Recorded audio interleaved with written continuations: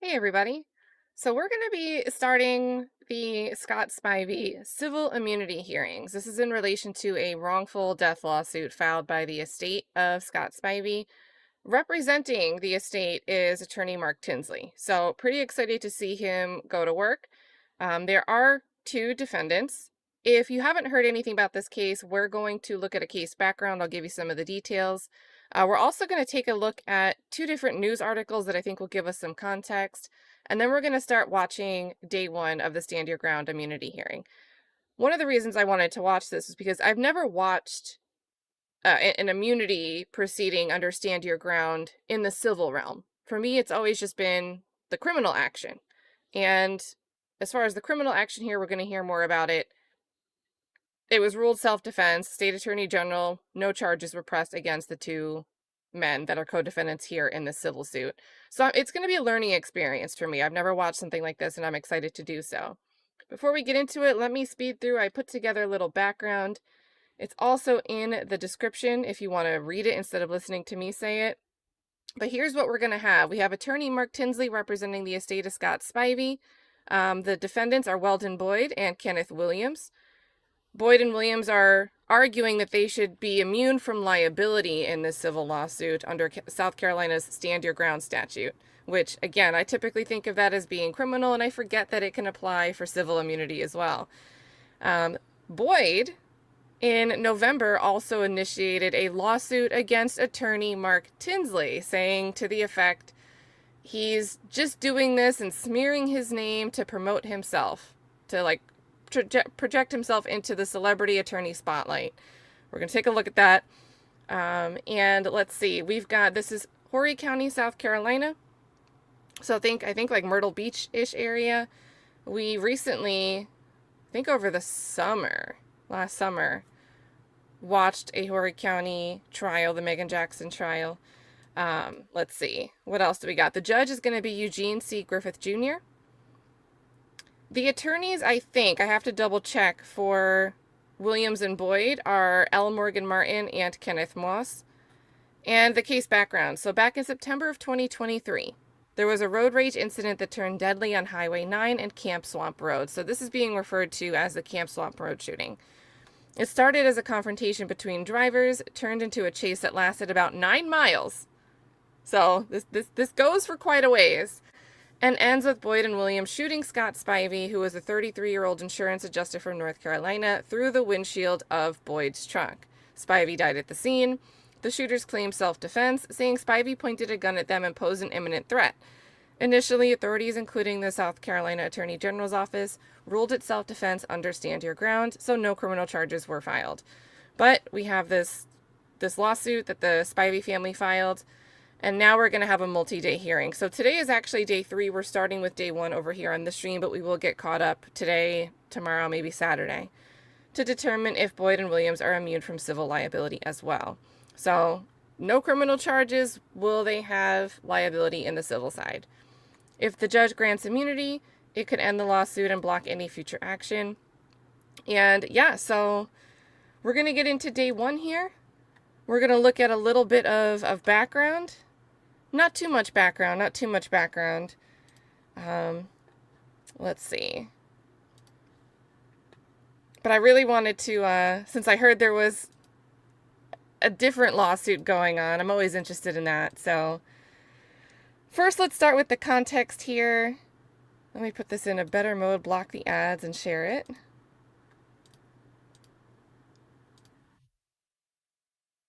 All right, so attorney releases never before seen footage in Horry County PD's road rage shooting investigation.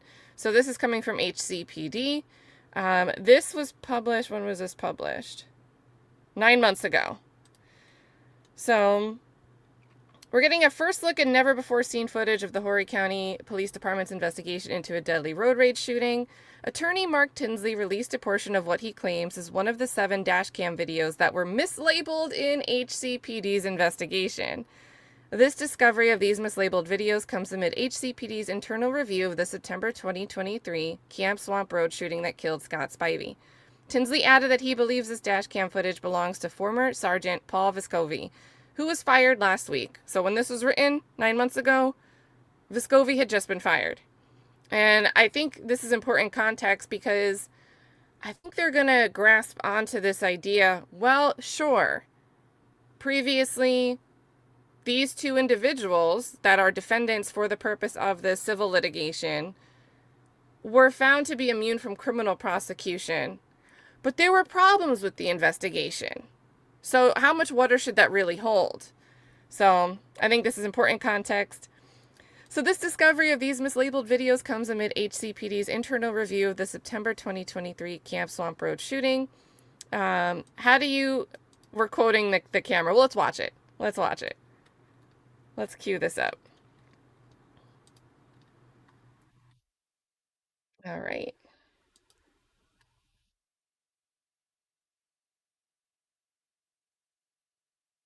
It's so tiny.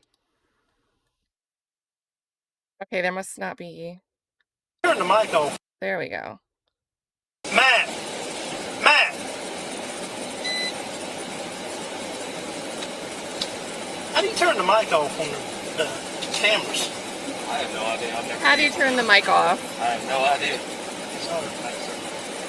Hey, who's it? Higgs? Hey, Higgs. Sir? How do you cut the mic off in the camera? Push up on? No, to turn the mic off. I want to mute it. You have to go on the, Here.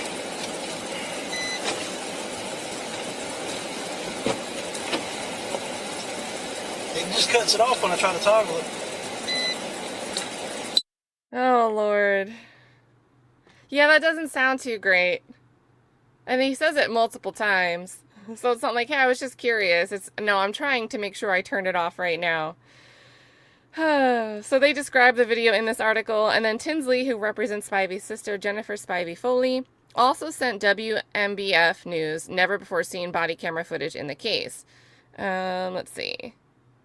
This video begins with HCPD officers at the scene discussing the traffic impacts of the shooting. The officers seem to be getting frustrated with people driving by, with one officer saying, "If you live down here, you know how to go the other way." Well, dang.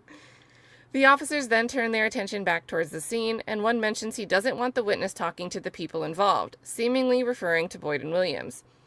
"I don't want them talking together," one officer said. "That's why we need to separate witnesses." Separating witnesses is typical practice. One officer then heads back under the yellow tape, saying, "Y'all stay away from each other for the time being." The officer who brought up the fact that the witnesses needed to be separated then adds that they can't be sitting there talking, showing each other stuff on their phones and stuff like that. So this implies that they've already been talking. This implies that they've already been like doop, doop, doop, looking at different stuff on their phone. Yeah. The officer whose body cam is on then says, "This guy's something, really something," before the other officer tells him he can go off, signaling the end of the footage. So then they shut another camera off.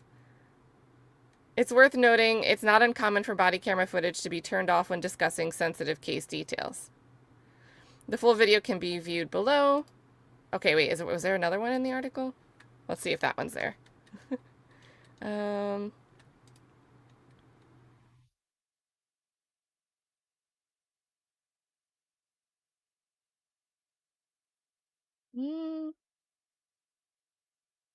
All right, I don't see a video below. There's like no link there. But I mean, I can look for it if you guys want to watch it. I'm sure I wouldn't be surprised if it plays during the proceeding. So we'll see. If we get through the hearing and we don't see the body cam, we'll look for it and watch it. So then they say, let's see. Boyd and Williams have never faced charges in the case, with the South Carolina Attorney General's office citing a lack of evidence. Foley said she HCPD? Foley said the police. That must be what it's supposed to say. Did not notify her or her family before they announced the 7 mislabeled videos. She said she found out about the update in the case through the news. "I honestly was like, there's more," said Foley. Foley said there'd been several missteps in her brother's case, and it's going to take a lot before they trust HCPD. Here's a quote from her. "If you're talking about wanting to restore trust, why don't you restore trust with the family that you broke it with? Because if you don't repair it from the source of where it was broken at, you're never going to be able to repair it within the community either. They're, HCPD, doing an internal investigation, and they still have never asked my family, 'What did you have questions about?' What do you feel wasn't right? So we know what else to look for. So no, I don't. I don't feel like it brings me any closer to trust. Foley has filed a lawsuit against the two men, which is the subject of the hearings we're going to watch. Let's see what else they've got on the background of this investigation. Many things have come to light since HCPD started its internal investigation into the handling of a deadly 2023 road rage shooting. Former HCPD Deputy Chief Brandon Strickland, I wonder if we'll hear that name a lot, resigned after learning of the investigation on March 11th. Well, that's convenient. And the agency also fired Sergeant Paul Vescovi last week in connection with the case's investigation. After HCPD announced it had fired Vescovi, attorneys shared body camera clips with WMFBF News from the deadly shooting, where Vescovi is seen flashing a written note reading, "Act like a victim, camera." What? Is this a video? Please tell me this is a video. Oh, Lord. Oh, Lord. All right, let me get through the ad and then I'll switch over to the video. What is going on? Hey, FFS, good to see you. Good to see everybody in the chat. It's been a while since I've seen FFS. Oh, man. All right. New at 11, 5 words on a single sheet of paper caught on video almost 2 years ago.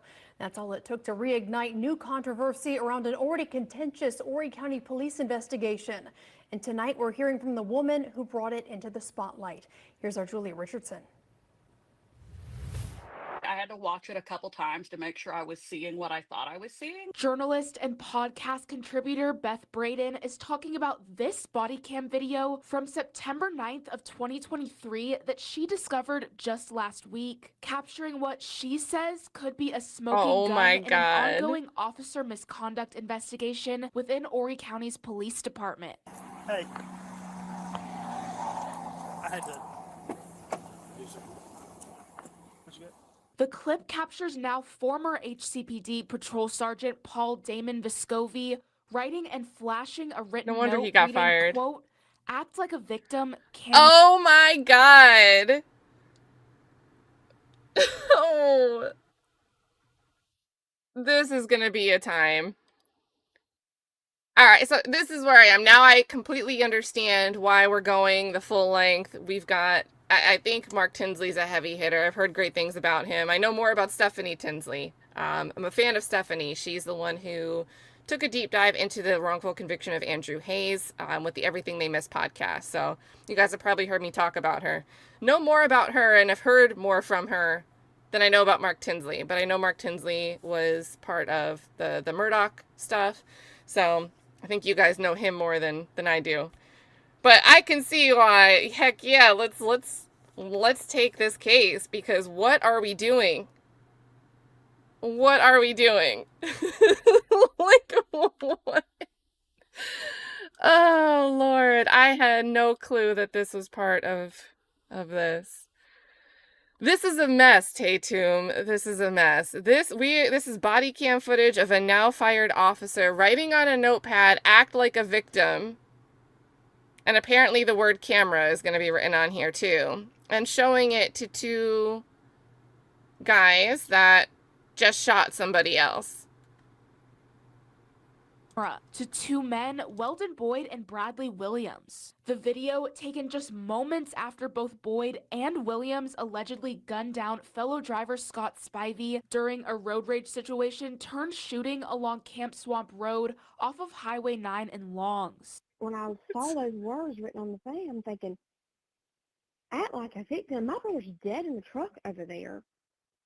And you're telling Weldon and them to act like a victim? Scott Spivey's sister, Jennifer Foley, has long claimed Horry County Police mishandled the investigation into her brother's death from the very start, possibly due to Weldon Boyd's documented friendship with ex-HCPD Deputy Chief Brandon Strickland. Boyd never faced charges over the shooting, but renewed interest in his case and the alleged missteps around it have resulted in Brandon Strickland's resignation from the force in March and Paul Vescovi's firing on Wednesday. Dang. That's also when Police Chief Chris Linhart publicly vowed to investigate all allegations of officer misconduct surrounding the 2023 shooting to the fullest. Action Jennifer Foley claims has come far too late.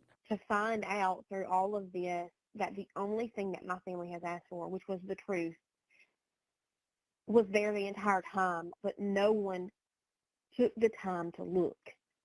Even after I had begged and pleaded, the trust that I have in the system is completely gone. And if Yeah, it I happened to my mean, family, who else does that happen to? Who else will it happen to? Horry County's government requested both SLED and Governor Henry McMaster to look into the Spivey Boyd case on April 17th, but we have yet to get an update from either of those parties since. For WMBF News, crazy. The thumbnails moving forward might just be this screenshot for while we're watching the rest of this hearing. And let me tell you, let me just put it out in the air. I don't just hear wrongful death lawsuit and assume that everybody has a good case, or even if the story, it might be a solid reason, but can you prove it in court? Can you take it all the way and get to an outcome? Are we going to settle just to avoid the publicity? Sometimes I feel like somewhat weak cases are settled to avoid the publicity. We have a wrongful death case like this. We've got a sign that says act like a victim. Oh, man. It's a doozy. Just crazy. This is going to be something. So there was that video. So that again, it's believed to have been the body cam from Vescovi, who's now fired. We just heard that Deputy Chief Brandon Strickland, who resigned after the investigation started, was friends with Boyd, one of the shooters. So, all right. And then WMBF News obtained recorded phone calls of Boyd and Strickland after the shooting through an attorney. But I wonder if that was Mark Tinsley or whom. The calls notably capture Strickland speaking candidly about the... Oh, God, is there more? Let me see. I think we have more. All right, there's 2 videos. Let me wait for the ad to 12 seconds. We will get to the hearing, I promise.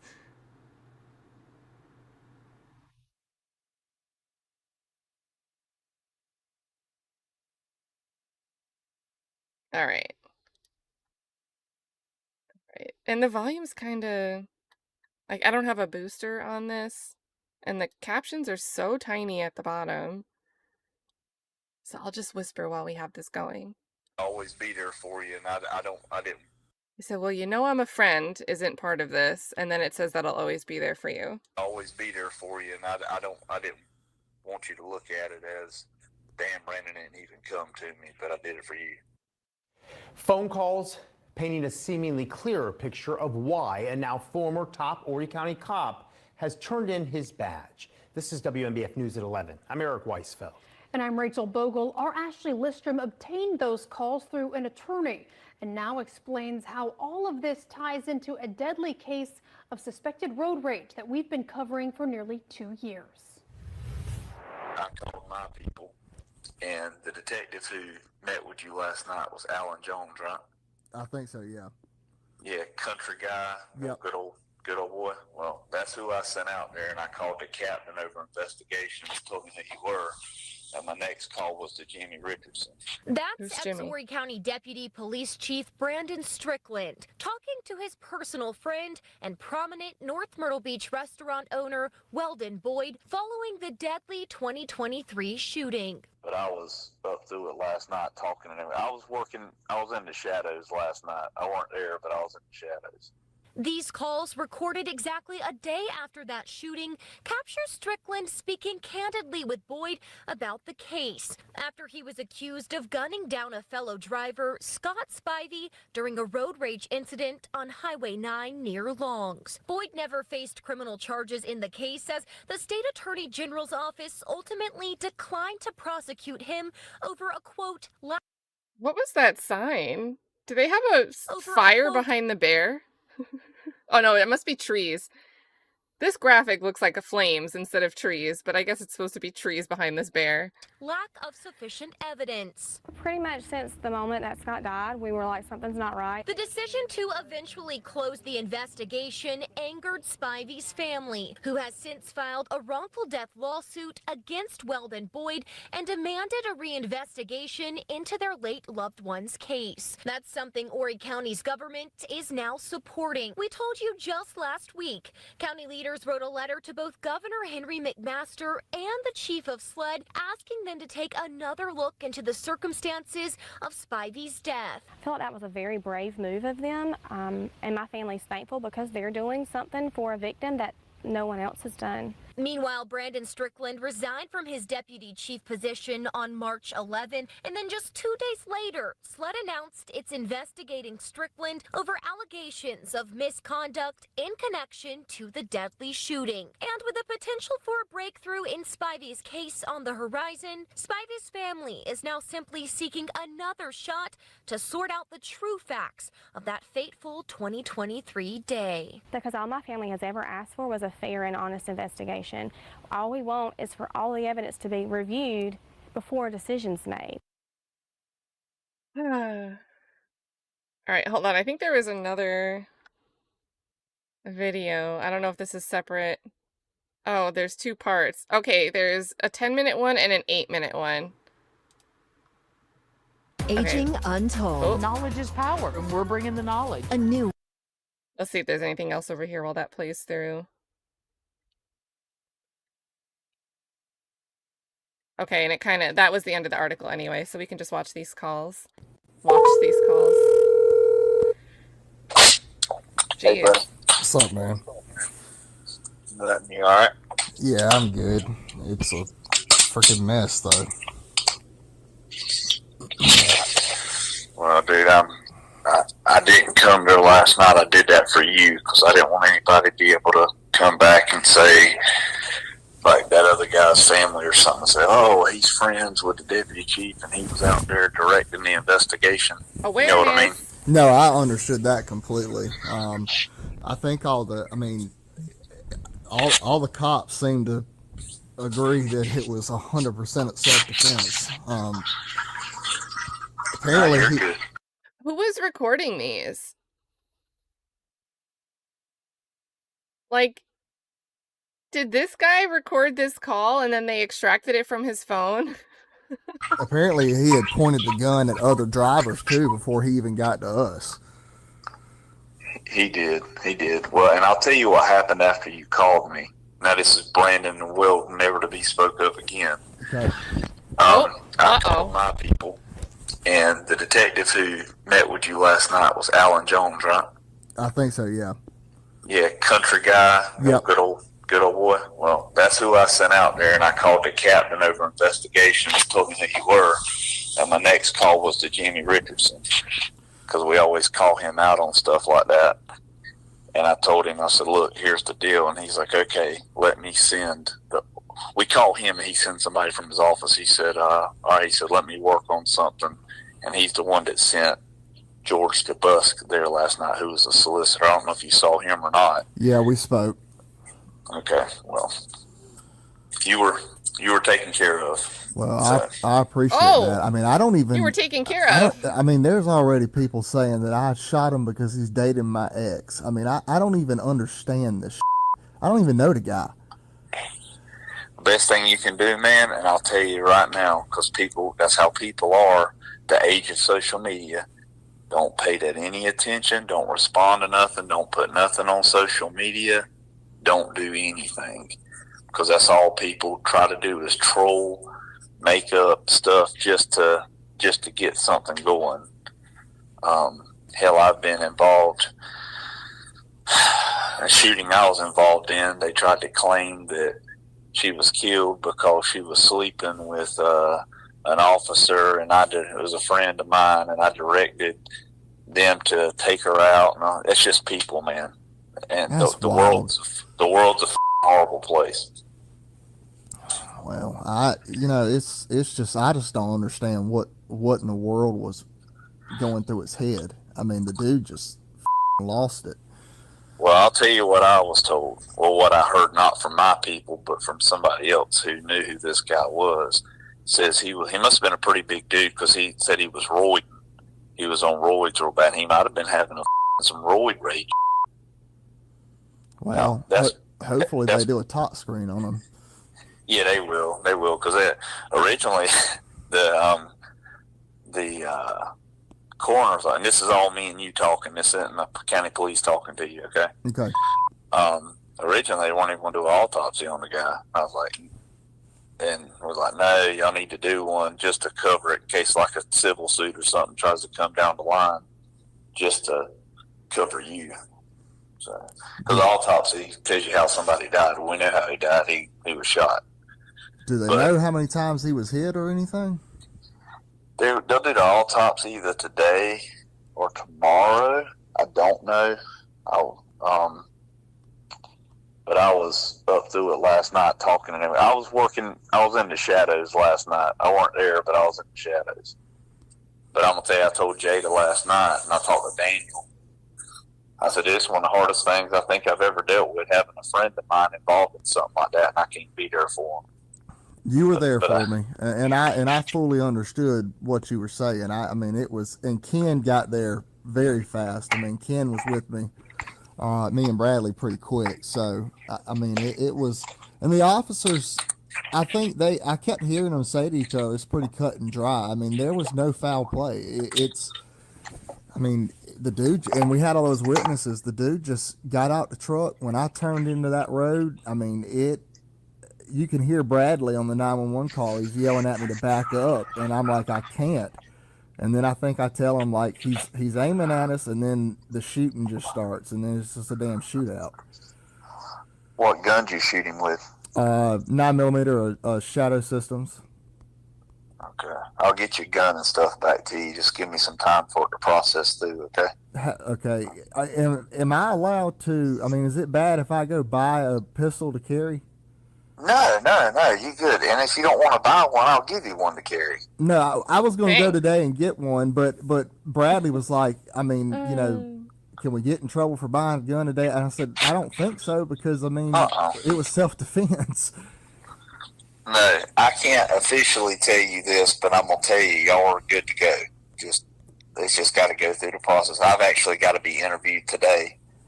I'm leaving to go to Gatlinburg, but, with you calling me, they'll, you know, of course, when I call, they're like, hey, look, we're just going to have to knock out an interview with you real quick. So they're going to interview me on the road today over the phone. Okay. So, and I got you. So you good. Well, I appreciate you. And, well, it ate me up, dude, that I couldn't be there. Because I'm going to tell you, when you called me, I jumped up and started putting my clothes on. I was like, wait a minute. No, you did the right thing. I need to go there. Yeah, because I didn't want to put you in a spot, and I didn't have your dad's number, and I didn't want to call you back to get your dad's number because I didn't know what you had going on at the time. I wanted to call your dad and be like, hey, look, we got him, he's fine, kind of thing. But no, I understood, and I mean, it all made sense to me. I just well, you know, I'm a friend that always be there for you, and I didn't want you to look at it as, damn, Brandon didn't even come to me, but I did it for you. No, that never even crossed my mind. I mean, I fully understand everything, and it just, I don't know, it's just not how I expected my Saturday to go, that's for sure. Well, here's what you got to realize, and I don't mean this for the other guy, I mean it for you, but sometimes bad happens to good people, and you can't control it, and, you know, this guy put you in a bad situation, and you're a good person, and you had to do what you had to do. So it's like this right here. You got a lot of people that love you and think the world of you, and you got to go home at the end of the day and be with your family. So you did everything. I should have done a poll before we looked at any context, like just a general pulse of, hey, how do you feel about a wrongful, like a civil lawsuit after they decline pressing charges? And then 20 minutes of looking at this, and then do the poll again. How do you feel now? Like, just to compare, like, what we've seen in 29 minutes since this stream has started. Like, totally flipping the script for me. Just crazy. Thing you had to do to do that. You'll be fine. There'll be people who's going to run their mouth, man. Like I said, the best thing you can do is just not make any comments. If the media reaches out to you, I'd say I decline to comment. Don't put nothing on social media about it. Just let it sit back, because all it's going to take is one comment to somebody try to take it out of context, and they're just going to make it worse. Yeah. Well, I'm just going to stay quiet. And I guess my truck, they got it impounded. It's got a bag of keys in it that I need, but they said once it was impounded, it's there. So I guess I'll get that stuff that Tuesday. Yeah, what they'll have to do, and I'm sure they probably explained to you, they'll do a search warrant on it, and the search warrant will be just to collect the evidence out of it. Even though you haven't done anything wrong, they have to follow the step by step, because so you're going to be searched. This is a spoliation issue. You know, this is a investigation or blah blah blah. They can show that they followed every step. But they'll get you your truck back. How bad your truck messed up? I heard you went full gangster out the windshield. So. It just needs the windshield. I don't know if he hit my truck or not. I tried to get out. I didn't want to move anything, touch anything until the cops got there. And then once they got there, I went to go look at the front of the truck to try and see if he had hit me or not. But they told me I had to stay in front of the camera, so I just went back. And so I don't know if he hit the truck or not, but he shot. I mean, he got out, he racked it, he did some kind of weird matrix move with his right arm and started shooting. And then we started shooting, and I could see his shirt rippling. So then he crawled back into the truck, and we quit. When he got back in the truck and I couldn't see him anymore, we stopped. And then after like 3 or 4 seconds, he starts shooting again. So we just laid into the back of the cab, and I guess he died in the truck. Yeah, hell, they towed the truck to the PD with his body still in it. I thought, they never took it out. I kind of thought that was odd. Well, you can in some situations, but in a situation where they're looking to make sure that every I's dotted and T's crossed to clear you, they did it that way. So that way when they do a search warrant on his truck, they can take stuff out piece by piece so no evidence is lost. So there's nothing that can. So like if you pull him out of the truck and let's say a gun's in a certain location or a certain amount of shell casings or whatever, you don't want to lose that on the side of the road. It's better to take it somewhere and slowly do it, remove his body under light and all that so you can document it as you go so it paints the picture the best in the best light. You know what I mean? That makes sense. I got my attorney calling me. Let me talk to him. Hey man, I love you and I appreciate you. Thank you. Yeah, buddy. All right. Hey. Oh. Hey, you still on the phone with your attorney? It jumped for me. That was nice. Hey, I meant to ask you a while ago, how's your mom and daddy doing? They're good. They were a little nervous when they couldn't get through to the scene, but they're fine. I mean, the guy you sent out there after he talked to us, he came out there and he talked to mom and dad for a bit. So. Okay, Alan's a good dude, man. I wanted to send the right person down there too. So. They treat you good though. Yeah. I mean, it was fine. I just wish it, I just wish it didn't happen, but hopefully hopefully they just, it's just all these rumors. I mean, I'm still seeing people saying stuff, and it's just like, damn, y'all. I mean, it ain't like I went looking for that. I pulled off the road. He was parked, and I mean, he basically ambushed us. Well, here's the deal, dude. You could have been. Oh, and I talked to Nate last night too. I called Nate. He was at dinner, and I discussed it all with him. And he said that when I talked to you, to tell you he's thinking about you, but not to worry about anything. Because they'd have to go to him if they were going to charge you for a warrant. You know what I mean? Okay. So, and they're not going to, so don't even think like that. But yeah, you good, man. I hate you went through it, man. It is what it is. I mean, it's. I'm okay with it. I mean, Bradley's pretty quiet, but. Who's the guy you were with? That's my buddy Bradley. What were y'all doing yesterday? We left. We were going to the farm, and we were going to go out to the farm today and ride four-wheelers and stuff. And Mama wanted to go, but she said that there's nowhere to sit at the barn and it's hot. So I went to Tractor Supply and bought. I went and got my what do you call it? My patio furniture off the back porch. Put it in the truck. We went to Tractor Supply, bought a fan, and we were leaving Tractor Supply across from Bell and Bell, going to Loris to set stuff up so Mama could have somewhere to sit with a fan. And Bradley just looks over and dude's holding a gun up and he's like, "What the f-?" And then that's when it all started. So, I don't know, man. But hopefully the top string shows something. I mean, I'm hoping hard for that. Yeah. Well, it's gonna weigh heavy on you, man. And it might not be now, but in a couple of days it may hit. And just kind of build in your mind. But at the end of the day, you did what you had to do to live. You know what I mean? And that dude made his decisions, and he has to live. Well, he has the consequences from it. So. Yeah, he made a choice. That's right. I mean, nobody wants to have to do that, but it'll be good. I just hate you had to go through it. No, I appreciate you and thank you for what y'all did behind the scenes last night. It's I guess we just wait to see what happens next, but it's a process, man, and you, like I said, you almost feel like, damn, they think I did something wrong, but they just got to dot every I and cross every T. So, yep. It's just a process, and it ain't no fun to go through something like that, because but it all work out. Just don't let rumor mill and like that get to you. Okay. People are always going to. It don't matter if it was the Pope. If you were the Pope, people would have something to say. So that's the world we live in now. All right. Is there Well, anything I can get you or do for you before I leave to go out of town? no, man, you've done more than enough. Just know that I love you and appreciate you. And where are you going?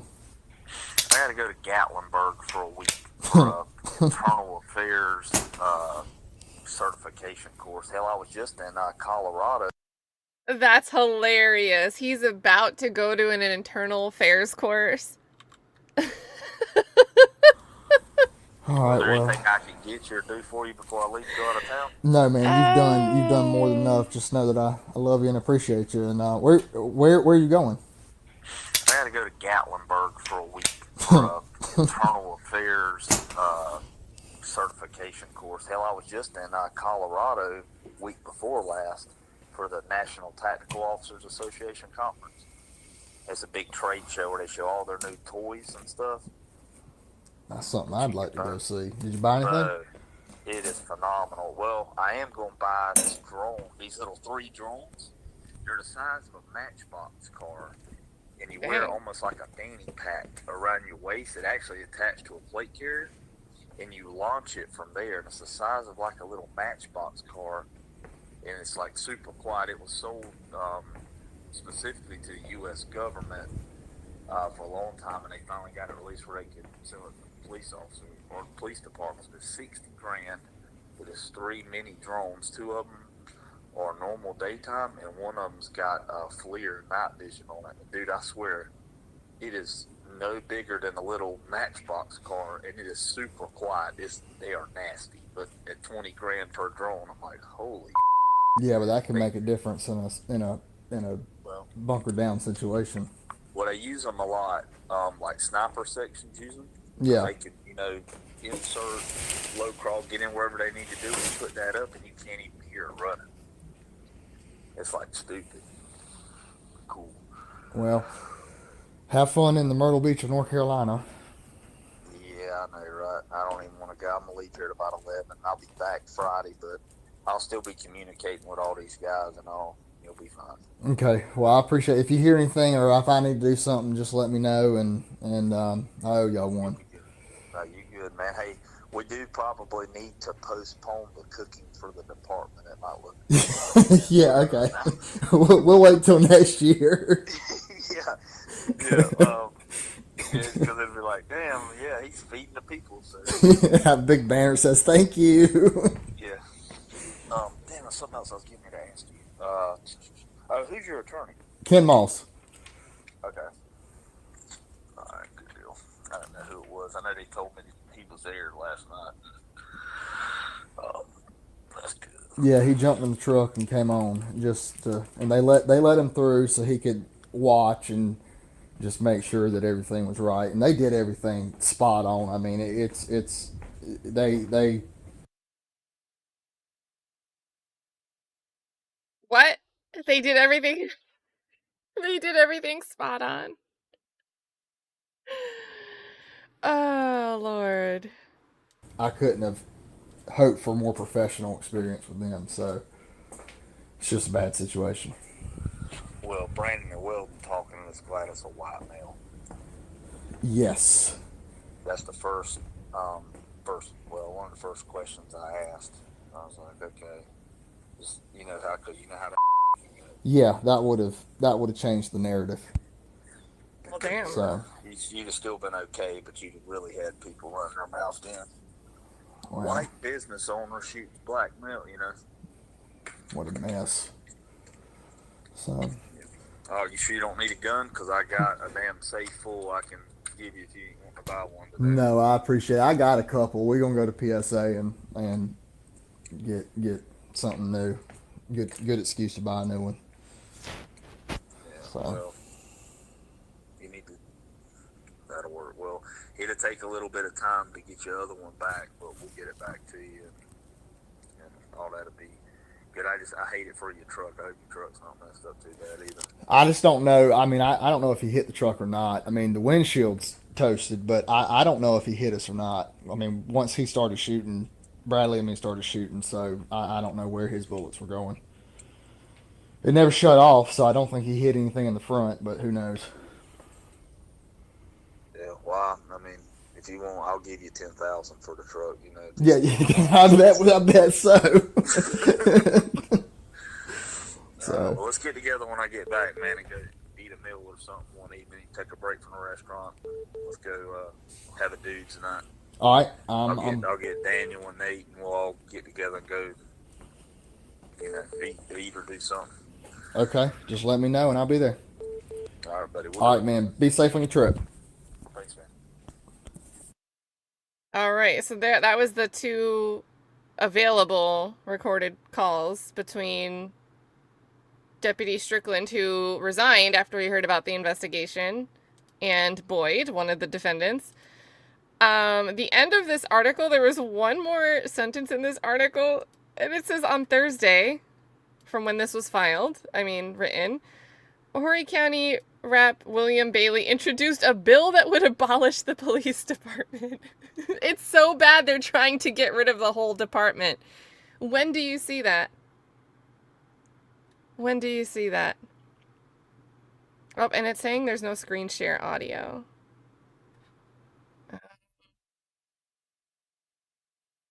I guess I'm not playing anything.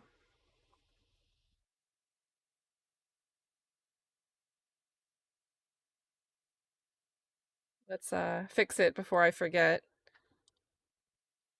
Good old StreamYard. So this is May 8th, 2025. A state lawmaker introduced a bill that would abolish the police department. Let's see. On the last day of the legislative session, the bill would specifically repeal Act 21 of 1959, which established HCPD. The agency is the only county police department left in the state. Oh, all right. Well, guess that's not that weird. I'm so used to Georgia, where we've been hearing about all these county police departments.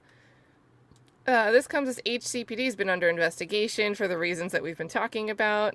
The mislabeled videos, the flashing like active victim, the recorded calls with Strickland and Boyd. Rep. Bailey told WMBF News the Spivey case has raised discussions about the consolidation idea. He thinks it's worth consideration regardless, mostly for accountability purposes. Yeah, what time better than now? He pointed out the county sheriff is elected by voters, while the police chief is appointed by council members. It would push the authority under one person who can be held accountable to his constituents, said Bailey. In the police department, essentially, although it does have a police chief, he's more accountable than you would think, the county council. Bailey added, aside from accountability, he thinks combining departments would be easier on officers and less of a burden on taxpayers. When we asked Bailey whether he thinks the bill will garner a lot of support, he said he doesn't know, but would encourage skeptics to at least hear him out. It's just one of those deals where if you're afraid to talk about it, then it's a bigger problem. Without that discussion, you'll never know whether it has merit. And then they asked the sheriff's office for comment, and the sheriff provided the following statement. So this is the sheriff's department. Rep. Bailey called to let me know he's filing this bill. He did not ask for my approval. He just wanted to make me aware. This office serves the citizens of Horry County, and I've always believed that the final decision should be left up to them. So there we go. And the police department declined to comment at the time. All right, so one more article we're going to look at, and then we're going to start watching the hearing. This is from November 4th, 2025. A man at center of 2023 road rage case says Spivey family attorney using case for personal gain. So this is about Mark Tinsley. An attorney, Mark Tinsley, representing the estate of a man killed in a high-profile 2023 road rage shooting, is being sued by the gunman, who claims he's used the incident to boost his own celebrity status. Weldon Boyd, that's the voice we heard on the call, who has not been charged in the killing of Scott Spivey, said in a complaint filed Monday in Horry County Common Pleas Court that Mark Tinsley's actions have made it impossible for him to seek justice. Spivey, 33, of Tabor City, died in a September 9th shooting along Camp Swamp Road in the Loris area. He was involved in an altercation with Kenneth Williams and Boyd, owner of the popular Buoys on the Boulevard. State Attorney General Alan Wilson in August ruled that Boyd acted in self-defense under the state's castle doctrine. And this is why I wanted to share this. Look at the first heading. Look at the heading. This is the complaint. The heading, when you start the document, Weldon Boyd v. Mark Tinsley says, Tinsley did not let the truth get in the way of a good story, and there is a footnote in the heading.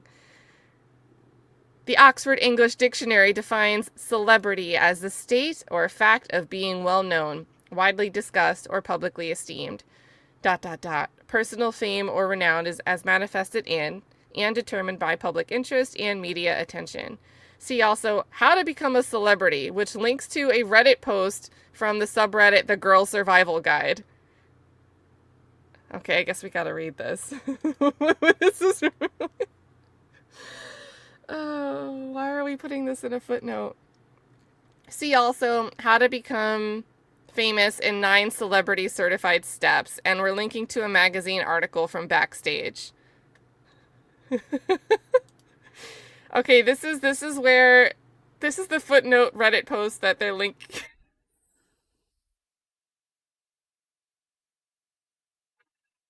Tabor City. Dang, I was off. This is crazy. So, let's see. This is the subreddit Girls Survival Guide. The post was very envious of self-focused women tips, and then it's linked directly to this comment that was part of this post. Honestly, coming from a strict family totally does this to you. You finally get freedom and feel like you have to make up for lost time. I had to do a strict 3-month no dating apps detox to break my own... Why is this in the footnote? What does this have to do with celebrity? Lord, what are we doing?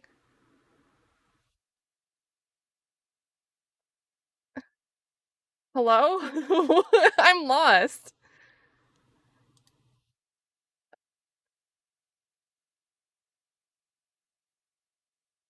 Why are we linking to this? I don't know. Maybe I'm missing something with how that's supposed to relate.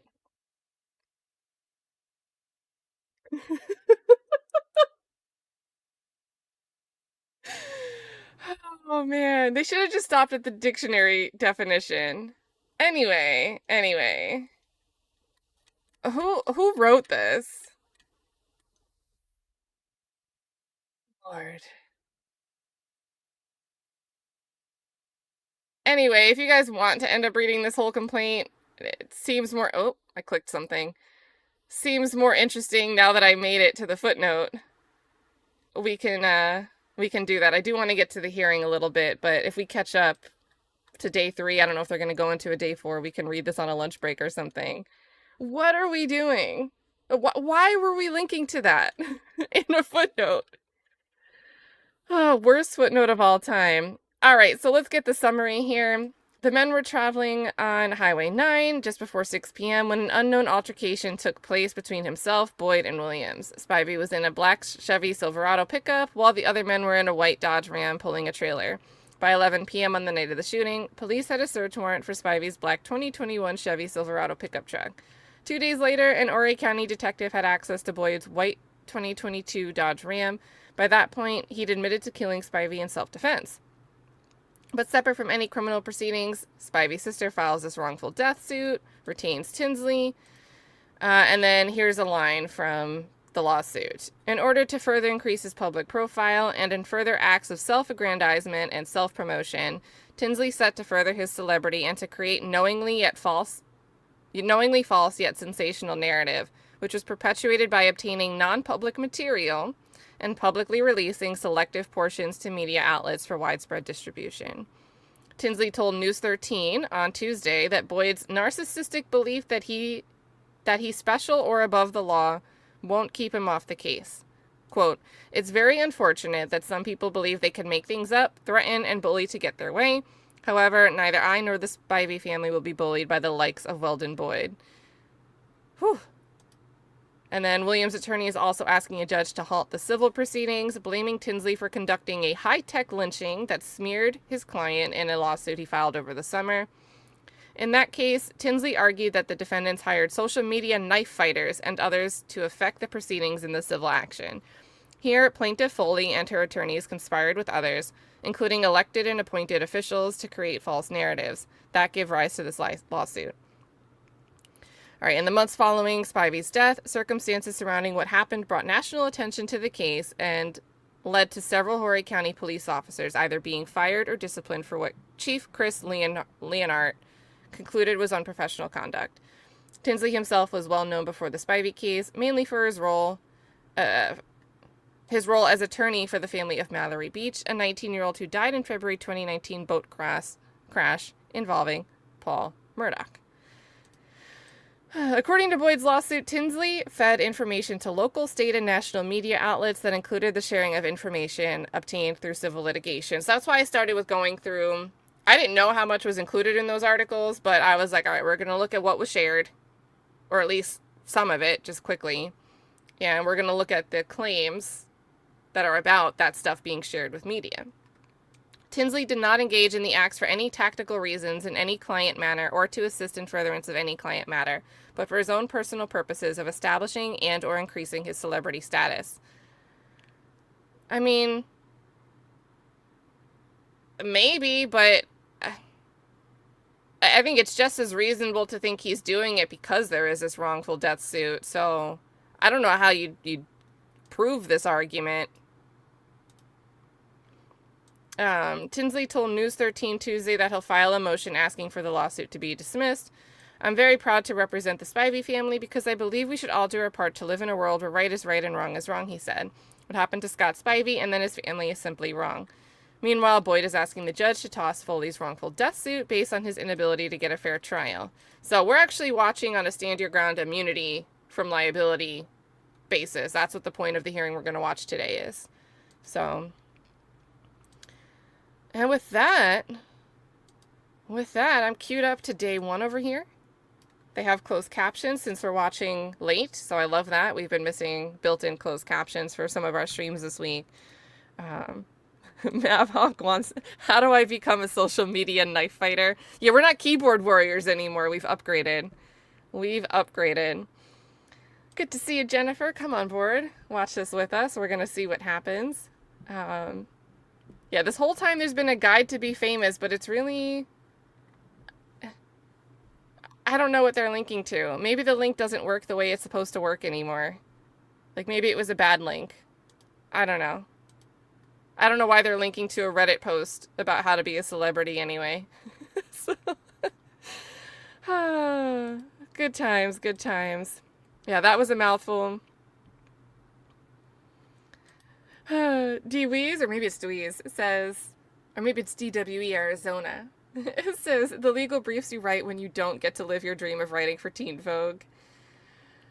Autodoc with some context on, the layering of law enforcement. Says city PDs and county sheriff's department often have overlapping jurisdiction. County police departments are rare. Yeah, and same thing. I mean, even down here, there's some area that I think wasn't really being developed for a while, and then they started developing it. Vieira and like the Brevard County Sheriff's Office has jurisdiction in a lot of areas because there just aren't like town city PDs set up in them. So,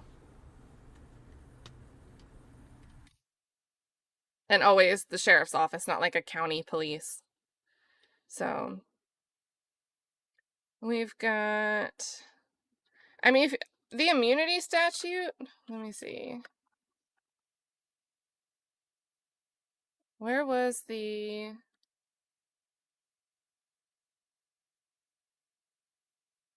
Well, let me get the document.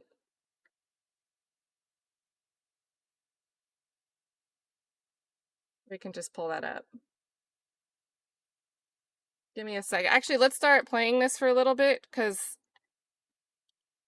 I think I'm signed into the wrong account over on Scribed. So we'll play this. Give me a minute, and I'll pull up the wrongful death lawsuit, download it, and drop a link. I'm going to reserve the right on the rest of it till I have a better idea. Scott, can you get your pointer? Can I sit on the advisor? I doubt it. They got a big map. It's got all the speed information in it. They've got the braking events. It's got everything in it. So, I mean, we're going to be talking about it for extensively, but That's justified, dude. That's not, all that's not confidential. I just don't know what call may be confidential, but bringing it all in. Well, it is my phone, and we gave it to SLED with consent, with the understanding that SLED would give us our property back because it's tied up in the state grand jury. We are not allowed to get it back at this point in time, which is why I had to come to your honor to get it. So it is ours. We gave it to SLED to get the download, to do the download, and it is our information. It does not pertain to them. It's not his medical record. It's we don't take the position that it's confidential, and we, of course, we reserve the right to decide what we're going to call it as we go along, but we do have a presentation, animation of sorts that is derived from that information from Mr. Spivey's phone, and but I don't think it's a problem with it being confidential. Okay. Thank you. Your Honor, I don't think it's confidential either once it's displayed in this courtroom, but I think it should be, the data should be presented in this court first and not in the media first. And to that extent, I think it is confidential, but once it's released in the testimony, then I think it's wide open. It is subject to the court. Once it's testified to the whole side bar, it's gone. Yeah. Now, the part of non-interview, I don't know about that. Well, there's not any other parts, but I was addressing. We're still going to talk about that money. So, yeah, the reason I raised it was we had discussed, like medical records, for instance. I would approach that. We won't publish them on the board. They will be handled differently than this information will. Okay, very nice. So, the information on the phone is not confidential. Be using this here to whatever extent y'all want to use it. Thank you. And y'all prepared for your presentation with that information. Correct. Fair enough. All right, and Judge, the last point before I'd like to make a brief opening statement in the matter is that we talked about it back there, but the witnesses are, some of the witnesses are in the courtroom, haven't sequestered anybody. I don't think that's necessary, but I just wanted on the record before we actually start that we haven't sequestered any witnesses. Mr. Moss, you good with non-sequestration? I am, Your Honor. Understand? Yes, sir. All right, I go along. If somebody has sequestration, I do it. Y'all are asking not, I'm going along with y'all's case. So the witness is not sequestered. As you don't know, means they'll be in the courtroom listening to each other's testimony. Normally, when I'm taking excluded, they'll get the benefit of hearing other witnesses' testimony. That is not the block, the board agreed not to block. Fair enough. So I've no sequestration notices. Okay, good. Good. All right, you want to make another statement? I do. I'll respond to it. Yes, sir. Fair enough. Okay. All right, Judge. Please, the court. Let me say again for the record that O'Brien, Martin, and Robert Lee and I represent Bradley Williams, who is seated here at the table beside Mr. Lee. Bradley's 36 years old.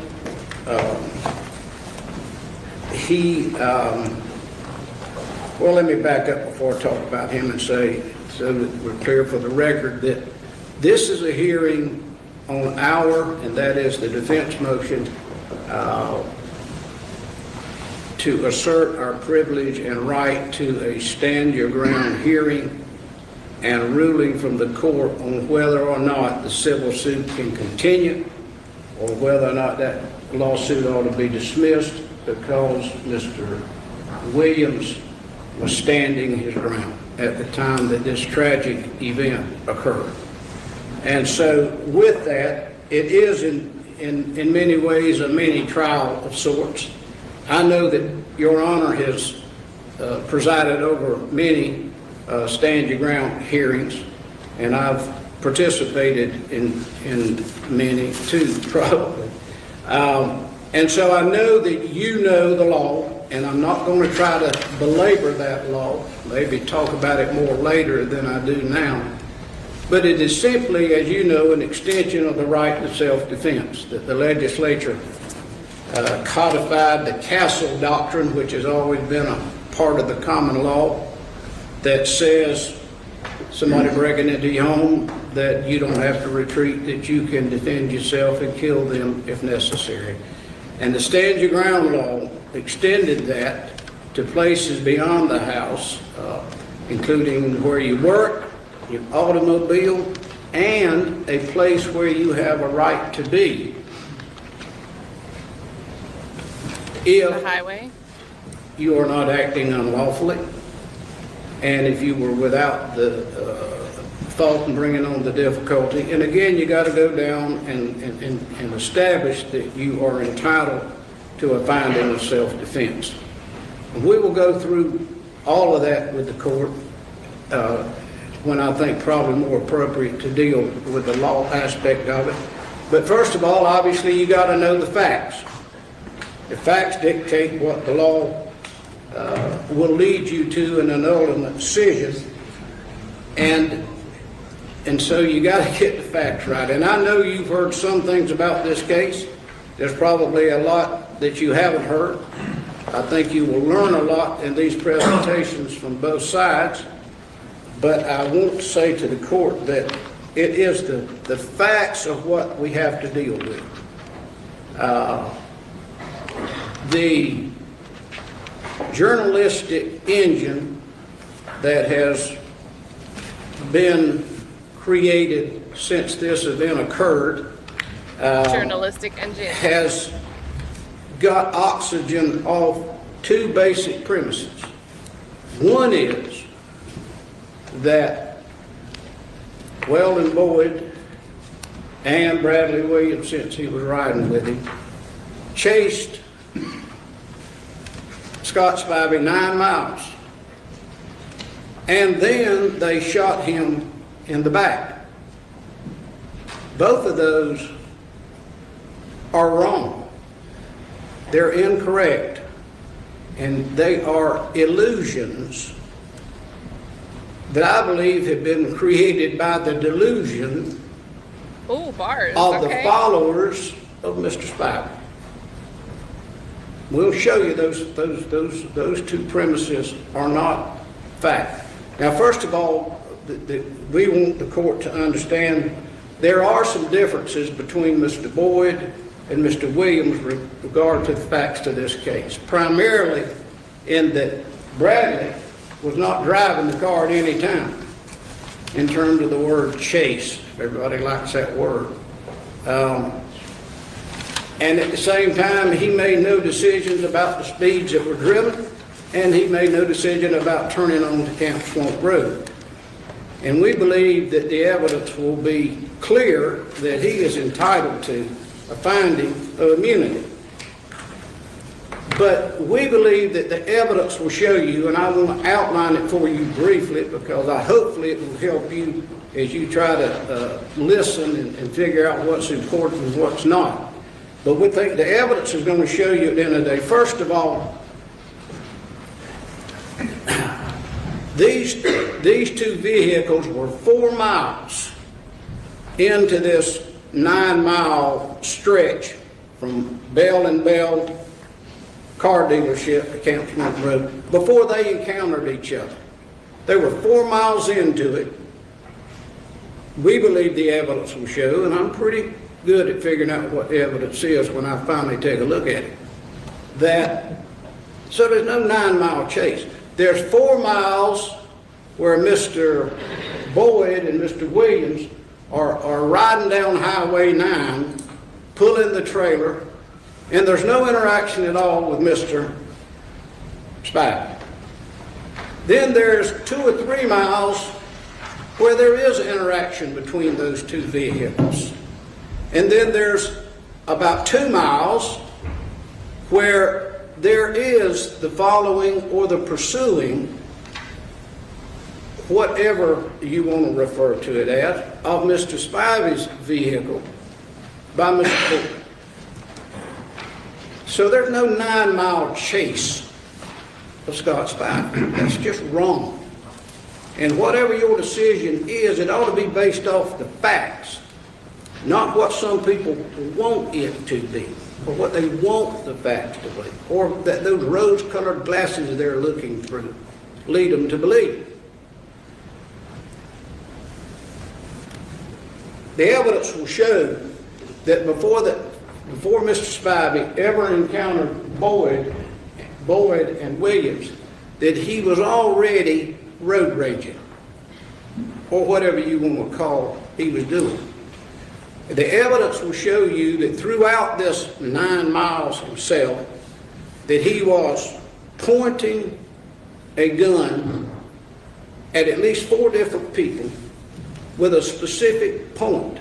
In addition to that, he was brandishing, waving, holding out the window, playing with, whatever you want to call it, that pistol.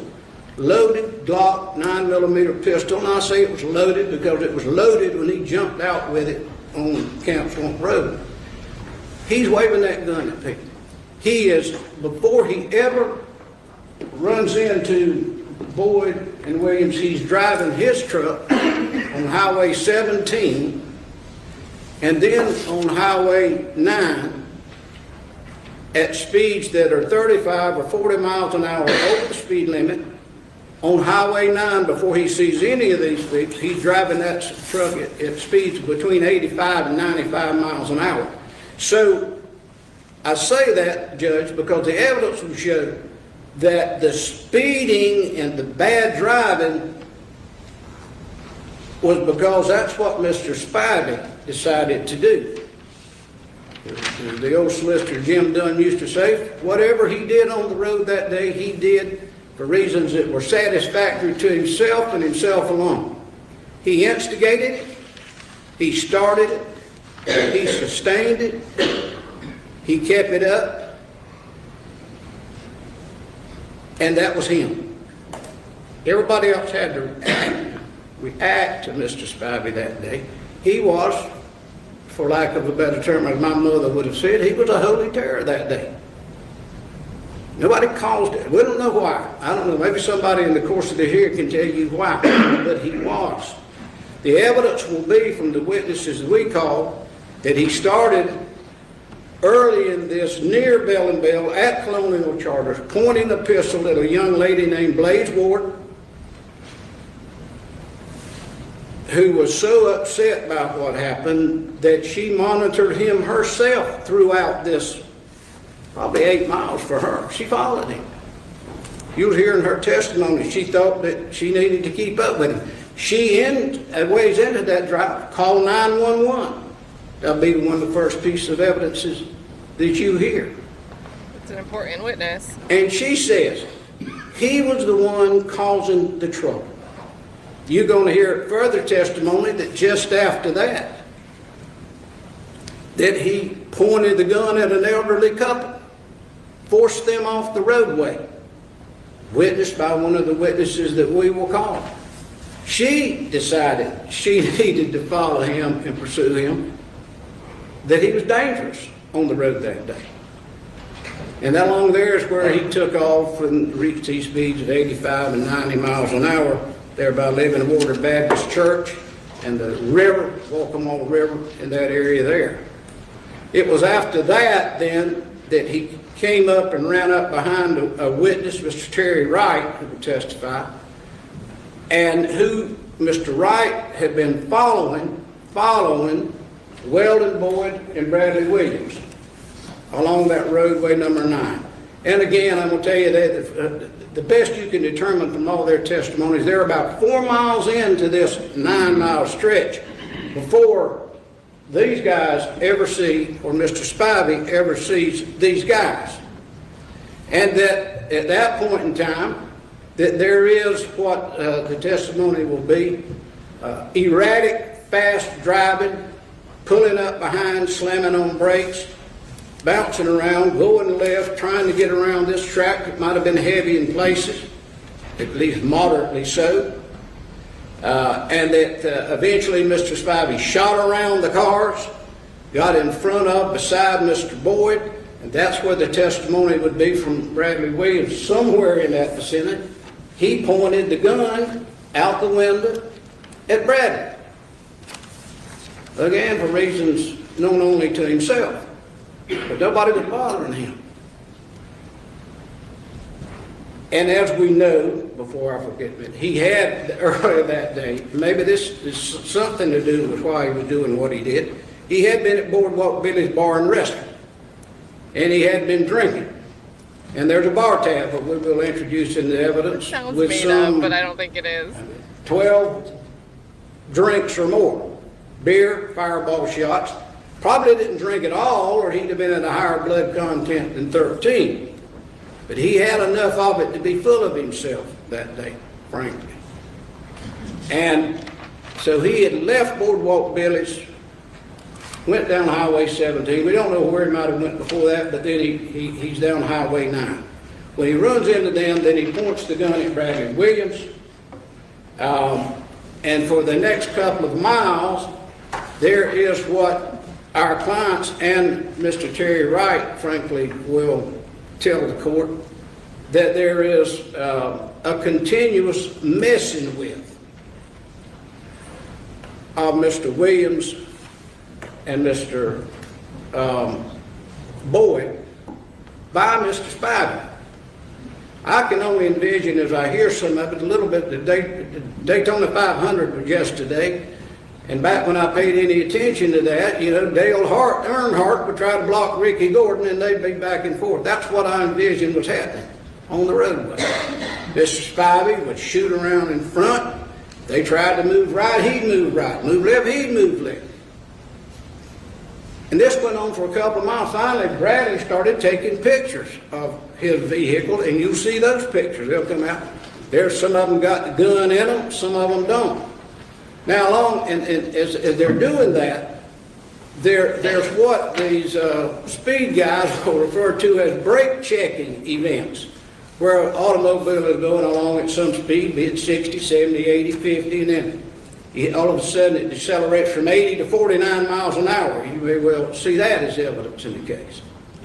And one of those led to Mr. Boyd being forced off the highway with the trailer he was pulling into the median.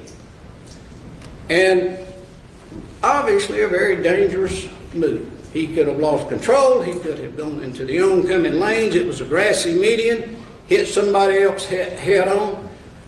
But he saved it, he got it back on the roadway, but that went on for several miles. Back along, and Blaize Ward herself is following all this, going along the same way. She sees that, she calls 911. That's to hear you call. After that, Weldon Boyd calls 911. And of course, you will hear that. But what I would say to you is that he is explaining to the court, I mean the 911 people, what's going on and the need to get some body, an officer there to get this guy off the roadway.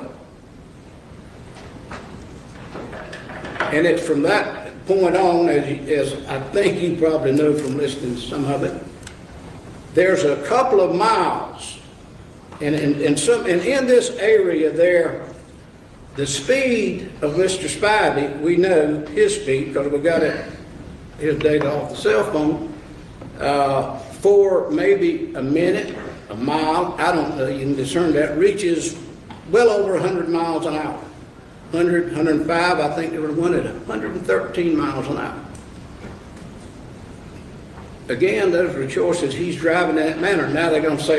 Okay, so yesterday when Happily Angry Lawyer mentioned Dale Earnhardt, that was because it was the anniversary of his death. And Jim also follows a What Happens in 2001 account that just still acts like they're tweeting as if it's 2001.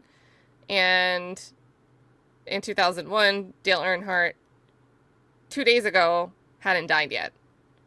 So that account was like, oh no, Dale Earnhardt's gonna die today because it's acting like it's in 2001. So that was the anniversary yesterday. I think it's just I don't think Happily Angry Lawyer was talking about this guy's statement, which is, and not for nothing, but didn't he say that this was a matter before he gets into the proceeding? So this is like a preemptive opening statement. Maybe I missed his segue, but this is seeming like a full-on opening statement. Well, the Boyd and Williams followed, chased him. Okay. And so they might have been, I don't know how fast they were driving. We were not able to get any cell phone information from their phones that would show any speed because the phone simply didn't retain it or what wasn't gained in time. But after that short stint of very fast driving, the last 2 miles of this ride are back at road speed, 60, 70, 50 miles per hour, before the turn onto Camp Swamp Road. Blaize Ward, I'll tell you this, I don't know how fast, we know how fast that electronic information is correct. I'm not sure what's correct and not correct with all this electronic information that we can derive from analysis, but apparently everybody believes in it. Whatever the speed was, Weldon here did stay within eyesight. And Blaize Ward, little blonde-headed Blaize Ward in her Altima, Nissan Altima, she stayed in eyesight and contact with him because she said somebody needed to get that guy off the road. So she's there. And so at that point in time, there is a turn into, onto Camp Swamp Road. Mr. Spivey makes that turn. And then the testimony that you will hear is that, and that testimony from a guy named Frank McMurray from Weldon, from Bradley, and that obviously is where the shooting took place. So Mr. Spivey turns in, he abruptly stops. Weldon Boyd turns in that road behind him, sees that he stopped. He stops some 75 to 100 feet behind him. Didn't pull right up on him, saw him, stopped as quick as he could. And then Blaize Ward is behind them, and she makes the turn into Camp Swamp Road. Doesn't get very far because the trailer that Weldon is pulling is almost back to number 9. But she was able to get in there. And so the testimony that you will hear from that point on is that Mr. McMurray will say that he's approaching Camp Swamp Road. Strike that. He was approaching number 9 on Camp Swamp Road. And that he saw the black truck abruptly stop in the roadway. A man jump out with a pistol drawn. He is in the roadway. He says that he's got the gun. He can tell that the slide is back. He's approaching, and then he sees the white truck, And then he's all over the place really, but you hopefully have all of his testimony and you can discern. But the salient facts don't change, and that is that Mr. Spivey jumped out with a gun, and that he was yelling, according to McMurrow, "Stop following me." And he had his gun, and there was a lot of questioning of McMurrow about, well, what did you say? Did you see him, your statement says he raised the gun. Well, he tried to back up on that a little bit, I don't know why. But he said, well, he had the gun out and he had it by his side and he started a slight upward movement and that went round and round, but it doesn't make any difference. The salient point of what he said is he jumped out with a gun, he had it in his hand, he was facing the white truck, he was yelling something at him, and that he had that gun in his hand and he started to raise it. That's the basic aspect. He does not say that he saw Mr. Spivey point the gun at these two. But he says that he don't know who shot first because he is driving by. You got to remember, part of what he says he saw is he's looking in the rearview mirror trying to push his wife down so she don't get shot. But it's strikingly strange that one thing he does is as soon as he sees this guy out with a gun standing in the middle of the road, he says that he's immediately worried about his wife's safety, so he's pushing her down. So it don't take you long to figure out a man waving a gun, you better be scared.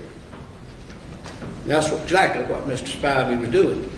Again, for reasons satisfactory to himself, he stopped in the highway. Murrah says that Weldon Boyd and Bradley, and of course again, Bradley weren't driving, couldn't get around Mr. Spivey because he was coming down the road and they would have collided. So the testimony you will hear from the witnesses, and then these two witnesses, Mr. Spivey and Mr. Williams, will tell you their version of what happened, which will be, as you see, that he was out, he had the gun, he did raise and point the gun, and he shot, and they immediately shot back. You will hear my client, Bradley, here say, back up, Weldon, when they got there. Back up, Weldon, back up. And again, I'll say again, Bradley weren't driving. Bradley didn't follow, chase, pursue, or use any word you want to use to do this. He didn't turn into Camp Swamp Road. He was driven to the site where a man who had already pointed the gun at him and harassed him is out again with a gun. The shooting occurs. And that's exactly what went down. The other testimony will be, that I want to talk about, is shot in the back. Well, he weren't shot in the back, as you and I and everybody in this courtroom would understand that. He weren't shot, stand up, he weren't shot in the back. You got me? He weren't shot in the back, so that it went through the back, out the front, there you go. No, that's not what happened. What happened is, he is shot under what is called the ancillary region of the body, or the armpit, which is right here. Now, it is maybe what you might technically say is the back, but no, it ain't the back in the real world. It's right here under this armpit, and it travels through the body, never leaves the body, and is found in this pectoral muscle on the left side.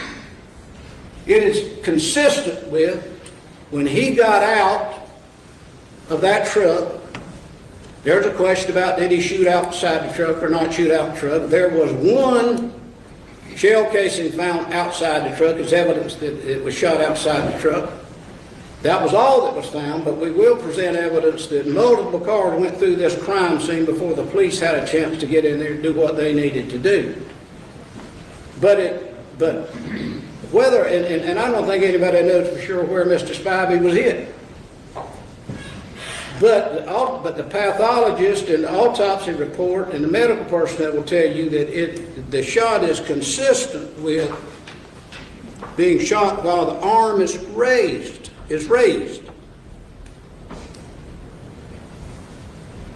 It's obviously, we know that Mr. Spivey was out of the truck. he got back into the truck. We knew he was actively involved in the shootout because there was a shell casing outside the truck. There were 10 more inside the truck. 9, 10, 11, I'm not sure, those numbers mix up. But clearly, he had, before he died, he emptied the magazine in that .40 caliber Glock he had. And he had within arm's reach 2 other loaded magazines with probably another 45 bullets in them before he died.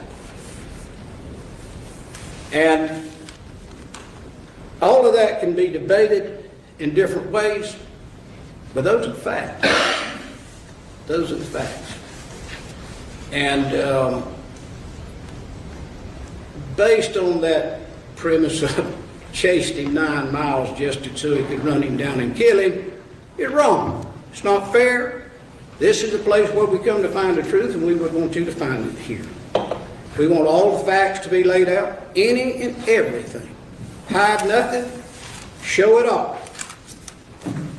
Because it's clear that the evidence will bring you back to the idea that this is not anything but a clear Judge, case of stand your ground immunity. It ain't close, I will tell you. Actions of the Horry County Police in connection with this are part of a separate investigation, and I know that they would like to make it part of this case, but frankly, all the facts that matter happen before a policeman arrives at the scene. Got nothing to do with what happened here. Now, I appreciate your patience in listening to me, but I think it's important that not only you, but that everybody in this courtroom understand what the fact, and I hope they stay and see the evidence that is put on the witness stand that will support the argument that I have made to you. You know that this is a case in which the burden is on Mr. Williams, but it's only a preponderance of the evidence. And I've actually toyed with how to have a motion to dismiss, and probably will it one day if Your Honor were not to rule in our favor in this case. Because, again, all the conduct complained of as bad was not Bradley Williams. He, at the end of the day, Judge, Bradley here, who is 36 years old, married, 2 children, fine young man, from all I can see in the journal about him, works every day at a construction job, had come to Horry County to help Weldon Boyd, who was a friend of his, move some furniture and do whatever might come up over the weekend. He didn't know Mr. Spivey. He didn't know any of Mr. Spivey's family. He didn't know a thing in the world about him. He's minding his own business and finds himself driven to a place where a man has got a pistol out, pointing and shooting at him. He had no choice. You know that self-defense is built on the law of self-preservation, which is the strongest instinct a human has. It's genetic. You're predisposed that way. There's a desire to protect yourself. That's what Bradley Williams did. This law that you're dealing with is exactly what the legislature, I believe, intended to protect the Bradley Williams of the world in cases like this. And accordingly, we filed a motion to have it dismissed. Thank you. Sure.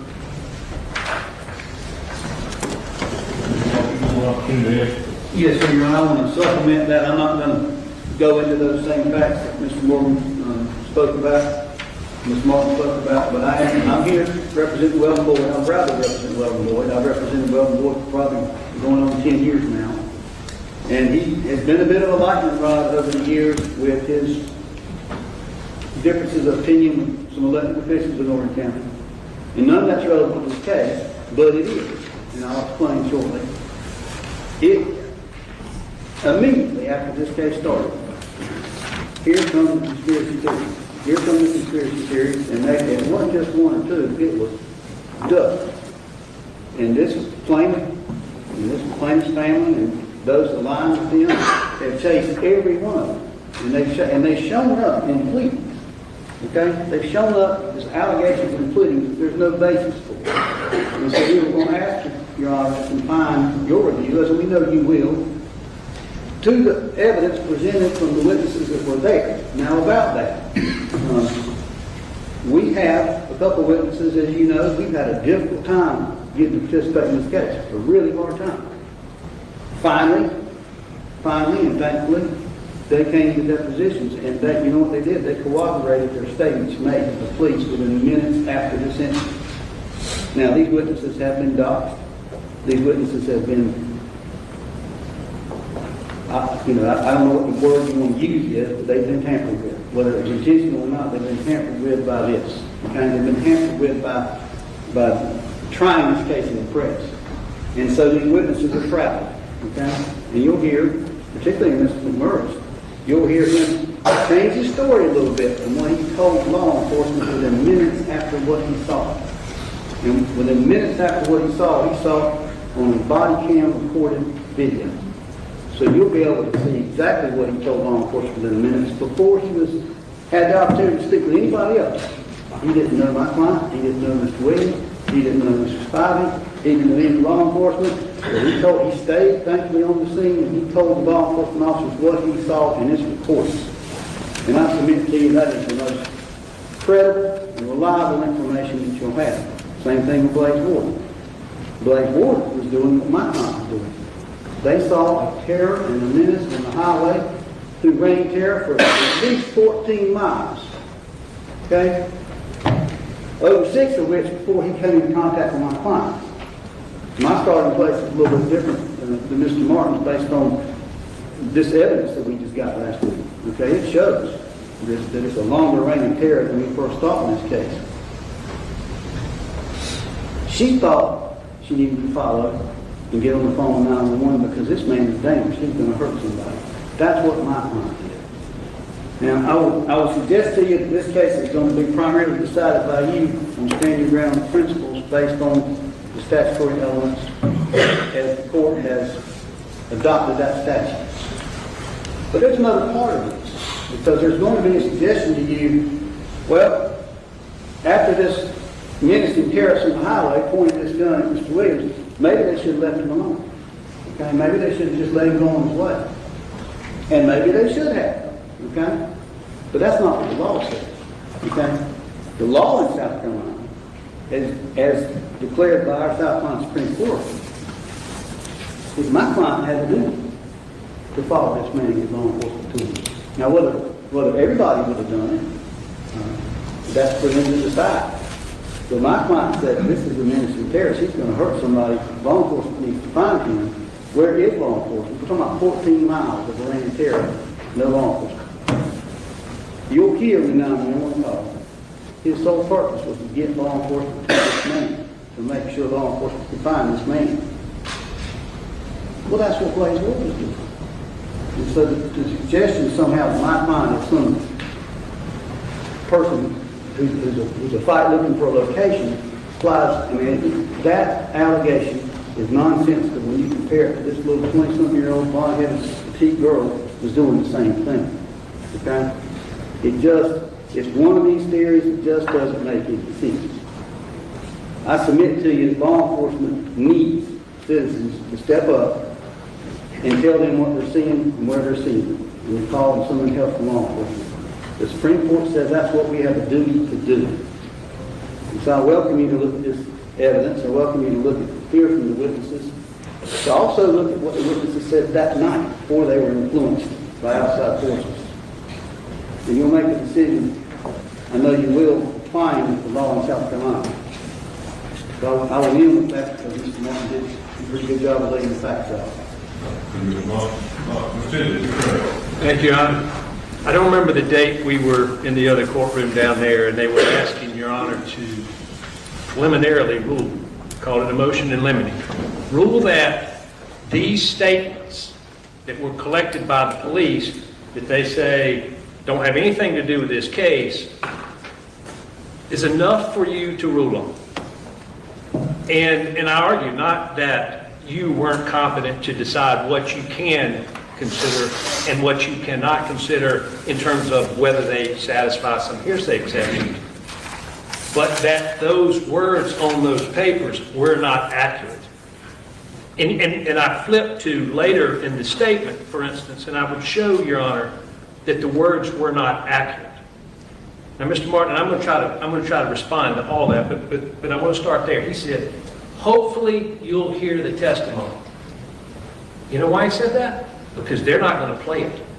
They're not going to play Frank McMurrow's deposition testimony. They're not going to play Blaize Ward's deposition testimony that she gave on Friday, because what they said was, that's not accurate. And that what actually happened is Blaize Ward witnessed these two men chase him relentlessly, Scott Spivey relentlessly, like white on rice, from Colonial Charters all the way to Camp Swamp Road. At a high rate of speed, so fast, Your Honor, that she wouldn't look down, that she wouldn't call 911. And he didn't even call 911 for 4 miles. He's a menace, he's a terror, 14 miles, and he chases him at 100 miles an hour before he even calls 911 to get up to 113 miles an hour. There was a menace and a terror, and it was the two people who were heard in the 911 call saying, we've got our guns out too. The very beginning of the 911 call. We can try this case on the words, because the words matter, but it's their words. And the chase, and you've heard Mr. Martin do this in hearings, and you heard him do it again today. They want to get away from this chase word. Chase. For some unknown reason, Mr. Boyd was secretly recording his calls. I say secret because the people he's recording don't know he's recording. And so when this initially happens, there are search warrants to get the phones. Well, Mr. Moss works out a deal that the Horry County PD doesn't get the phones. And they eventually work out a consent. They turn the phones over, and certain things are downloaded. Well, when they get downloaded by SLED, we have about 90 phone calls that Weldon Boyd made. One of those calls was September the 11th. The shooting is the night of September the 9th. September the 11th, 7:14 p.m. and 10 seconds. He calls his mother. They're talking about whether or not there's some connection. You're going to hear some testimony between Scott Spivey and Mr. Boyd's ex-fiance. And his mother says, and we've got this in our brief and it's in the record, did the guy think you were following him, Mr. Boyd? Oh, he knew I was following him. Me and you talking? His mama, confidentially. The biggest supporter he has in the world, his trusted confidant, in private, in their secret moment. He knew he had fucked up at that point because all the other cars slammed on brakes and was trying to get away from him, and I was like, he just ran me off the road and aimed a gun at Bradley's head. Fuck this guy. And I chased him. Oh, I was on his ass, and his truck couldn't outrun my truck. Chase is not our word, Judge. It's not the podcaster's words. It's not the media's word. It is Weldon Boyd's word. And he relentlessly, and this is what the testimony is going to show, he relentlessly chased Scott Spivey and murdered him. Now, I agree with Mr. Martin that there is a privilege and a right to stand your ground. But you cannot stand your ground when you're chasing somebody else's. You can't do it. Because you're not acting unlawfully, you're not acting without aggression, and you do not have a right to be where you are, because this is approximate cause analysis, and I know you know that, but the place where you have a right to be is not just some geographical place in the world, hey, this is a public street. No, sir. It matters how you got there, because how you got there determines whether you are without fault bringing on this difficulty. And when you chase someone, you are solely at fault. Blaize Ward followed. Yeah, she followed from a safe distance. I mean, everybody's been in traffic where you cut somebody off, you've done something unintentionally, some crazy fool behind you is throwing his hands up and he's cussing at you and he's flipping you off. And for a few seconds, it's terrifying. And you don't make eye contact and you keep driving. Now extended over 9 miles. The witnesses have Weldon Boyd interacting with Scott Spivey at Colonial Charters. It's about 9 miles. They then, according to the witnesses, Gail Graham, Wright, there's an instance where Weldon drives off the road, immediately drives back on the road. You can hear lots of testimony about how fast his truck is, how powerful this truck is, and then they begin this relentless chase at speeds that go, in this first stretch, up in the area of 100 miles an hour. There's nobody that testifies that Scott Spivey flies by us going 100 miles an hour. That's not the testimony. The testimony is this is back towards Bell and Bell. It's about 10 miles from Bell and Bell. It doesn't happen at Bell and Bell. That's at 57 Crossroad, but it's just right beyond that. And then you'll see when we get to the GPS information, you'll see. I'm not the smartest lawyer in the world, Judge. I know that. In fact, half the time I think I don't know what I'm doing. But I have never seen a road rage case where the road rager was being chased by an innocent person. When you see those videos on the internet of road rage, some fool's coming up and he's beating your side mirror off, he's pounding on your door. He's trying to get you, not get away from you. My father had a case, State versus Hendricks, 1978. The Supreme Court ruled that a withdrawal from aggression, let's assume that there's some aggression by Scott Spivey. And you'll hear Mr. Boyd tell the 911 dispatcher and every other person who would listen to him that he was trying to run from me. A withdrawal after aggression, which was communicated either by his actions or his words, would restore his right to defend himself. And in that case, this is the case with the tomato patch that had the words, "You and I are going to fight."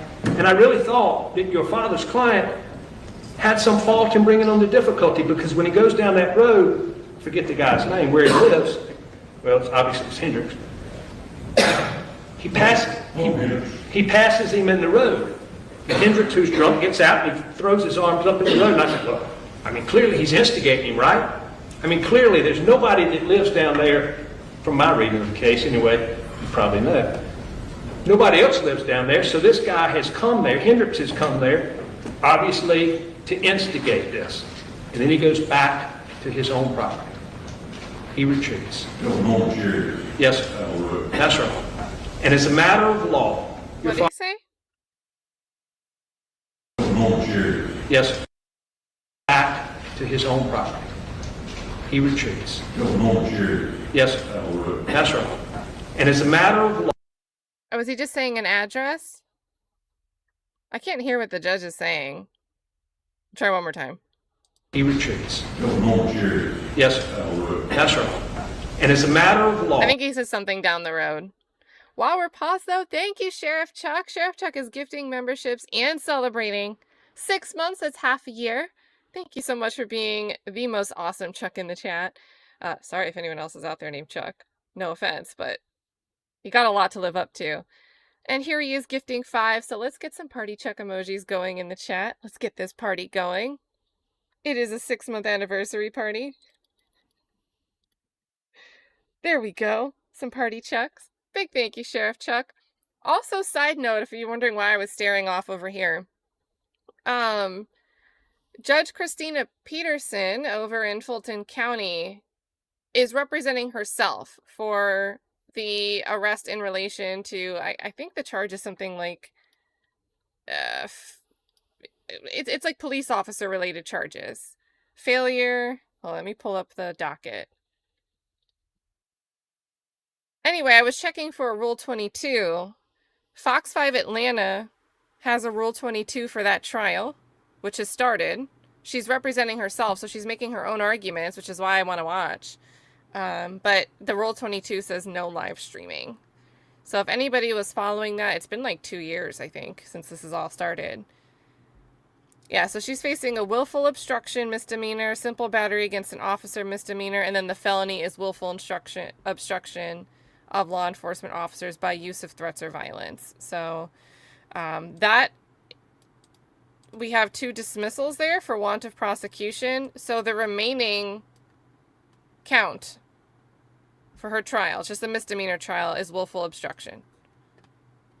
So I will keep an eye out to see if Fox uploads anything. There we go. But yeah, the trial that started on the 17th. So, and I wouldn't be surprised if it ended that same day. Your father was right. As a matter of law, he had a right because he retreated, because he left. Even though he might have done something wrong, this is not a case about whether or not Scott Spivey did something wrong. That's an issue for another day with the jury and some comparative issue. They have the burden of establishing that they have 0, without fault, no fault. Not the dispatcher not tell me to stop chasing, even though I chased somebody before and I knew I couldn't chase them, which you'll hear that testimony from Mr. Boyd. Not that there was somebody else, none of that. And I read some of the orders that you've ruled on this issue, and I understand that there is a right to act on appearances from time to time. But that ain't this case, Judge. Because if you look at, and I've cited State versus Starnes, 2000 Supreme Court opinion where the Supreme Court ruled, that case there were 2 guys. And the testimony from the defendant was, he pointed the gun at me and it clicked and I shot. No appearance there. Not, I saw him digging in his pocket. Not, I might have thought I saw something. That's this case. This case is, he shot first. He shot fucking first. And that first lie is told by the innocent passenger who had his gun out too. You can't get away from the lie. And that's what you're going to hear with Frank McMurray. What he's going to stand up in that video that I'm going to play, and he's going to show Mr. Martin, when I say upward, he just turned, just like that. He just turned. He didn't point the gun. He didn't threaten him with the gun. He didn't raise the gun. He didn't do anything. And he said, before Weldon Boyd emptied his clip through the magazine, through the windshield, I don't even think he would have had time to load his gun and raise it up. That's the testimony, Your Honor.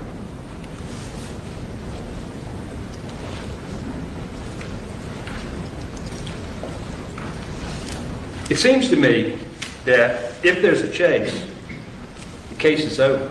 This motion's over. And that because you can't be without fault if you chase somebody. And that's why they don't want to talk about that word. I also don't understand, I assume they're going to bring some of the police officers in here. One of the first things you're going to see is they're going to start with a bar tab. And Mr. Martin talked about how much alcohol that Scott Spivey had consumed that day. One of the things that we did is we went and we deposed the manager at Boardwalk Buildings. Because, I mean, this is Myrtle Beach, right? All these people, tourism is a big deal, and they know how to serve responsibly. They're trained. They monitor. They monitor the number of drinks. And what you're going to see when they get that, bring that receipt in here, is that Scott Spivey was at that bar for 5 hours, and he was eating food. And that Horry County Police Department, after being called by Weldon Boyd, after the number 2 man at Horry County PD sending the right people to make sure he was taken care of in the shadows, sent somebody to Boardwalk Buildings to get the video. And they went down there, and they got about an hour and a half of the video when he was there for 5 hours. They didn't get it all. Why wouldn't they get it all? Why does he need Horry County PD to help him if he didn't do anything wrong? The video that they got, you'll see when it starts, he's got one beer that he sits there for most of the time. And then he orders Fireball shots, and he drinks those with 3 other men, and then he orders one beer right before he leaves, and he eats a cheeseburger. And I know that because you've said that criminal is your area more so than civil, but generally speaking, in a civil case, alcohol, consumption of alcohol, blood alcohol, would not be admissible without evidence of impairment. You know, they said, oh, it's not illegal to drink and drive. It's illegal to drink when your materials are, when your faculties are materially and appreciably impaired. What would that be? Well, you couldn't drive at 100 miles an hour through heavy traffic without running off the road, without hitting anybody for 14 miles. It's the opposite. It's the opposite. Their case is smoke and mirrors. They don't want all the evidence. They don't want to talk about the actual evidence, and that's what we're going to try to get you to focus on today.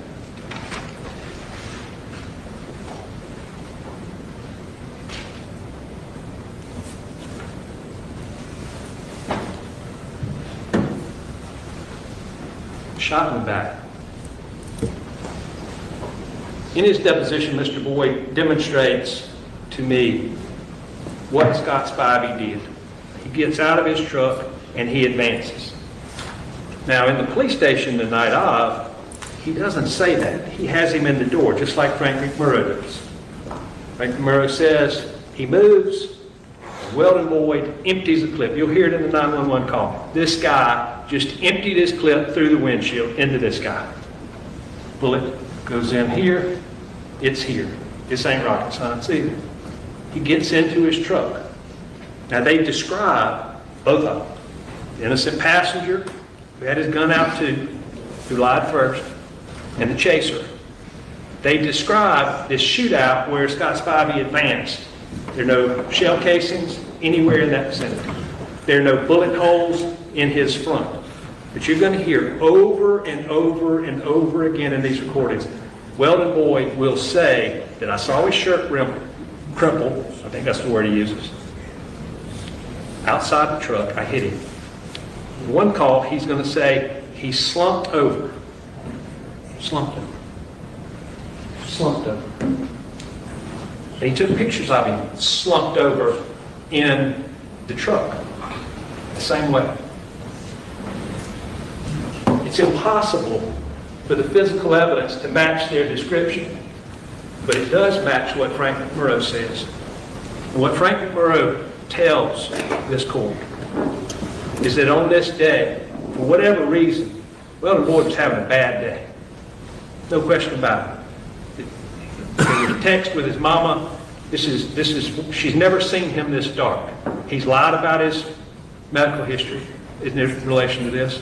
He just posted on Facebook listing the vehicle and the ring he'd just taken back. Served his soon-to-be baby's mama with papers to get this back because they called off this engagement, and he pulls onto the road and he's mad. Then there's a relentless chase and a murder. Judge, this is not a standing ground case. This is a chase. This is a chase by, and you're going to hear, I don't know how many lies. I tried to count the lies. You're going to hear over and over and over again about their lies. Both of them. They lied in their deposition. You hear them narrating and coaching and orchestrating a story, tailoring their story to words that are close to what you've heard here today over time. But you know, there's two things that I think are the most powerful. You're going to hear the audio recording of the shooting.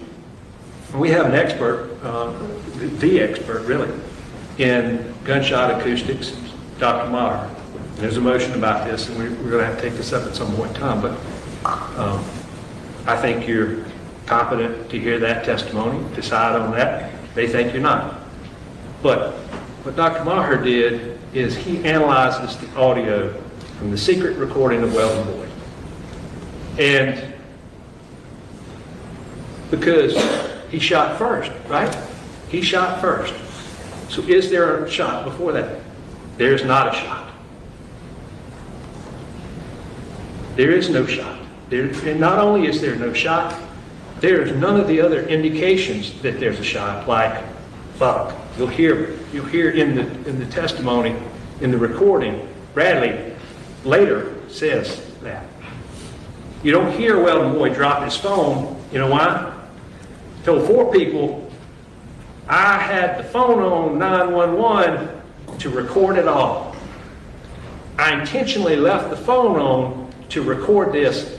Now, he doesn't say these words, but the point is, when I killed him. He manifested this. He knew what he was doing, and he did it. He was back in his element, he was loving it, and he had a fucking blast. Those are all his words. But in the immediate aftermath of the shooting, Bradley Williams turns to him and says, God damn it, Weldon, why couldn't you fucking leave him alone?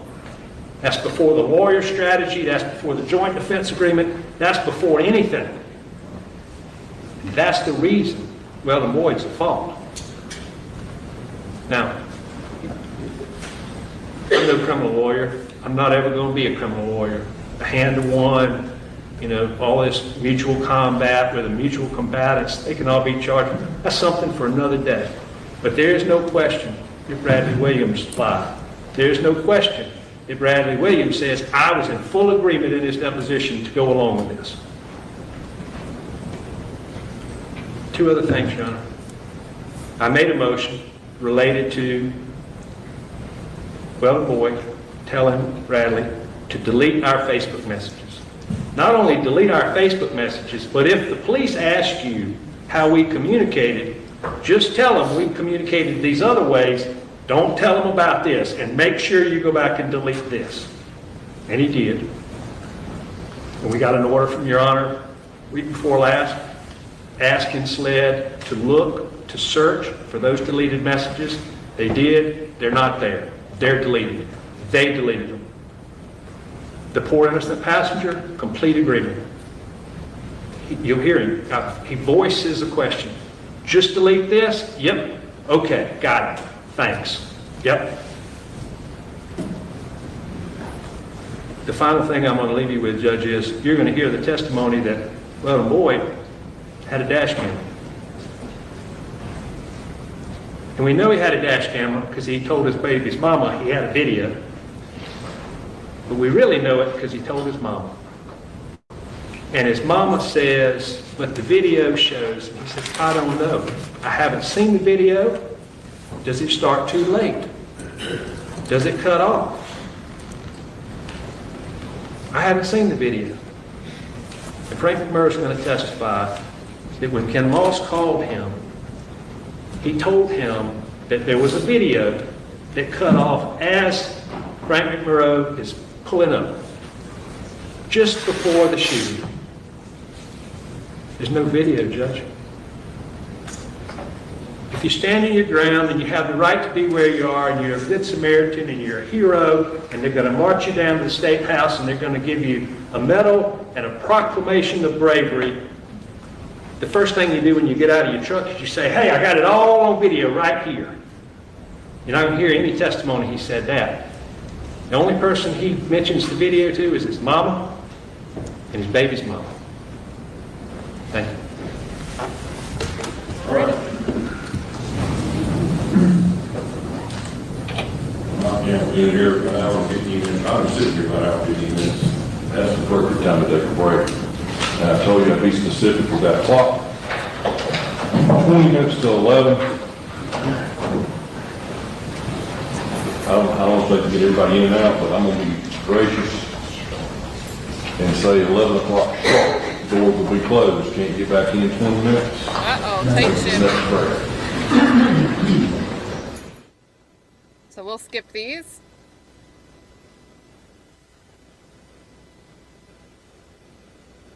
Yeah, never really looks good to be, can you delete this? Can you delete that too? Yeah, delete that too. Everybody's running to make use of their time.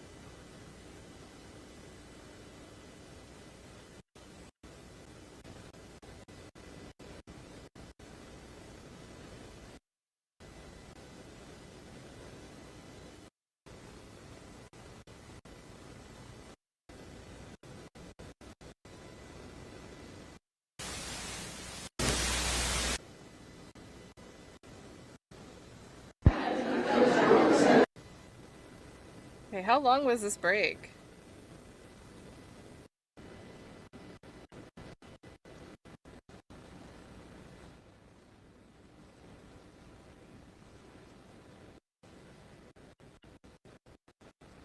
Jinkies. The cameraman's trying to escape. It's like shaking all over.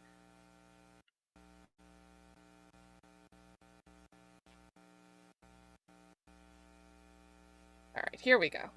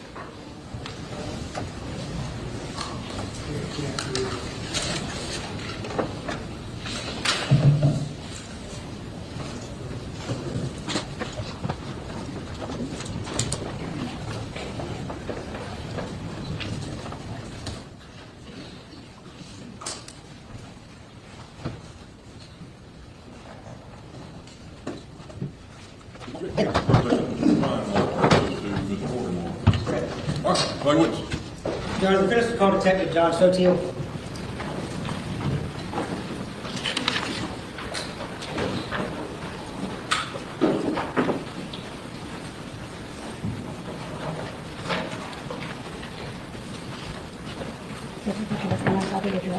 You solemnly swear affirm the testimony you're about to give the court in this case will be the truth, the whole truth, and nothing but the truth, so help you God. Yes.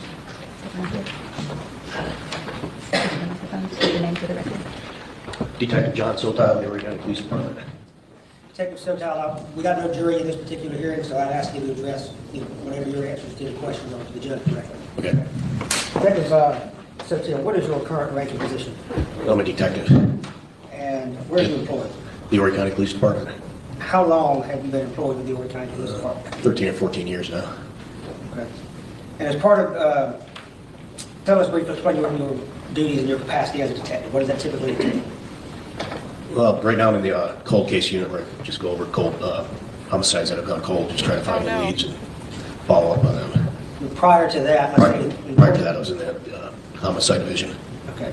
And when you get a call out for a shooting death or a suspected homicide, can you kind of explain to the court what your involvement might would be? If I get called out, you just mount up and head out to the scene and start piecing it all together. Okay. And back in 2023 on September 9th, were you called to a incident at Highway 9 in Camp Swamp Road? I was not called out that night. Okay. You did not go to the scene that evening? I did not. Okay. You had no involvement with any of the people that were at the scene that evening? No. Okay. What was your involvement in the case? Monday morning, we have a roundtable meeting and we discuss what happened and we get assignments. They're told what to do, where to go. You have a roundtable meeting with who? Other homicide investigators, lieutenants and sergeants, and sometimes captains there. And at that meeting are assignments given out, so to speak? Would that be a good way to say it? Yes, assignments, marching orders. Okay. And what were you asked to do to assist in this investigation? Certain people were tasked to go and try to find videos of anything, video cameras in the area. I was assigned from Highway 57 and Route 9. And we headed north from there, just looking for cameras. Looking for cameras, you say? Right. Okay. Did you find any? We found one on Highway 9. I did. It was at the Minuteman and I don't know the exact address. It was Minuteman on Highway 9. Okay. On the 11th of September, did you go to Boardwalk Billy's in North Myrtle Beach? Yes, sir. Okay. For what purpose did you go there? Trying to find video of Mr. Spivey there. Okay.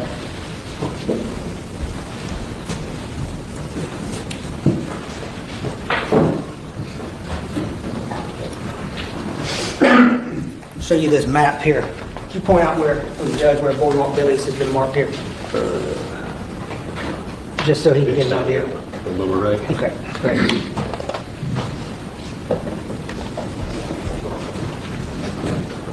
So when you went to Boardwalk Billy's, was there any security? Did you request any security footage? Or did you receive any security footage? Yeah, we received some footage that showed the bar where Mr. Spivey was on the right. showed the right side of the bar and a little bit of the going up each side of it. Okay. Let's put up 31A. I'm going to show you what's been marked as Defendants Exhibit 31A. Defendants Exhibit 31B is just a continuation of that video. Can you describe for the court what this is we're watching? This is the camera from inside the boardwalk place. Is Mr. Spivey visible in this video? Yes, he just took a drink of beer. Okay. Can you describe what he's wearing so the judge knows what he's looking for? Green tank top and some sort of headgear. Top left there. Yes. It's going to work on TV.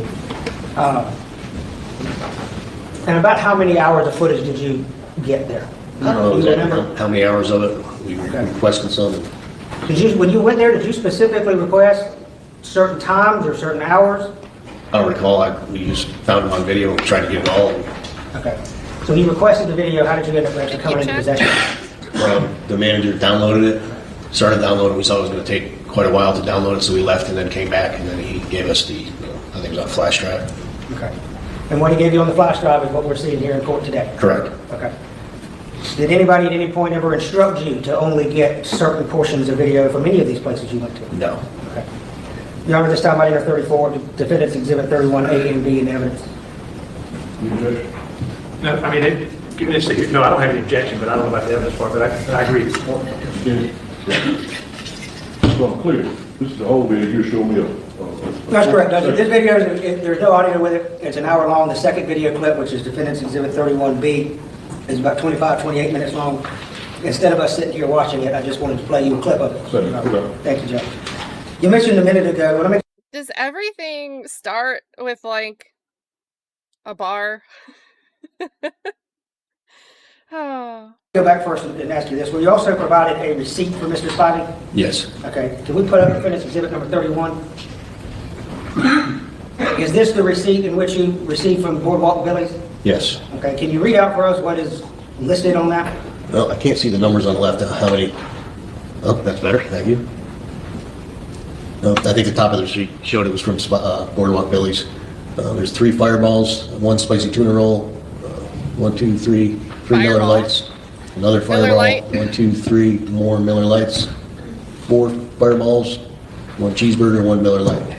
Oh, cheeseburger. What's the total on this bill there? The total's $109.11. And can you tell from looking at that when that ticket was created? 9/9/2023 at 12:10. And what time was that ticket settled, as it said? Same date at 5:06 p.m. Okay. All right. You mentioned a minute ago that Boardwalk Billy's was not the only place you'd gotten security footage from. Did you mentioned the Minuteman? Right. Okay. And can you tell us again where that Minuteman was located, do you remember? It's on Highway 9. It's on Highway 9, the intersection of 905? I'm not sure the exact address. Let me show you this. You know, that's not bad for $79. 905? I'm not sure the exact address. Let me show you this. If you point out on here where it has been marked for the judge. It looks like right here, right almost in the center. Okay, thank you.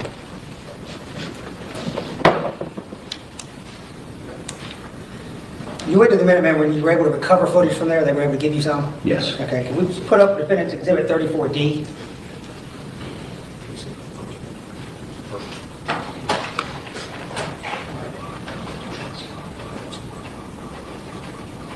Ask you to watch this video and then I'll have some questions about it. Sure. Just briefly. Make it full screen, please.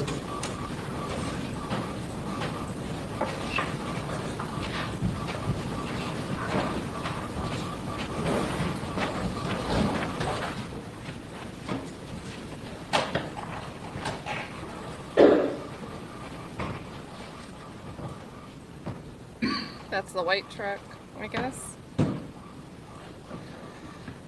And this camera is facing Highway 9? Yes.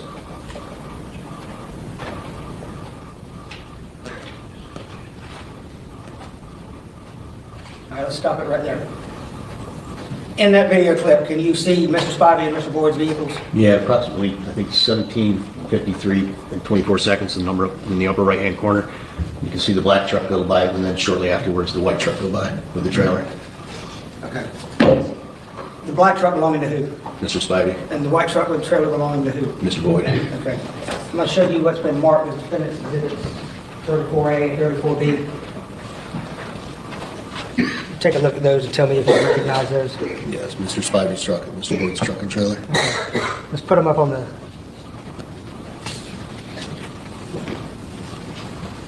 And again, just so everybody, just so we're clear, the truck circled there belongs to who?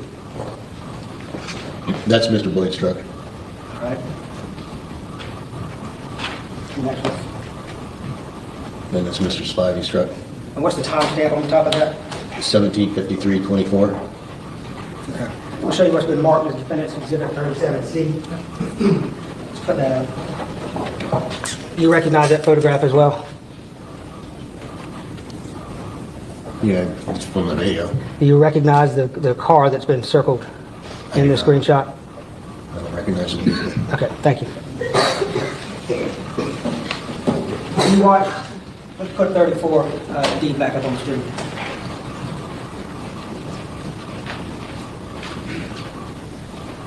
I ask you to watch this one more time, Detective. Sure.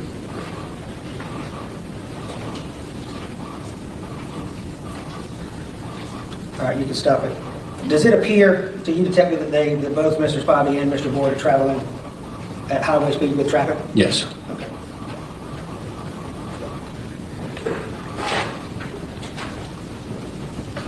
Court's indulgent, Your Honor. Yes, sir.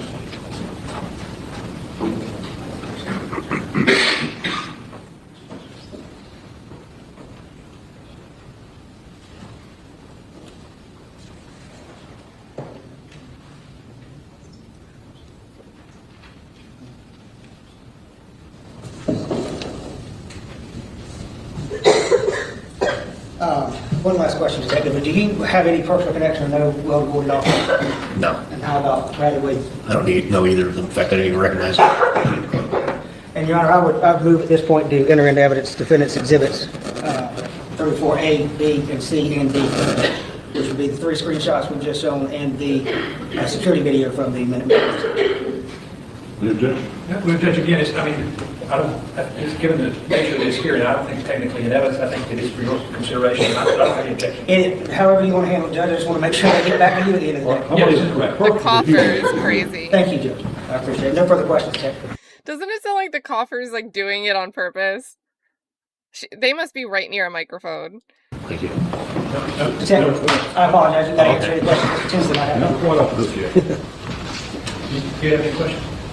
I have none, Your Honor. Okay. Mark, have attention. So Detective, I'm deaf in one ear and I can't hear out of it. What did you say your last name was? Sotile. Spell it for me. Sotile. Okay, so Sure, you're Chuck on the was on homicide it. unit, right? Cold case unit now. I wasn't in the homicide unit at the time. At the time you were on the homicide unit? Yes, sir. Yeah. How many times have you been interviewed by SLED about this matter? Just once. Just once. Did they ask you to turn over any text messages or things that you had? I turned over them to a public information officer. I don't know who requested them. You believe after this case was closed, you turned over information to SLED? Yeah, turned over to somebody I don't know who it went to. All right. So Alan Jones was the detective that was coordinating your efforts on this day, correct? He was the case agent. He was directing you what to do. Him and his supervisors as well. Sorry, I want to catch the name. Alan Jones was the detective that was coordinating your efforts on this day, correct? He was the case agent. He was directing you what to do. Him and his supervisors as well. Okay. And I'm going to hand you, so at some point in time, I'm going to hand you this. It's up here on the screen. And this is a text thread that was originally not included in any of the production by Horry County, but Horry County later found it. Maybe it was misfiled. Do you recognize that you're in that text chain? I see a JS on the top there, so I would Go assume. ahead. Just, you know. Let's go back. Let's go back. Okay. That's you, right? Yep. Put it out.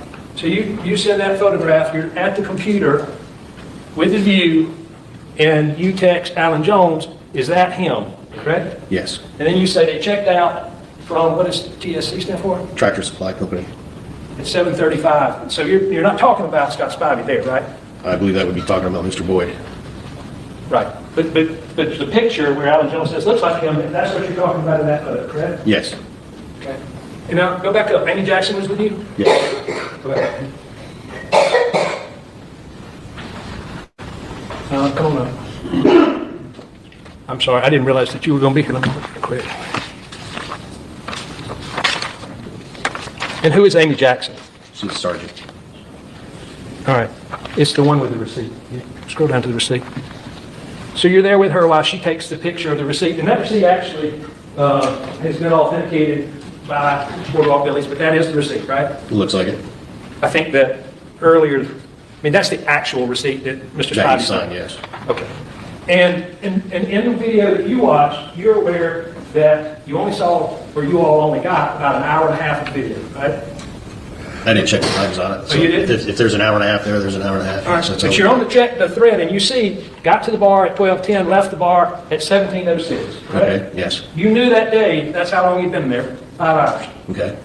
Yes? Yes. All right. You knew it was important to get this information, right? Apparently. I mean, you oftentimes want to get evidence that the victims committed the crime, right? When you're doing your investigations? And you made a face, right? That's not Yes, sir. typically the way you do it, is it? Pardon me? That's not typically what you all are looking for, is it? I don't understand your You don't question. typically go out and look for evidence that a victim has committed the crime. I go out and look for evidence to support things. We're fact finders. Right. On this date, you knew that he'd been Look there at for his 5 face. hours. If you're not looking, look at his face. Uh-oh.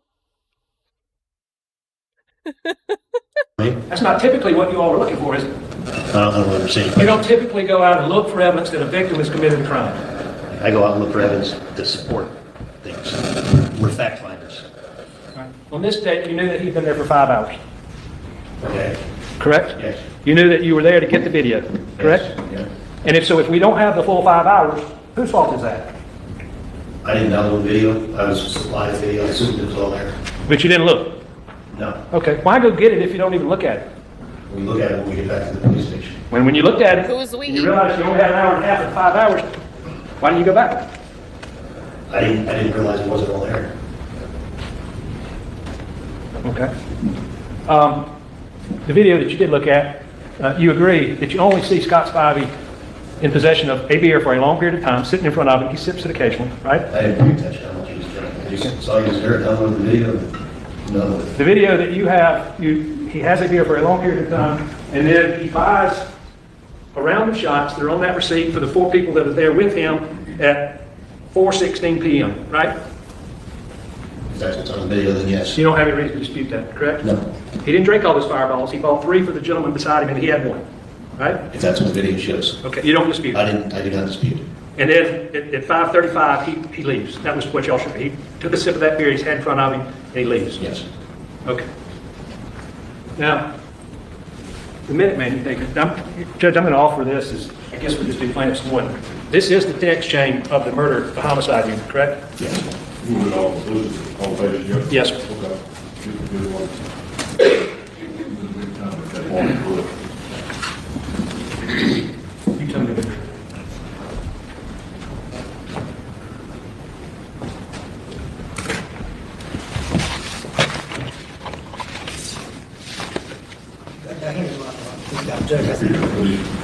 Oh, you didn't Not yet, no.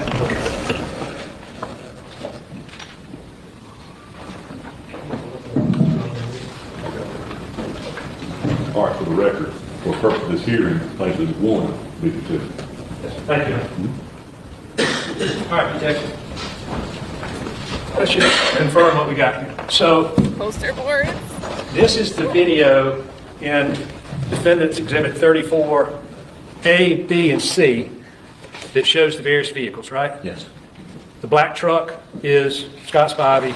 The white truck is Weldon Boyd. And we stopped the video. It's an actual video, but we stopped it. So you can see where Scott Spivey's vehicle is in relation to Mr. Boyd's truck. Yes.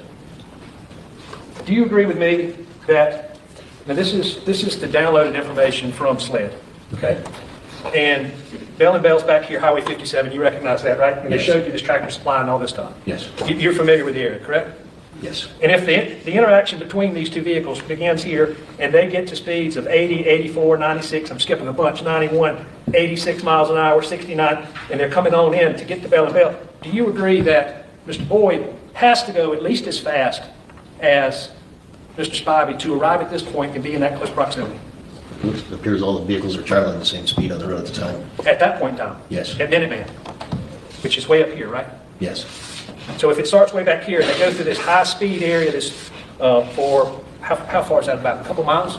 I don't know. Okay. You're familiar with the area though, right? Yeah. So Colonial Charters, cross the Waccamaw River, getting on towards Longs, 2 miles? I don't know. Long way.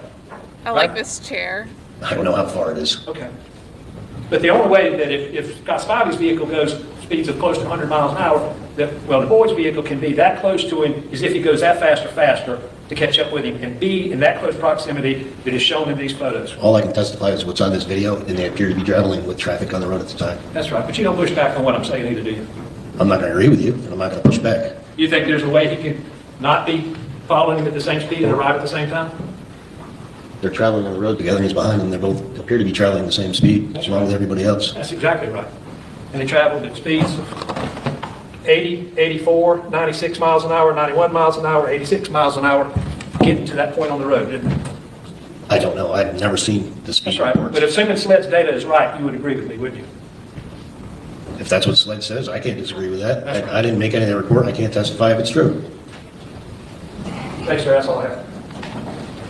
Judge, I'm going to mark that one. Is Exhibit 2 that still photo? But I think it's a minute. Sure. You got a pre-mark, Mr. Martin, though? You already got a mark that either. We just stopped the video. He played the video, and so what we did was we stopped it, and we were going to screen grab that. Was it the picture? No, sir. He didn't put them in the same photo. Okay. So you want this printed out as an exhibit? Exhibit 2. Yes, sir. All right. She's pretty good. I'm just telling for the record. So that'll be marked Plaintiffs 2. This one. Okay. I see what you want. Let's do that.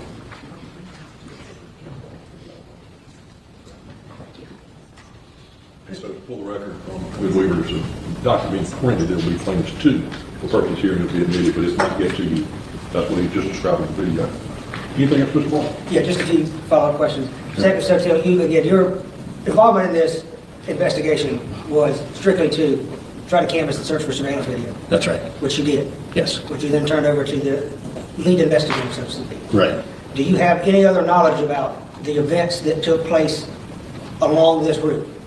Very limited. I Do you don't have know. any idea how fast anybody was going? I have Do no you have idea. any idea? I apologize. I have no idea how fast they're going. Do you have any idea at what point on the roadway certain witnesses, defendants, deceased, all converged with each other? Do you have any information or knowledge? No. Okay. No further questions, Judge. All right. You may step in.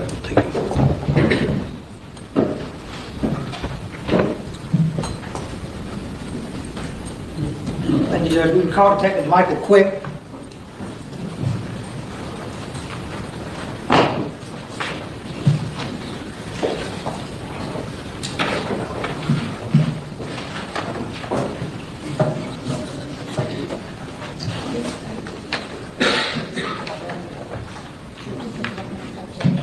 You told me where I'm testimony about the court in this case, so the truth, the whole truth, and nothing but the truth, so help you God.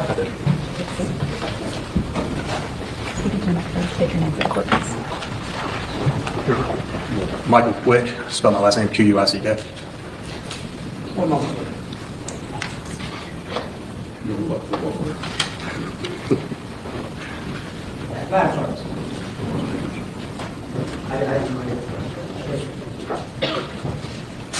Just give him that job of rice. See what y'all do, get the youngest guy to figure out.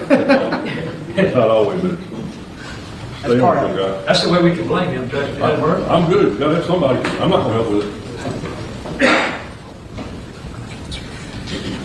All right. I know we just said it, but I think you may have said it again. But state your name again for us. Michael Quick, Okay. And where are you currently employed? the Horry County Police Department. And how long have you been with the county? Almost 6 years. Okay. And in what capacity are you employed with them? I'm currently a detective in the homicide unit. Okay.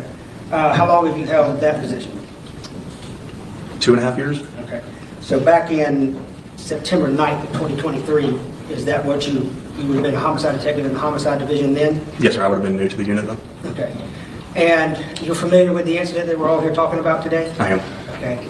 Did you respond out to Camp Swamp Road and Highway 9 on the 9th of September of 2023? Yes. Okay. And will you describe, and again, there's no jury here, even though all these lovely reporters are seated to my left, but if you would tell the judge exactly describe for him how you came to be involved and what your involvement was on that particular night, the 9th of September. Yes, sir, Your Honor. So I was sitting at home at my residence in Ann Arbor, got a phone call to respond to the incident location in reference to a shooting, and that there was a I'm sorry, deceased male. I'm understated. She's got to write everything you're saying down, and you're going awful fast for her. Got a phone call to respond to the incident location. It was in reference to a shooting. Once I got on scene, obviously we had a deceased male. My role at that point was to assist the lead detective, which would have been Alan Jones. I got there before he did, so I was briefed by the night watch commander about some of the facts that we had or some of the details of the incident that were made available to us. Once he got done briefing me, I then was told that we had 2 witnesses on scene. I interviewed Blaize Ward in my patrol vehicle. It was on body camera. Once I got done interviewing her, I was asked to take Mr. Boyd to our North Precinct.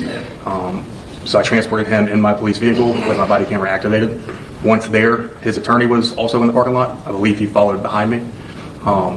So once we get there, they kind of went into our general work area for the patrol officers in that precinct. There's like computers and workstations. I left them in there. I walked across the hallway into the conference room there where there's a computer, and I typed out a search warrant for Mr. Spivey's vehicle.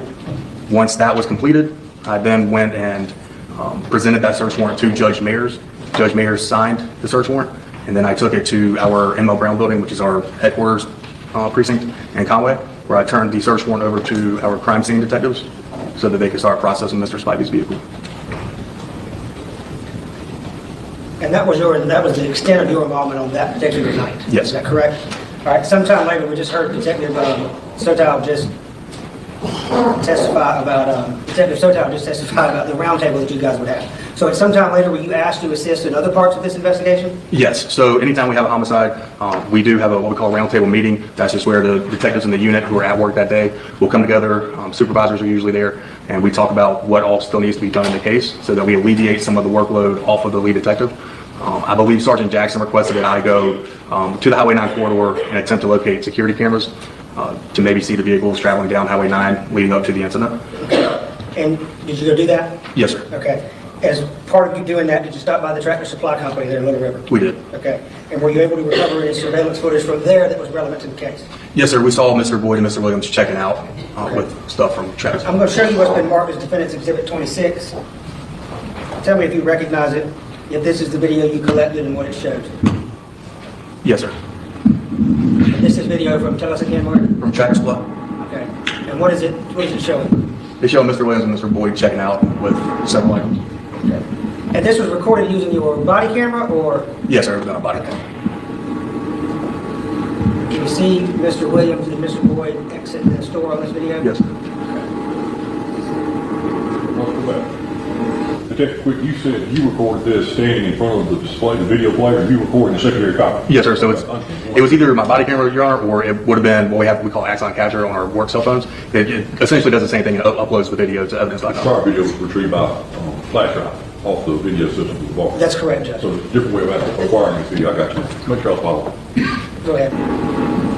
Can you point out where Mr. Boyd and Mr. Williams are here? Yes, sir. I believe that Mr. Boyd was right here at the door, and I believe that's Mr. Williams with the shot door. Okay. Mr. Boyd just already exited. He comes back up. Okay. Can you see what it appears that they're purchasing there? I can't really tell from there, but I know we later found out what they were getting. Okay. Yeah, Sheriff Chuck, so we had heard earlier that the attorney, Boyd's attorney, Ken Moss, got to the scene. So he was already present before he was taken down to the station. And that brings me to my next question. I'm going to show you what's been Not marked sure as about Williams. Defendants Exhibit 27. I'm going to have Mary Catherine zoom in there for me. There we go. Back it up. There we go. What is this that we're looking at? This is a receipt from the items that were purchased from that Tractor Supply. Okay. And what kind of items are they? Some a twin head LED work light, SUV floor jack, extension cords, some kind of flex straw, a multi-purpose funnel, self-lock tape measure, wildlife molasses, and then gear corn. Okay. And does it tell us what time on that receipt they checked out? It does. It says 5:35 p.m. 5:35. Thank you.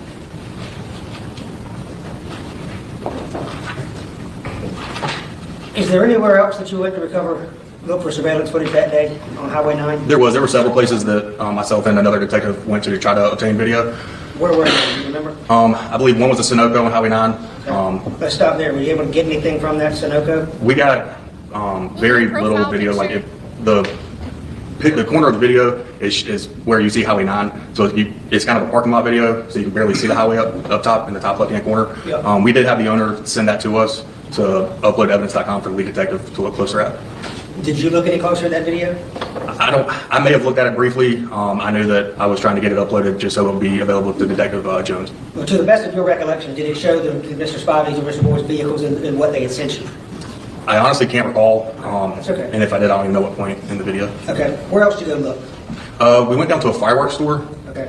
which was down the road on Highway 9. Okay. How about, we'll get to that. How about, let's start further back at the beginning of the career. Yeah, so originally we went to Bell & Bell. Bell & Bell. And that's a GMC dealership in Little River? Yes, sir. Okay. And were you able to recover any footage from Bell & Bell? We were. Okay. Let's show you what's been marked as Defendants Exhibit 32A.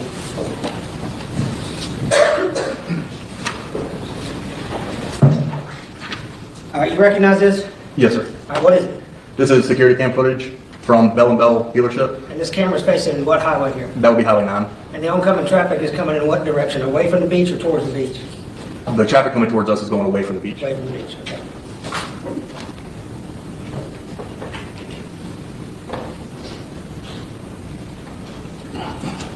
I'm going to let this run. And when you see any vehicles that you recognize, that you'll just ask us to stop it and let's talk about it. Okay.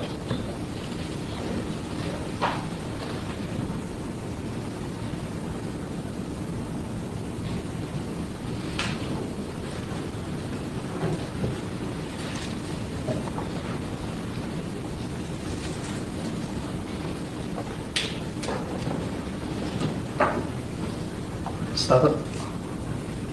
All right, why are we stopping here? I believe that's Mr. Spivey's black truck. Mr. Spivey's black truck. I'm going to show you what's been marked as Defendants Exhibit 32. We'll put that up on the screen there, Mary Catherine.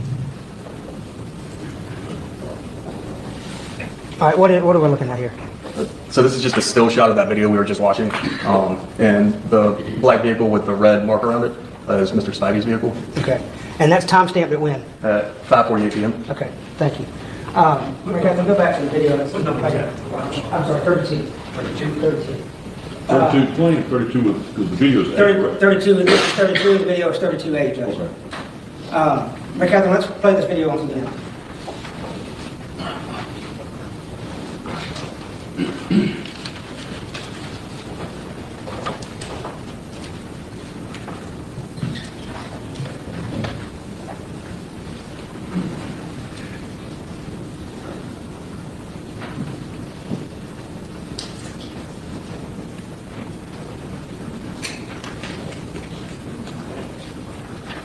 All right, you stop it, Mary Catherine.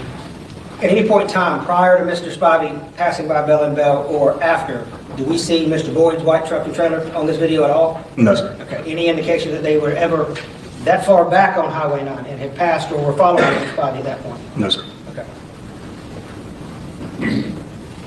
All right, I want to move on to the third place. You mentioned there was one last place that you would go to look for some security footage. Where was that at? That was a fireworks store off Highway 9. Okay. And the fireworks store, do you know, can you point out for the judge here where that, first off, show me where Bell & Bell is. I did not mark it on this map, but I'm assuming you're familiar with it. Yes, sir. So Bell & Bell would be in this area right here, Your Honor. Okay. And show us where the fireworks store would be on this route. Be the Willard's Firework Factory. Okay. I'll show you what's been marked as Defendants Exhibit 32C. I'm sorry, that's the wrong one, Mary Catherine. Defendants Exhibit 34. Or 33A. I'll get it right, Commissioner. Play the video, Mary Catherine, is what I'm looking for. All right, if you'll say stop when you recognize the vehicles come by.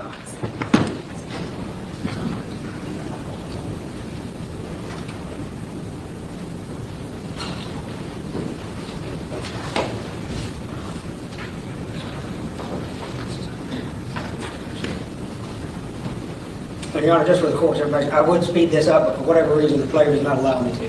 So I have to play it. Stop.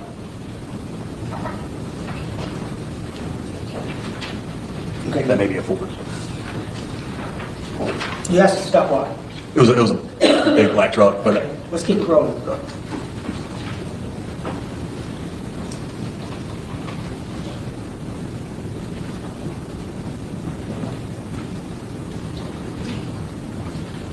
And this camera is also facing what? Highway 9. And the traffic that's going away from us here is going to the beach or from the beach? So the car's going towards the camera is going towards the beach. The car's going away from the camera going towards Lake Nainer. This is still going away from the beach, just farther down Highway 9? Yes, sir.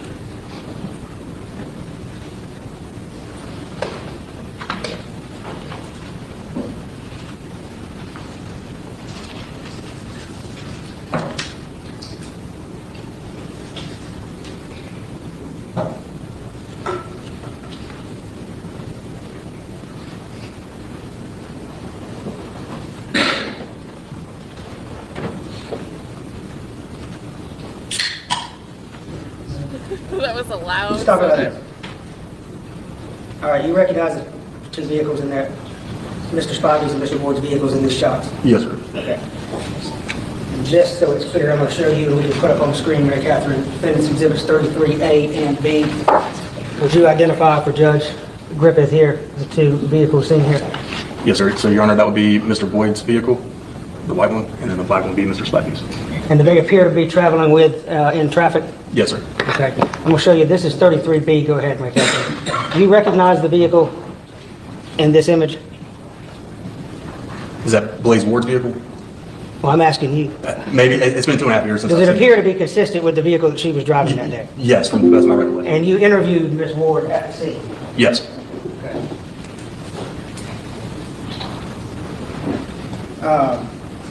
Did you have Ms. Ward fill out a voluntary statement as well? I did.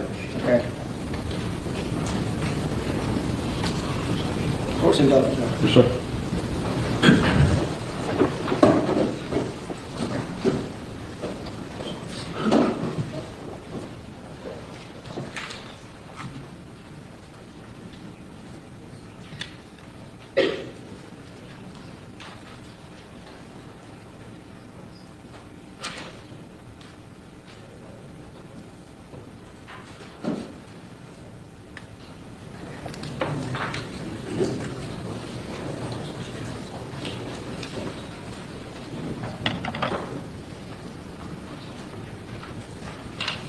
Couple questions real quick, and then we'll move on to something different. But in this, if you look back here at Defendants Exhibit 33A, is there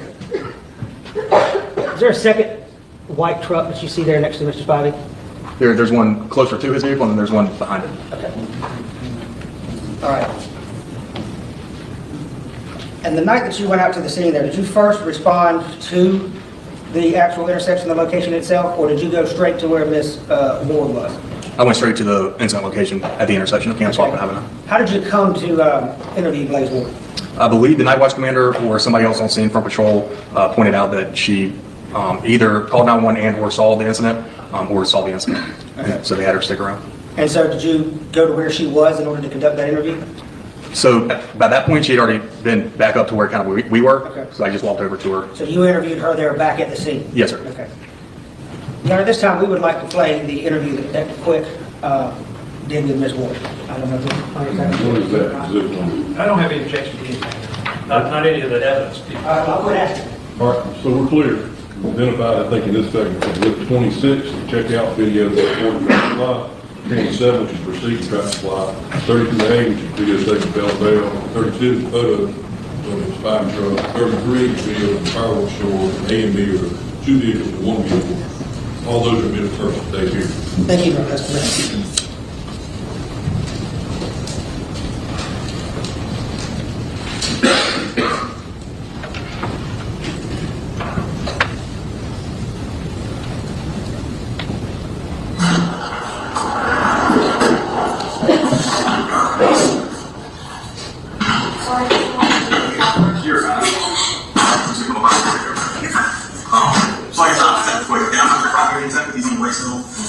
But anytime we have something like this, pretty much multiple detectives will come out and try to cut them out, okay? So basically all we're going to do is just kind of go through what you saw, heard, and everything like that, okay? Let me get you got your license? Okay, thank you. Blaize? Yes, sir. Okay.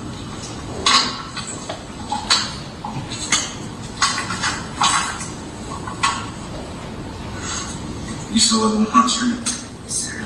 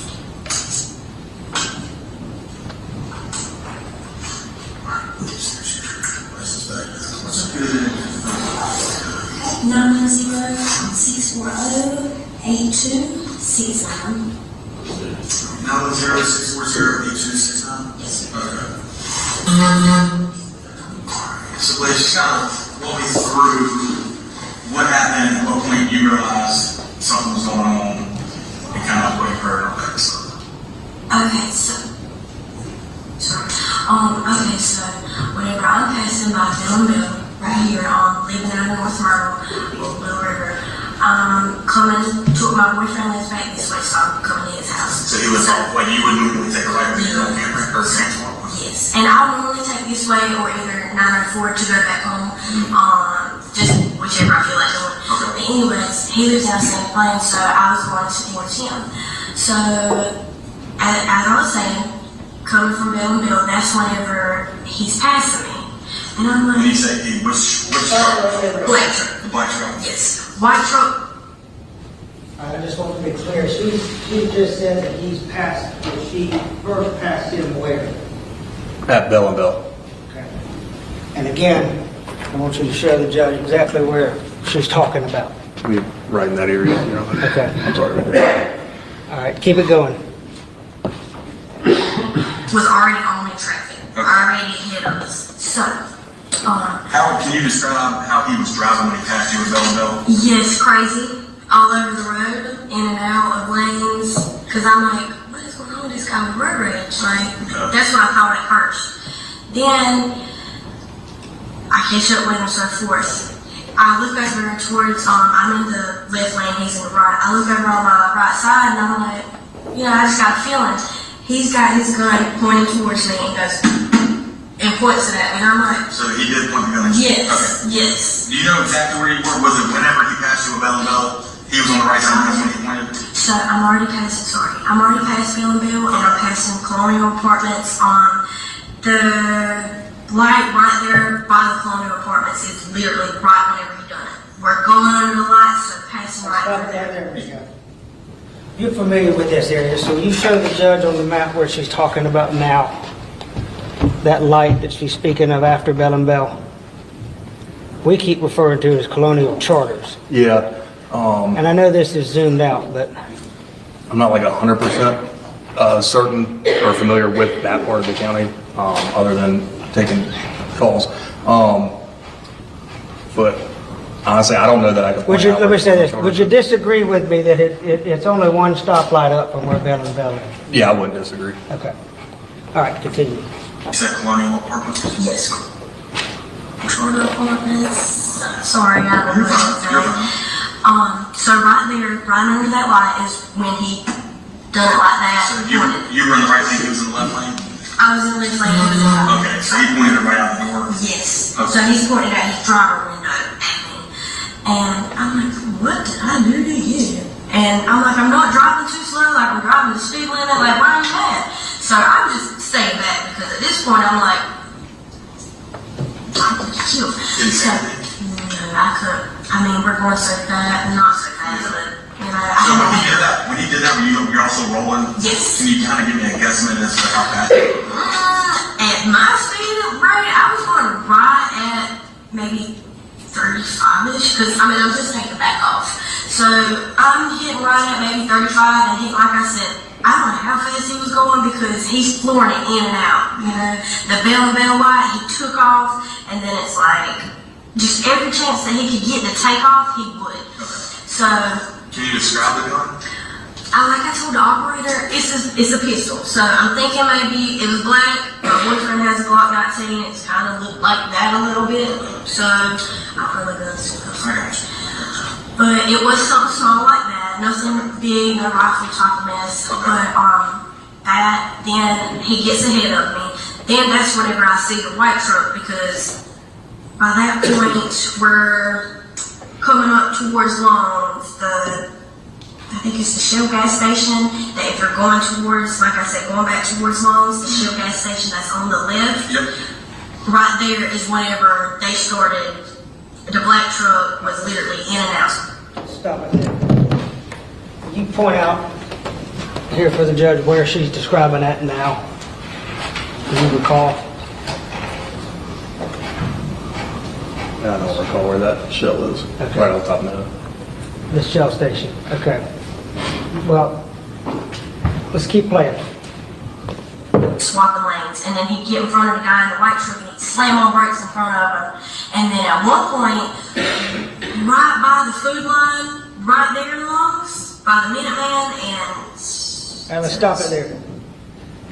Could you point out for us where she's talking about on this route now? Yeah. So, Your Honor, we're still on Highway 9. Once you come into the Long's community, there's a food line on your left and another gas station on the left and then a gas station on the right, and that's another stoplight. So it'll be right in this area-ish. Okay. So we've moved all the way up here now. This is where she's describing these interactions happen. Right. See if they have a feed. Continue. Speedway or something. He ran him, the black truck ran the dude in the white truck off the road because he slammed on brakes right. So Minuteman. Yeah. Between that and food line. And they're still coming this way, right? Yeah, we're still coming this way. So, and that's whenever and I think, I'm sorry to keep cutting you off. So right there, still coming towards yours on Highway 9. Yes. Minuteman is on your right. Yes, and the food line is on your left. Yes. And then was it at that stoplight, or were they coming through the stoplight, or is it just kind of somewhere right there? Somewhere right there. Okay, and that's whenever the black truck ran the white truck off the road? Yes, correct. All right, when he did that, did he run him off the right side of the road or the left side of the road? So they were in the left lane, so he ran off the left side of the road. There should be like marks in the grass or something, I'm pretty sure too. Because, I mean, he just like, he would keep stopping in front of him, and I'm like, what is this guy doing? So anyways. Who was stopping in front of him? The black truck, okay. Yeah. The guy, like, not taking up for anybody, but literally taking up for him because, you know, the guy in the white truck was not doing anything. It's just the guy, I don't know if he's under the influence, if he had something going on, if it was road rage, but I'm like, why is he doing this to this man? Like, you know? And, anyways, ran him off the road, and I'm like, oh my God, because he's got this big trailer. Yeah. So that happened, then he's just basically in traffic with him the whole time, holding the white truck up, like not letting him switch out because he's in whatever kind of chaotic mood that he's in. Right. Then, like I said, I'm about to turn down this way, they shoot down this road, and I'm still on the phone with 911, and all I can think is, oh my God, they're turning down the same way that I'm turning down. So I'm getting about right here, almost about to turn, and I'm on the phone with her, and I'm like, he stopped. I said, he stopped dead in the middle of the road. And she was like, she paused, she let me talk. And I told her, at that point, I'm screaming because he's shooting. The guy in the black truck, I didn't see him get out because I'm kind of directly behind him, you know? And so I didn't see him jump out, but I seen just the glass going everywhere. Just pop, pop, pop, pop, and it's shattering. And then I hear something on my car, and I'm like, oh my God, I think he just shot my car. And she was like, get out of there, remain calm, just get out of there. There was a little red car in between me and that white truck. They took off. I guess they were scared, nervous. I almost crashed into them trying to get away, honestly. And I was like, I'm sorry, I threw my hand up, but I know he wasn't paying me no attention. He's trying to leave that scene like I was, you know. Not sure if it was a Nissan or not. It looked like an older little car. So it was a black male driving it, but he had nothing to do with any of this, you know. All right, so let me, What? All right, so, no, you're fine. I know it's a lot. No, you were doing a great job. So, all right, so you're coming up here. Yeah. They both made the turn. So the black truck made the turn first? Yes. Okay. Can I assume, like, maybe this guy's like me, maybe he had, or he's dropping off something with the trailer, I don't know, like, so I'm like, oh shit, like, they're going the same way, I'm like, and I did not expect the guy in the black truck to do that, but it's like, I didn't know if he jumped out, I didn't know if he leaned out of his window and just was shooting him, I had no idea, so I'm like. All right, was her impression better or worse than Jason Autry's impression? I just turned around and I'm talking to her, I'm panicking because for sure. It's just traumatizing. Yeah, this isn't a normal thing for people to experience. So, at any time did the white truck ever try to drive the black truck off the roadway? Was he, okay, it was more of, he was just trying to keep himself on the roadway? Yeah, like trying to kind of stay back, but then again, like, what are you doing, you know? So it's really like, I didn't see the white truck causing any type of controversy, and I don't know either of these guys. I don't know who is what, because I didn't even know that was them sitting on the tailgate, because I was a nervous wreck down there, and I asked one of the officers, I said, I know you guys can't give out information. I said, I get it. I'm not, you know. I said, but is the guy in the white truck okay? Because I've been worried about him the whole time, and he was like, no. And I just had to melt down again, because I didn't want nobody hurt, and of course they were, but yeah. Alright, so when they both turn on here. Yeah, back to that, sorry. You're fine.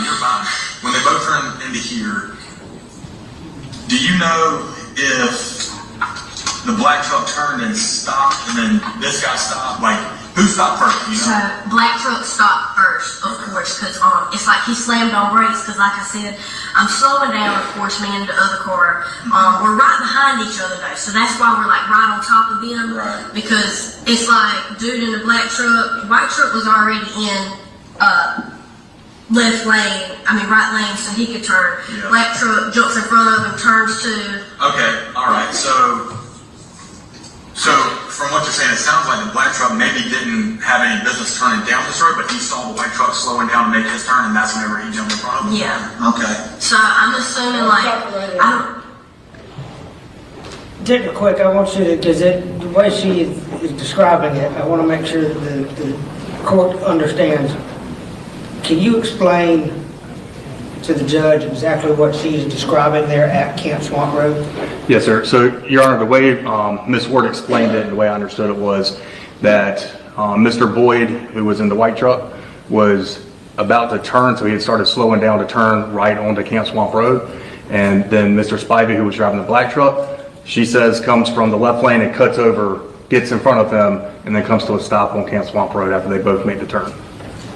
Okay, I want to stop there. Let's, if we can, see if we can back that up just a little bit. I want to listen to that part again, because I think it's, I mean, you listen to it and you tell me this was your interview, these are her words. I'm not 100% certain that the white truck she's talking about there is Mr. Boyd, but let's just listen to it again and see. The black truck turned and stopped, and then this guy stopped. Like, who stopped first? You know? So black truck stopped first, of course, because it's like he slammed on brakes. Because like I said, I'm slowing down, of course, me and the other car. We're right behind each other, though, so that's why we're like right on top of them. Because it's like, dude in the black truck, white truck was already in right lane so he could turn. Yeah. Black truck jumps in front of him, turns to. Okay, all right. So from what you're saying, it sounds like the black truck maybe didn't have any business turning down this road, but he saw the white truck slowing down to make his turn, and that's whenever he jumped in front of him. Yeah. Okay. So she's the detective again, just so we're clear. What do you feel like she's describing there? So right there, I feel like she's describing that Mr. Spivey saw the decrease in speed for Mr. Boyd as he was going to make that turn, and then Mr. Spivey jumped in front of him to get on the count spot before he did. He cut across lanes to make that turn. That's what it sounds like she's saying. Okay, let's go. I'm assuming I don't know, because I was like, man, I hope you don't think white trucks being an instigator or anything, because he was already in that lane, you know? But it just looked like they were both going the same way, or either he just, like you said, kind of went out of the way and stopped right there in the middle of the road, and I'm like, oh my God, what's the holdup? Did you see? I know you were behind the lane. I know that's a bigger truck. Did you see? When the black truck stopped? Could you see anybody outside the truck? Outside the black truck? The way that we were able to know, only because where the red car was, I was kind of not in the other lane, but my tire was kind of on the yellow line, so the way I was angled, I could just see the glass shooting off. Okay. So I couldn't, that's why I was like, I don't know if he got out of the truck or if he was leaning out of the truck shooting at the white one. Okay. So. Could you see if anybody was out of the white truck yet? No, nobody was out yet, because I was like. So when you heard the shots, nobody was outside the white truck yet? Okay, just give me 1 second like that. You're good, you're good. I know it's a lot. No, you're doing great. I'm trying, I ramble a lot, so I'm trying not to do too much. It's easier for us when you do that because a lot of people get super nervous or anxious and they won't talk. So, He's like, we love a rambler.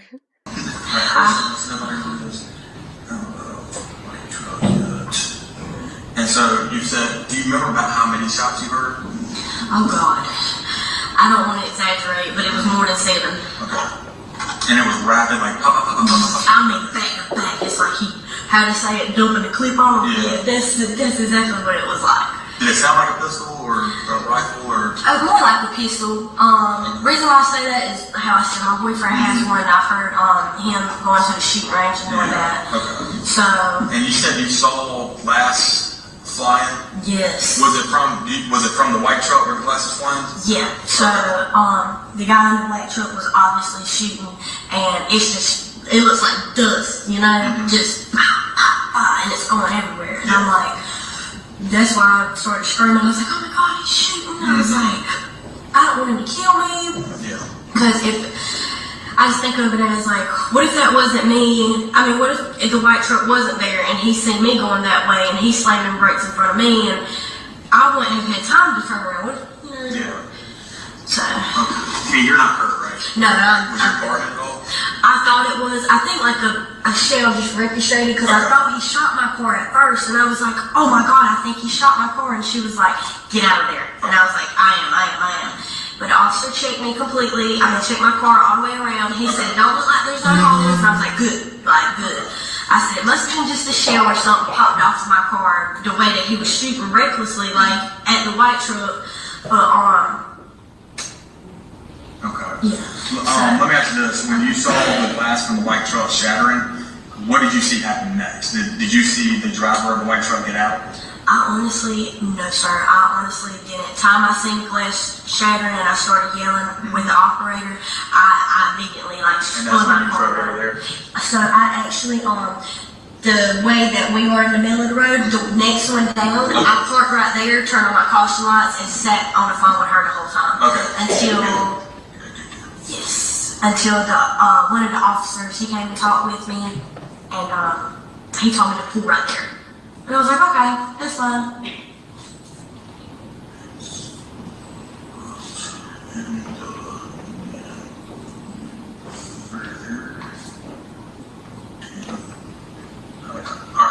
Yeah, it's just the next one. Okay, so you saw the glass flying, but you didn't actually see who was shooting who, right? Right, I knew it was coming from the black, like I said, Yeah. of course. Okay. Because, the ones in the white truck, they were still in there and everything. Okay. I didn't know if they got out or not. Okay. So.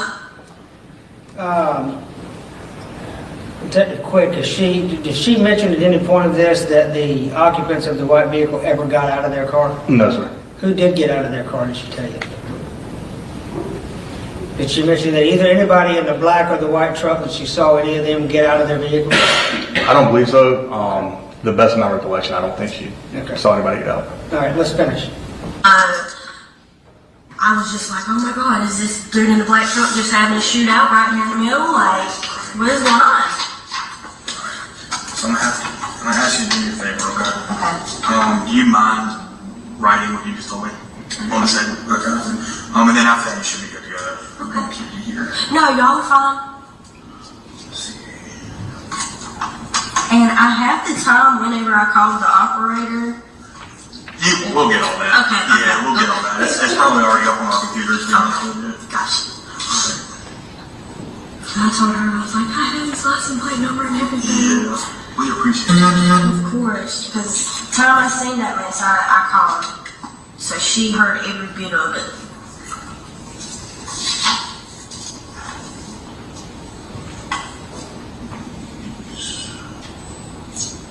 All right, let's stop it there.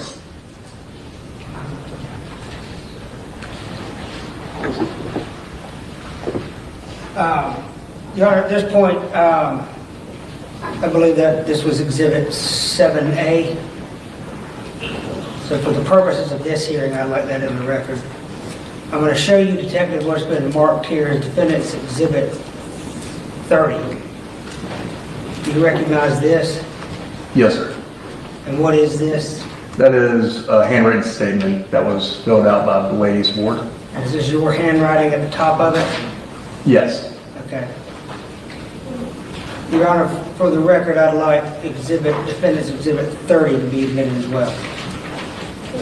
7 is the video, Blaize Ward, 30 is the handwritten statement. 30 is the voluntary statement, That Your Honor. you're just referring to on the screen. That's correct, Your Honor.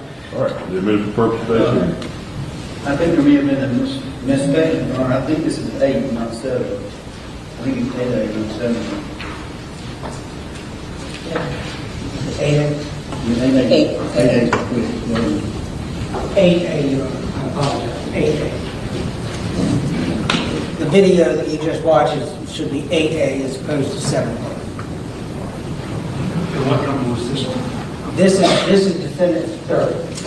30. This is a voluntary statement. Would you mind reading the voluntary statement for the court? Oh, please. Okay. All right, sounds good. Last couple of questions. Did you, on that video there, was it raining outside? It appears there was condensation that was starting. I know there was a storm coming that night. Okay. So it was stormy. Okay. And did you know Weldon Boyd Bradley Williams? No, sir. Okay. No further questions, Judge. Ms. Moss. Quick, were you involved in the... Oh, and by the way, I think the discussion of the weather, I think they moved Spivey's body. This is from an article I read, so I'm assuming they're trying to like get that point across, start repeating it. They moved Spivey's body before an autopsy. And the reason being they wanted to be able to impound Spivey's truck before it was raining and stuff could, impede with the search of the vehicle. Decisions made about processing parts of this scene at the impound lot as opposed to on Canton Road? No, sir. Hi, You know Janet. why the decision was made? I believe because the weather was coming. Okay, from your personal observation, was imminent weather threatening? It did appear to be thunder and lightning in the distance. Thank you. Yes, sir. Will you go back, look, since you played the video, Bell? Yeah. So, Val and Mel? Yes, sir.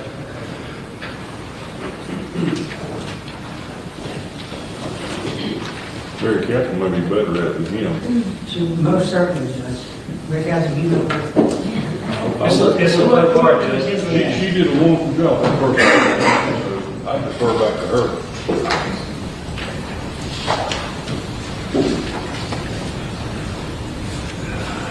10 after 12. Good afternoon, Detective. Good afternoon. I'm gonna give you a crutch. Because this is, Mr. Moss was kind enough, it's in the record. Okay. When we get to talking about what Blaize Ward said, there was one point in the video, you put your head up and you put your eyes, hard to follow her, isn't it? Sometimes, yeah. So that's the transcript of all of that. And I'll call you a page line when we get there. I want to get to the bell and bell. All right. So this was exhibit, I'm sorry, 30? 30. Was the written statement exhibit 30. Okay. Not the transcription. No, so the video at bell and bell. Oh, that's 8A. 32A. 32A. Yes, 32A. And for the court's reference, and I know that it's hard to see, Bell and Bell's on the other side of 57, right? Well, 57 will go across both ways of Highway 9. Correct. But It's on the ocean side of 57. correct, yes, sir. Okay. Yes, sir. All right. And I want you to watch it.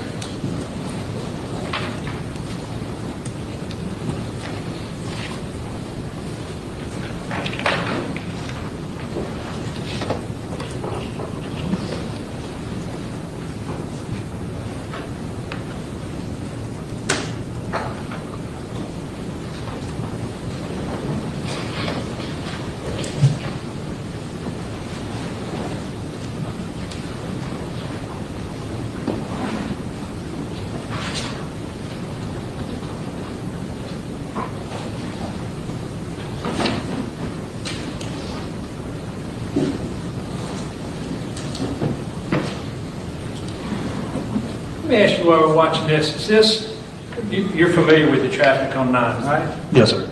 And you've been in traffic when traffic was heavy and congested, not moving, or when it's kind of, I mean, out in Allendale, we don't have any traffic. Right. But how would you describe the traffic we're seeing here? Compared to what it could be out there, it's not that bad. Everything looks to be running smoothly. All right, and the cars are stopped at the light, right? Yes, sir.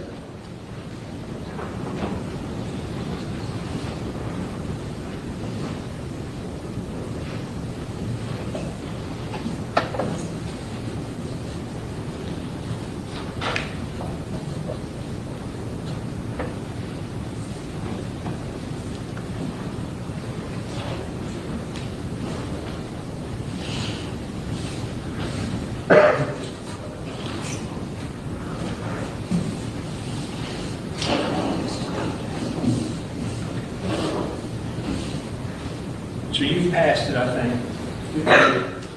According to that exhibit, 5048, I'm sorry. This is Defendants 32 that they marked previously.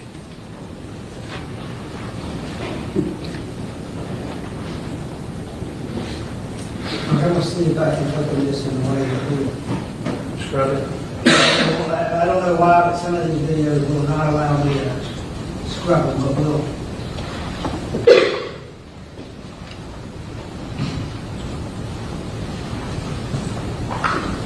I can't.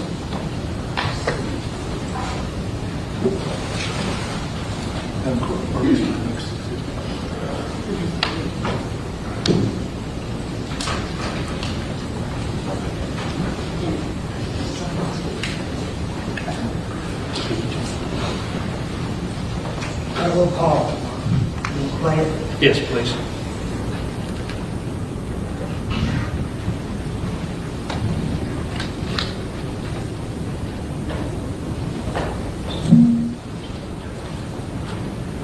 Now, right, is that what Spivey's from? So not driving erratically at this point. Yes, sir. Okay. No reign of terror right here, is there? No, sir. Not here, sir. No Blaize Ward. No, sir. And just so the court's clear, I'm going to show you what I've marked as Exhibit 3. Now, this is a Google image. Uh-oh. I'm going to submit to you, this is 57, this is 9. And is that building down there in the bottom right-hand corner, is that the Bell and Bell building? I believe so. Yeah, I believe so. Okay. So the camera's also sort of pointed back towards the ocean. That's right. All right, but it's not at the red light, correct? Correct. And what we've done here is this is the sled data that was downloaded from Mr. Spivey's phone. Okay. You understand that happened, right? I did today. Was the first time I knew about it. And you can see that the speed as they get into. I want to show you also what we'll mark as Exhibit 4. At the red light at Bell and Bell, what speed does Mr. Spivey's vehicle go to? It says 0.0 for the 0. right there. He stops at the red light, correct? It would appear since it says No reign of terror, no holy hell, no chasing, nothing crazy right there. It would appear based on the 0.0 miles an hour that Right. It would appear that sometimes Miss Ward misspoke, didn't she? It's possible. Well, it's more than possible. I mean, you know that when she, for instance, towards the end of the video, when she said that she saw the dust fly, and that's how she knew that Scott Spivey was shooting. You know now, and you knew then, that was not what happened, right? You knew that the defendant shot through their windshield. At the time of me interviewing her, I had no idea what actually happened. Okay, but you know now. I know now through the course of the investigation what took place. Okay, and the words that she said on the video that we watched were incorrect, right? That she saw Scott Spivey shooting, or she saw the glass flying off the windshield. Change gears on, rephrase the question. I know what you're getting at, but you went from this picture to the Sure. My point is that when she says what's happening in the intersection at Bell and Bell, from the video and the GPS information, there's nothing going on at the intersection or before the intersection of Bell and Bell. Right, I agree. Okay. Yes. All right. You were not the primary detective on this case, were you? No, sir, that's correct. And in fact, you told Ms. Ward that you weren't the primary detective when you started your statement. Yes, sir. And that's just sort of a preliminary statement, right? I mean, Right. You do that to try to capture what's there. Right. What people say happened. Shout out to the Dolly raid coming in. Also, good to see we have Angela here and we have KLF saying, hey, this is exactly where I left off. So that's perfect. Right. And if the primary detective decides that we need whatever that witness may know about, then they would go back and conduct follow-up interviews. Sure. And you told the court about one of the jobs you were tasked with was to get a search warrant. Yes, sir. All right, I'm going to mark it as Exhibit 5. Thank you. Yep, this is Mark Tinsley. Let me show you. So the first page is the cover sheet. Yep. And then we have your affidavit, right? Yes, sir. And in the affidavit, you asked for a description of the property that you saw, and I think I highlighted it there for you. Any property, including phones, etc., that may belong to the victim or the suspects. Yes, sir. But this was specific to Mr. Spivey's vehicle, right? This was Mr. Spivey's vehicle. And that's a standard request. I mean, when you said I went and typed up it, you used a form, right? Yeah, we have a template. Yeah, and the template includes that language to get any property, including, they've got it up there on the screen, any property, including phones, etc., that may belong to the victim or. Yes, sir. Or the suspect. Yeah, and that's just a standard procedure that you all follow, right? Yes, sir. All right, I'm going to show you. Have you ever seen the search warrant application for Mr. Boyd's vehicle? I have not. Okay. Well, you look, I'm going to mark it as Exhibit 6 and just ask you, it has the same language in it, correct? It's on the screen. But I highlighted it for you. Okay. Same language. Yes, sir. Phones, etc. That include tablets, wouldn't it? Right. Any electronic devices. And whether or not you were able to access those in your investigation or you needed a subsequent warrant, the point of it is you take those devices to gather that information before anything can happen to it, right? Sure. Yes. That's the normal way that it's done in Horry County. Yes, sir. Yeah. Yeah. Okay.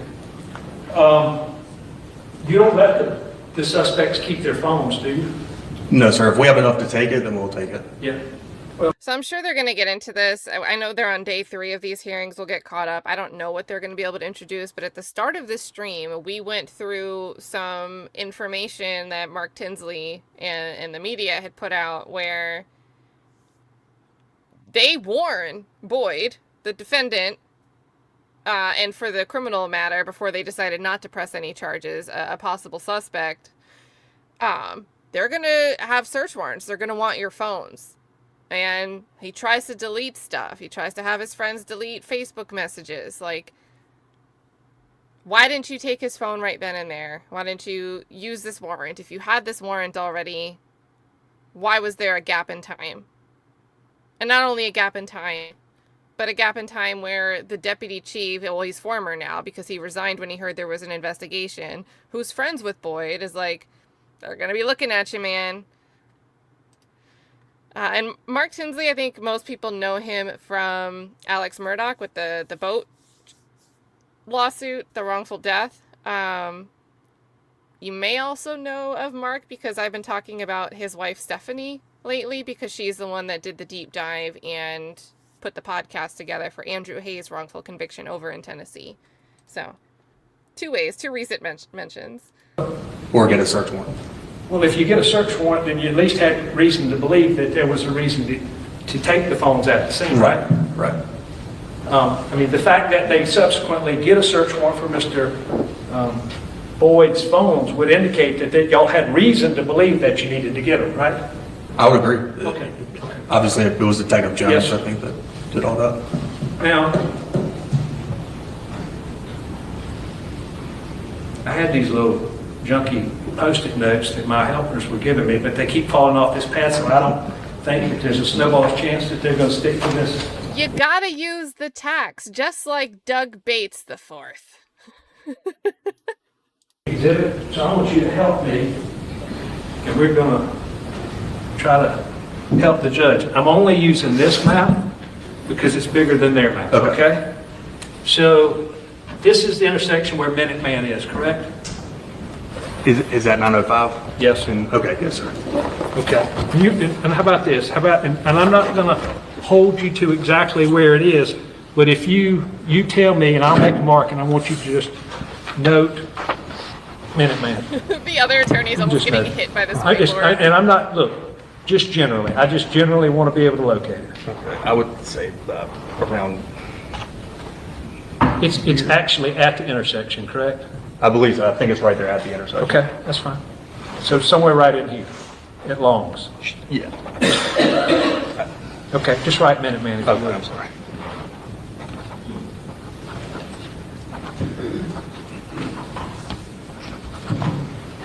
And the fireworks stand that y'all talked about, where is it?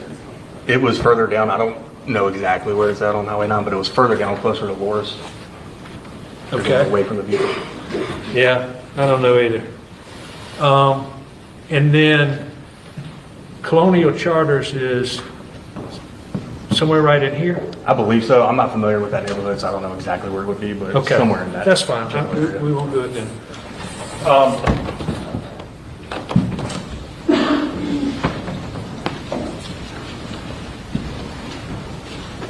So let's just, you can take it then.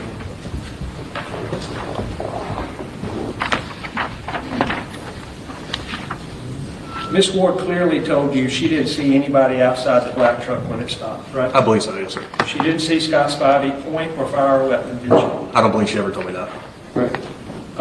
She told you she just assumed he was firing a weapon because she saw the glass fly, correct? Right. Now,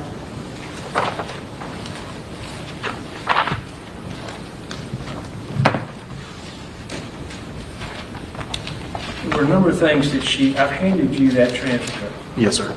Okay, and it's probably gonna help you. Look at page 5, somewhere around line 14. You said 14, Mr. Quincy? Yeah, start at 1. So Bell and Bell, that's whenever he's passing me, right? Yes, sir. All right. But we don't see her in Bell and Bell, correct? Correct. And the white truck was already in traffic at Bell and Bell, correct? That's what she says. I'm sorry, what line is that? It's right after 1. Okay, yes. Okay. And what she says is that Mr. Spivey was driving crazy at that point in time. Yes, sir.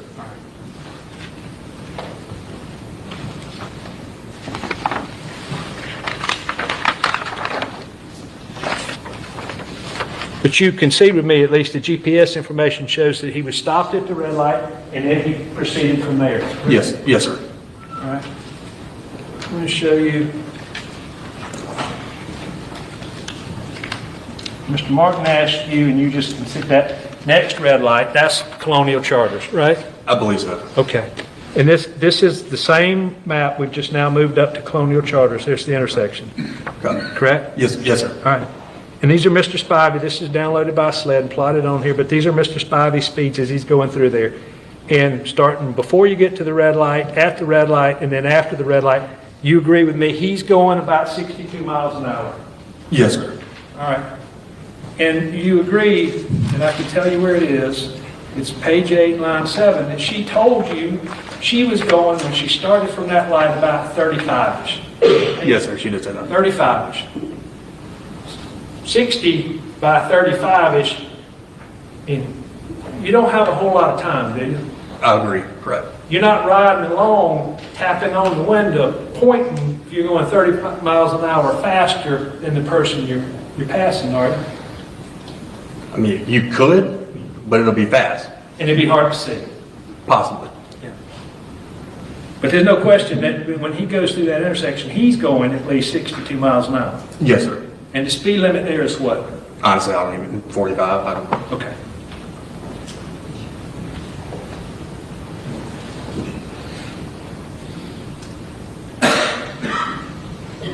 Now, she also said, go to page 12,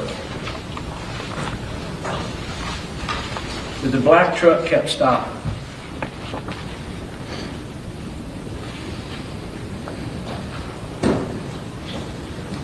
It's okay. Never mind.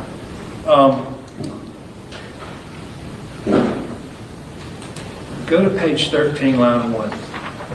Okay. And that was the discussion where there was this confusion. Mr. Martin asked you about this other white truck. But what she clearly said is that they turned off. And the they she meant was the black truck and the white truck driven by Mr. Boyd, right? Yes, sir. And she saw that, correct? That's what she told me. That's what she told me. And not only did she see that, she could see them stop, and that's what she told you from Highway 9. Yes, sir. Before she got up there. Right? Yeah, I don't know at what point, but she did say that they were both on Camp Swamp. She saw them. All right. So let's go back. I want to show you Defendants Exhibit 33. Yes, sir. And this was the photo from the video. This is the fireworks stand. And the time is 17:55:23. Now, you don't know if that time is synced with 911 or the GPS or anything, do you? Right. I don't know if it was a delay or ahead or right. Like that. Right. But it's irrelevant because it shows here's the black truck. That's right. And Mr. Boyd's truck's in very close proximity. Right. And the fireworks stand is up in here, correct? Yes, sir. Above these areas where they're going 100 miles an hour, even 113 miles an hour, and that's how close he is at that point in time. Yes, sir. And when I say he, I mean Mr. Boyd in relation to Scott Spivey's vehicle. Yes, sir. All right. And the time, regardless of whether it's accurate or not, the seconds is 23 seconds. Yes, sir. And then how many seconds later is it before Miss Ward gets there? 11. 11, good. I couldn't add 200 plus 100 one time in front of a jury, so that's good. 11 seconds behind.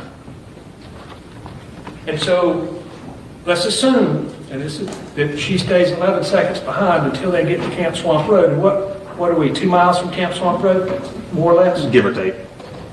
So whatever that half-mile distance is, she saw the two vehicles not only turn, but she saw them stop, correct? Right. And if you can see that area where Scott Spivey's truck was stopped, approaching, you agree with me that he couldn't ambush anybody who was going to turn on that road, could he? Say that one more time, I'm sorry. If you can see where he is stopped on Camp Swamp Road, well before you get to it, he's not ambushing anybody.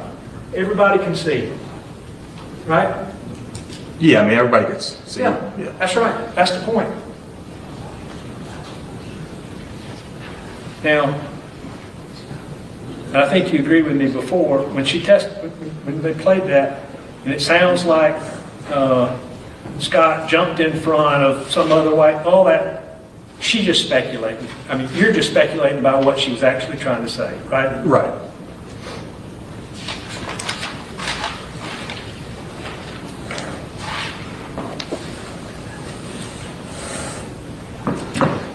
Defendants Exhibit 30 was her written statement. Yes, sir. You agree with me that she says there, as me and the other cars passed through traffic, and she's related that happening all the way back at Colonial Charters, right? Right. So whatever happened between these vehicles, it starts way back here, closer to Bell and Bell than it does all the way up here at Minuteman or 905. Right. Right? Yes, sir.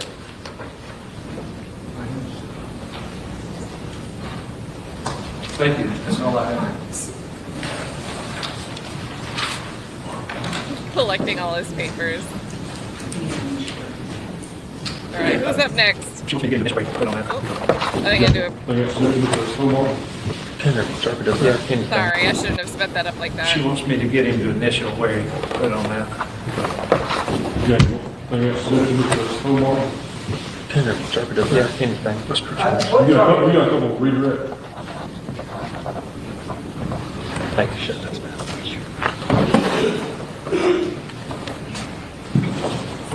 You go. Yes, sir.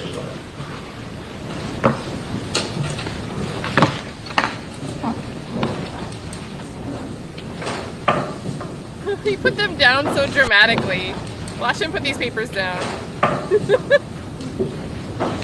Just to be clear, I want to go back to your interview with Blaize Ward.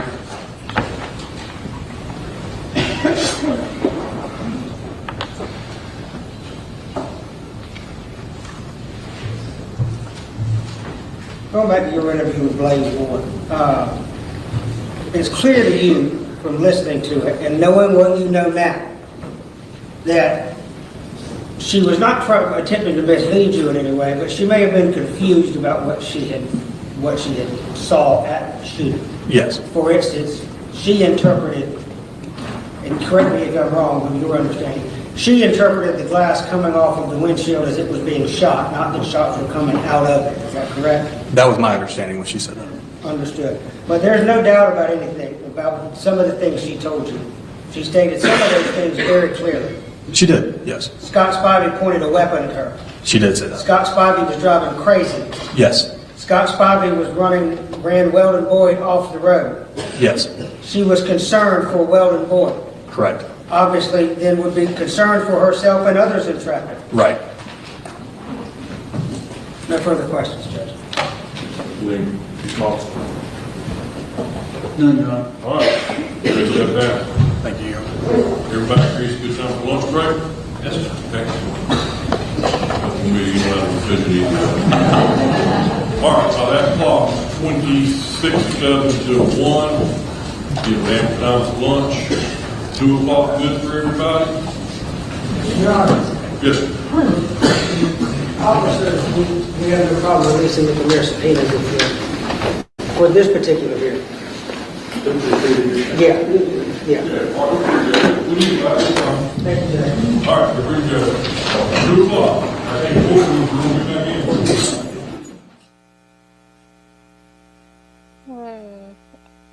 I need to remember this weekend. I've got a lot of stuff to do, but one of the things I got to do this weekend is go and get that clip of him placing the papers so dramatically. Alright, so they are gone for quite a while. We get to time travel. Oh my god, let me mute this while we jump forward. There we go. Ugh. Still the aux cable noise is going. Yes, sir, Judge. All right. Ready? Call your witness. Jerry Wright.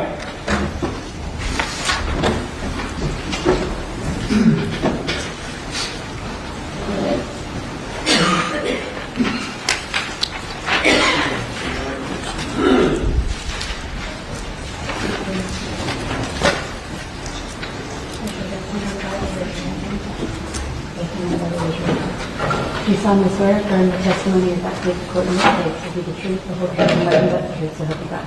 Yes, ma'am. Step up to the Speak into the microphone and just state your name for the record. Thank you.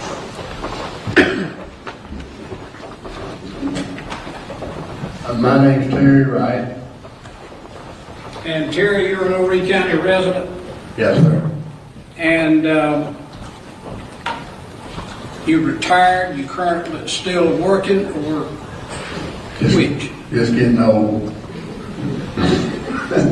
All of the above. All of the above? Yeah. Okay. All right. Have you been in court to testify lately? No. You been on TV lately? A little bit. Well, you will be today. Let me ask you this. On Saturday, September the 9th, were you on Highway 9 at some point in time? Yes, sir. All right. And did you have an occasion to see the vehicle of what you have learned to be Scott Spivey? Yes, sir. Did you get a chance to see the vehicle of what you have learned to be Weldon Boyd? Yes, sir. All right. And do you know Weldon Boyd? No, sir. Do you know Bradley Williams? No, sir.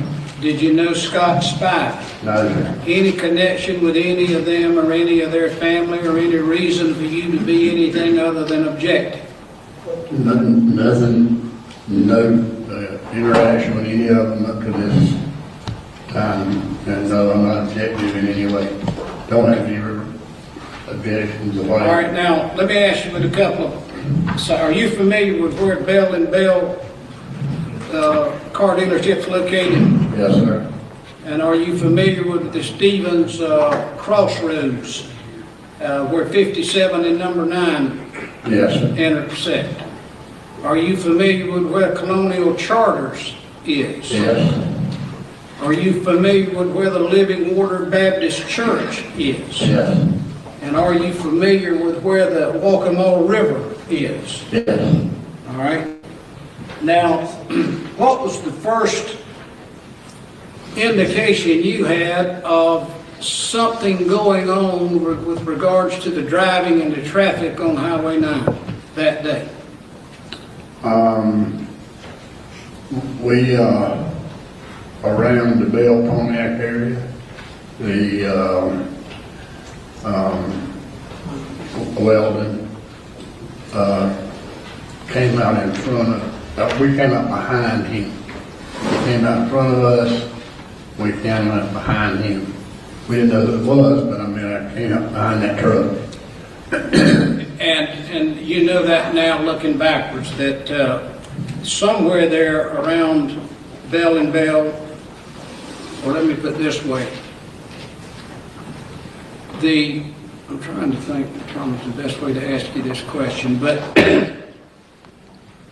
somewhere around Bell & Bell, or between Bell & Bell and Colonial Charters, you saw Weldon Boyd's white truck with the trailer behind it. Right. All right. And it was in front of you. Right, we were right behind him. And you were right behind him at that point in time. Yeah. Did you see the black truck, which has been attributed to Scott Spivey, at that time? No. Okay, all right. Now, did you follow Weldon's white vehicle for a distance? Yeah, we were in the left lane, and traffic was moving normal. Nobody much was passing anybody, kind of normal moving, and we were always behind Weldon's white truck and trailer. All right. Now I'm going to try to do some pointing here on this map. Let me ask you to look up here and see if you can see. Do you see the Bell & Bell signature there? Yeah. All right. And you see what is the crossroads here that is number 9 and Stevens Crossroads? Yeah. All right. And you see Charter Drive. Yeah. All right.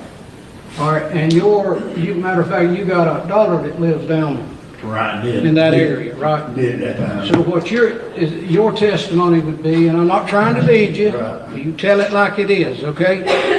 Is that somewhere in this stretch of road here, certainly by the time you got to Charter Drive, you had seen what you had come up behind Weldon Boyd. Right. White truck pulling the trailer. Right. Right, okay. And so he travels down this way and you travel with him. Right. All right. And there's a landmark of the Living Water Baptist Church. You familiar with that? Yeah. You followed him past that? Yeah. Hold it a minute. Any sign of Scott Spivey's black truck at that point in time? No. Say that again. No. All right. And you followed them on up, and this is what? What? River. Waccamaw River, right? You still following behind Weldon and the trailer at that time? Yeah. All right.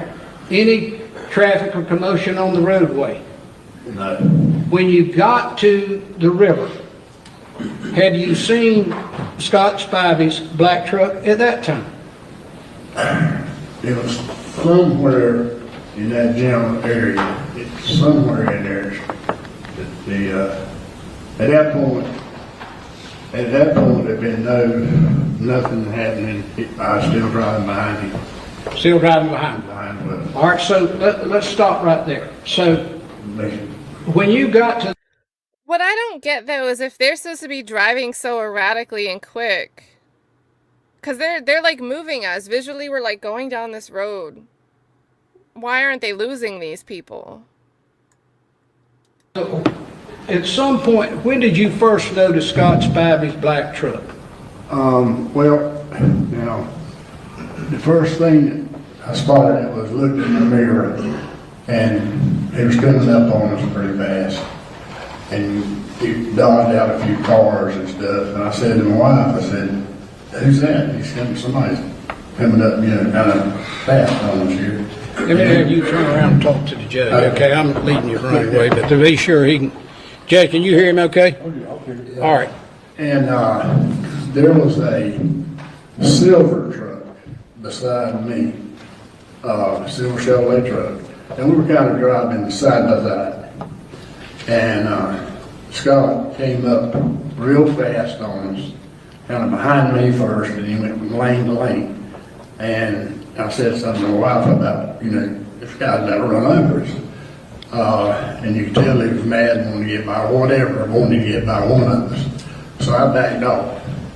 And when I backed off, that lady gave some room for him to go between us. And he went between me, he got the left lane ahead of me, and that was Scott. And so the silver truck kind of went on too a little bit, and we were thinking at one time maybe the silver truck was involved in this, but he wasn't. He was just trying to get by, but Scott ran up behind Weldon, and then he kind of couldn't get by the silver truck, so the silver truck just took on off.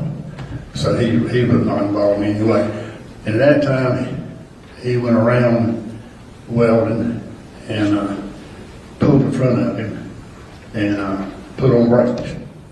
Because I had to put on brakes low down. And you say put on brakes, would do a bit of an abrupt brake, or how would you describe it to the judge? Well, I had to put on my brakes.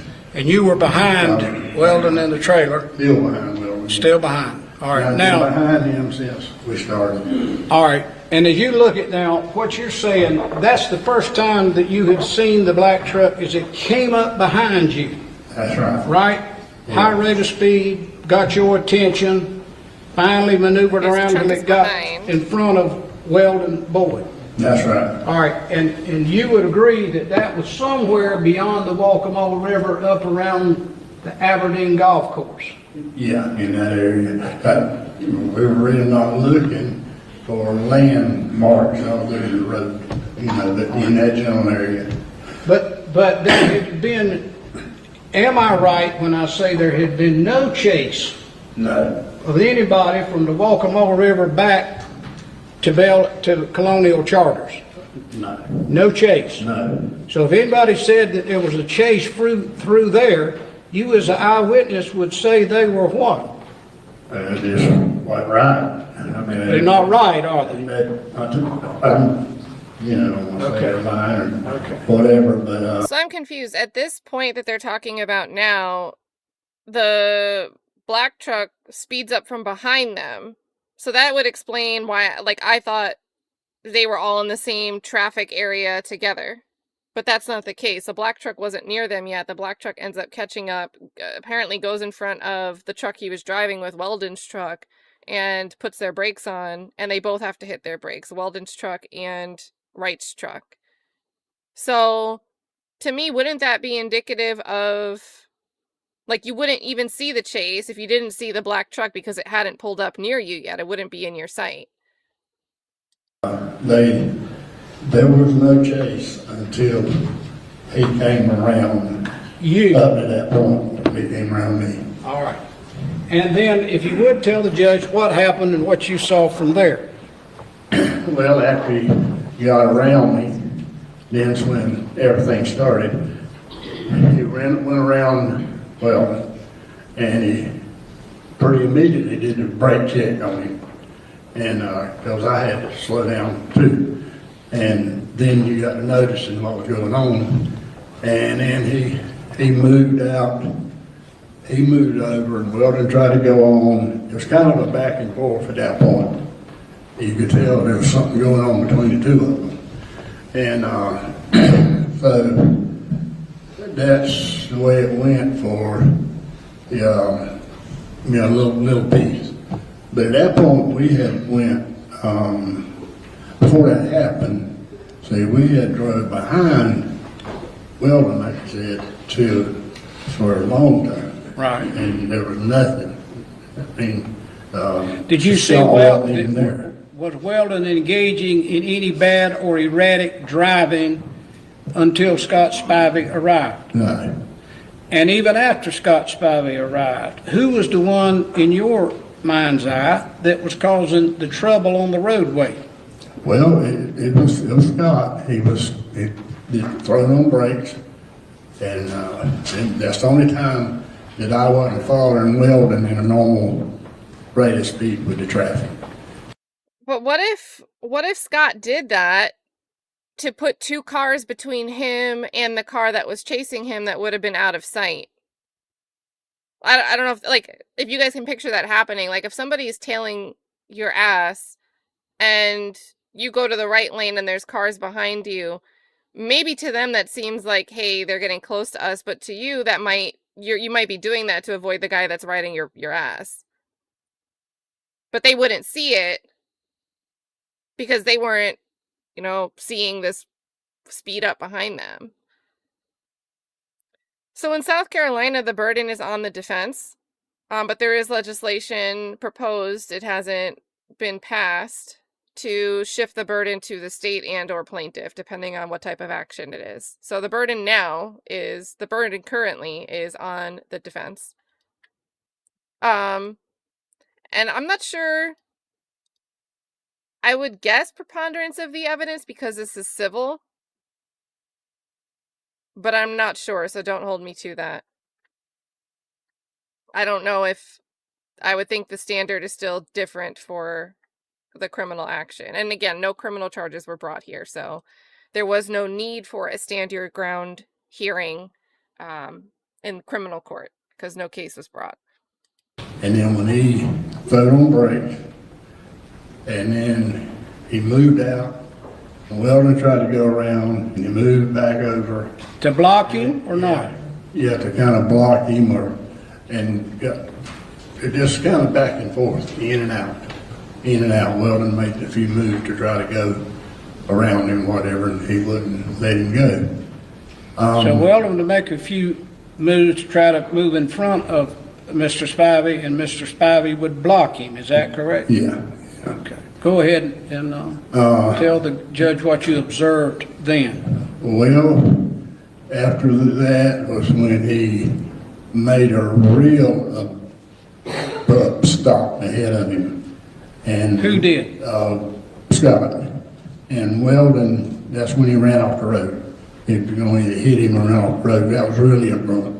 And he went down in the median, all the way down to the ditch part down in there, and he kind of got loose in there, but came back out and made it back out on the road. So he was able to get the truck and trailer back under control and get back out on the road. Right. All right. Now, at any point in time, did you see a gun? Well, yeah. When he did that, I told my wife, I said, I believe, I said, he's got a gun. And Scott. Okay. And now, did I see him pointing straight at him? Did I see him? I can't testify that I saw him pointing straight at him or what he did with it. But he had his hand. I was out in the window with it. And never saw him pointing straight at him or anything. But then... was he in front, behind, or beside? Beside. Beside him at that time? Yeah. All right. Any doubt that Mr. Spivey had a gun? No. Any doubt that he had it out of the window? No. Any doubt that he was waving it around in the direction of Mr. Spivey's truck? No. But actually, out the window pointing straight at him, I can't say that.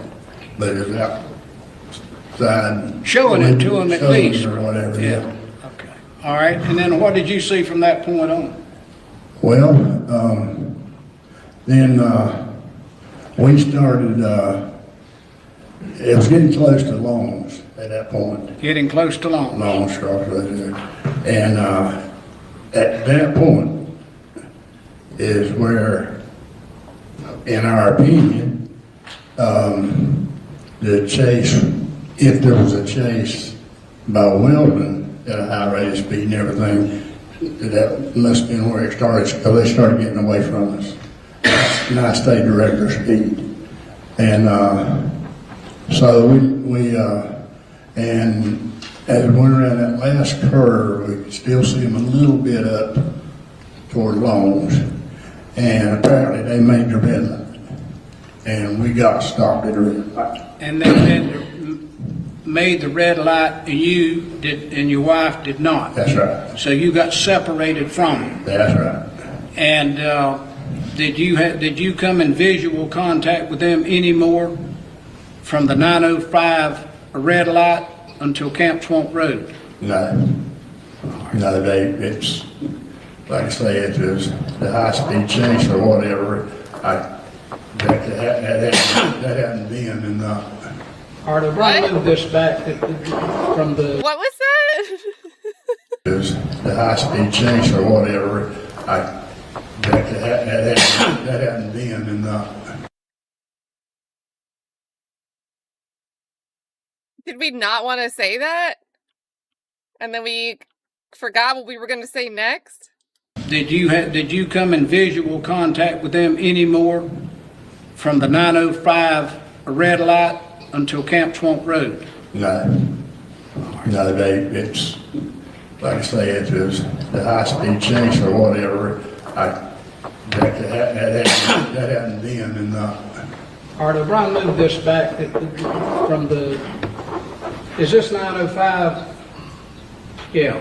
All right. All right. Move it back. Come down this way a little bit. Come on back a little bit more. Wait a minute. Go back. I want to walk them all over in the bottom, and I want 905. That's good, right? Okay. Yeah. All right. So the trouble that you're describing would have taken place between where you said would be in this across the river in the Aberdeen area and up to about this area, just before you get to 905 or to 905. How would you describe it? What was going on, we were right behind him, was a bit further down here, and that's where we started to lose them in here. we could tell there's some more speed in there somewhere. All right, now let me be sure that you got your bearings straight. You talked about a hard brake check where Weldon ran off the road. Yeah. Which would be somewhere between where they got in contact with one another. Right. And between 905, Yeah, right? Right. All right. And do you know where the Food Line grocery store is? Yeah. All right, this is the Food Line grocery store on the map. Right. Does that look right to you? Oh, yeah. All right. So the running off the road and the brake checking and the blocking that you described, we could narrow down the between the Food Line and Aberdeen. Yeah, somewhere there. In that area. Right. All right. It certainly wasn't back here around Colonial Charters or before you get to the river or any of the Living Water Baptist Church. No, because we followed her in a right good amount of time before anything happened. Before anything happened. All right. And so you didn't see or hear any shooting? No. But when you do get up to to Camp Swamp Road, tell the judge what you saw, heard, and did there. Well, when we started approaching there, because like I say, we had lost them then, you know, and so we got up there, and Scott had pulled in Camp Swamp, and Weldon had pulled in behind him. And you made that determination because you saw the vehicles sitting there? And they were stopped. All right. And Mr. Spivey's truck was in the roadway or out of the roadway? In the roadway. And Weldon's truck was in the roadway behind it? Yeah. All right. Mm-hmm. And so go ahead and walk through, if you will, for the judge, what you said, what you did. When you got there, did you park your vehicle where? Yeah, we drove by slow because we had seen, you know, what all went on. So we kind of drove by slow, and then me and my wife discussed it kind of. They said, you know, we might over stop because we saw a lot of what went on. So we made a turn and come back and stopped right into Camp Swamp Road there. There was another car or two there. I think the guy in the truck that came up another way was there at that time, and the girl in the little white car. And did you stay there until the police came? Yeah. Did you talk to the police? Yeah. Did you make a statement for them? Yes. Did you give them a handwritten statement? Yes.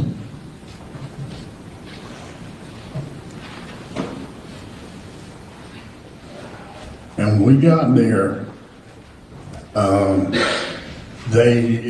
shooting must have just stopped or whatever. Say that again now. When we got there, the shooting, and we must have been right in the area of it because Weldon and the other guy was still in the truck. They were still in the truck when you got there? Yeah. And to your knowledge, hadn't gotten out of the truck at that time? And Scott's door was open. And Scott's door was open, but you did you see Scott at all? Okay. They got out as we stopped. All right. Weldon and the other guy got out as we stopped. They got out of the truck. And they stopped and got out. Okay. Yeah. And you waited then until the police got there, which was, any idea how long it took the first policeman to arrive? It seemed like it took a pretty good little bit of time. It wasn't real quick. And there was still traffic on 905, number 9, going back and forth. And had the road, and no police had arrived, so the roadway on Camp Swamp Road, where people who were traveling towards 905, number 9, was open, right? Yeah. And there was some traffic of people who were just on their way wherever they were going that drove by the two vehicles sitting in the roadway and kept going. Well, not much. Not much at that time. The one guy I know that came out that was during process for a shooting. Now, did or you, whatever. this guy named Frank McMurray was the one that was traveling down Campbell Yeah, right, Road. right. Did you see him before the shooting happened or after? After. After. Now, did you give the police officers a statement? Yeah. Did you write a statement for them? Yeah. Okay. And we had to wait for them to Now- wait till they came to. Now, let's read this. You say here, shortly after Bell and Bell, and I'll read it with you. Shortly after Bell and Bell on number 9, a black Chevy passed us fast, driving erratic in and out of lanes, got past while a white Dodge in front slammed on brakes and caused all the traffic to slow down. Now, you've testified here in court today that when you say shortly after Bell and Bell, in reality, as you look back on it, that black truck driving up fast behind you was past the Waccamaw River, not back at Bell and Bell. I know. Say it now so the judge can hear you. No, it was. I mean, can he ask a question and not just testify? He's trying. Well, he's not Rephrase your question. I have trouble asking the right questions sometimes. But my point sure, to it's you an is, accident. which is accurate? Did he ran up behind you at Bell and Bell, or did he ran up behind you past the river near Aberdeen? Yeah, past the river. Past the river near We Aberdeen? followed him. We come out behind him at the Bell and Bell area. At the intersection at Bell and Bell? Right. And we followed him. for several- Him who now? Well, Weldon, in the white truck. right, for several miles. For several miles. Nothing was going on. We were Nothing was driving. going on. So when you say shortly after Bell and Bell, shortly in your mind at that time meant up by the Waccamaw River or past it, correct? Yeah. You didn't lie to anybody, did you? Oh, no. Were you lying today? No, no. Were you lying when you wrote this statement? No. Trying to tell it as best you could? All right? All right, and so let me read through this with you. Or finish if you want to say something. This statement right here, we did a taped statement. We waited for they said you gotta wait for the detectives to get here. And we did a statement in the car, and we'd already been there probably an hour or more. And we had to get one in each car, give a statement, exactly what we saw, and we did that. And then when we got out of that, we thought we were through, and then in just a little bit, they walked up with this statement. Said, now can you write a statement? And, you know, it kind of upset us that we had to write a statement now. All right, okay, so if I'm getting it correct, is it correct that you were there when the police officers came, you talked to them, you gave them a video statement in one of them's car, and then you wrote a statement, and then later on you gave a deposition? Right. Okay. But the first statement, well, not the first statement, this is the second statement, was right. When you wrote, so we're going to go to the video in just a minute. But first of all, let's talk about this one. If it says here, can you see that okay to read it? Yeah. Read it to the judge. We're starting at the, shortly after Bell and Bell. Yeah, well, we've got to do this. These two, go ahead where it says these two. These two keep passing each other with black truck always being the aggressor. Even ran white truck and trailer into the grass median. Saw a hand out of the power. The black truck out in the window pointing gun. A white truck. This Jaeger was all the way to red light at 95 Longs. Was stopped at light. Came to Camp Swamp Road. Lance and saw two trucks stopped at Camp Swamp Road. Decided to turn around felt something went down. The shooting had already happened. I did not witness this. All right. This meaning the shooting. Okay. Yeah, that's. And that's your statement, and that's it. All right. And he's sticking to it before with the stick. Imagine if he said that. Sheriff Chuck, thank you for the 5 gifted. Thank you for the 5 gifted. I didn't want to say that you hit people on the head in case they weren't looking at the chat and got the wrong idea. But super appreciative. If you just got a membership, make sure you're saying thank you to Super Chuck. Willie, that is there. Well, let me go back to this. Go to the audio statement of mine. Oh, audio statement time.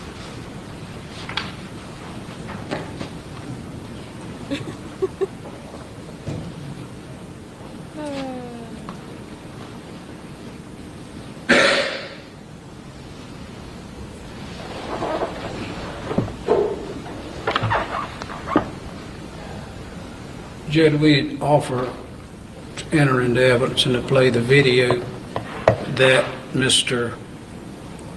Sarvis here, Wright, Mr. Wright made to one of the police officers. Which police officer? Detective McQueen, Your Honor, and the voluntary statement that you just saw is Defendants Exhibit 28. Where's the verbal? And the verbal recordings, what is it?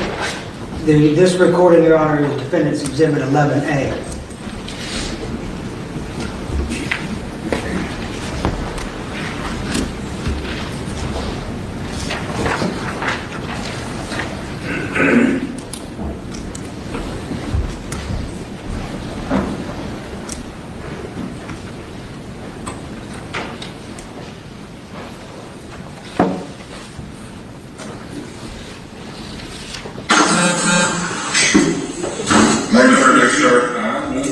That's good. I'm Detective McQueen with Horry County Police Department.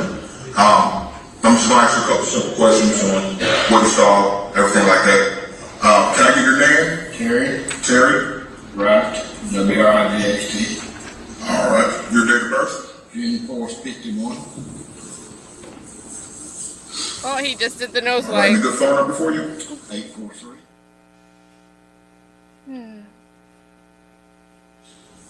All right. Can you tell me where you were headed to this afternoon? We had been down to see my granddaughter, and we went and ate at Bullynose. Okay. Went to Lowe's. We got a couple of appliances we got to get.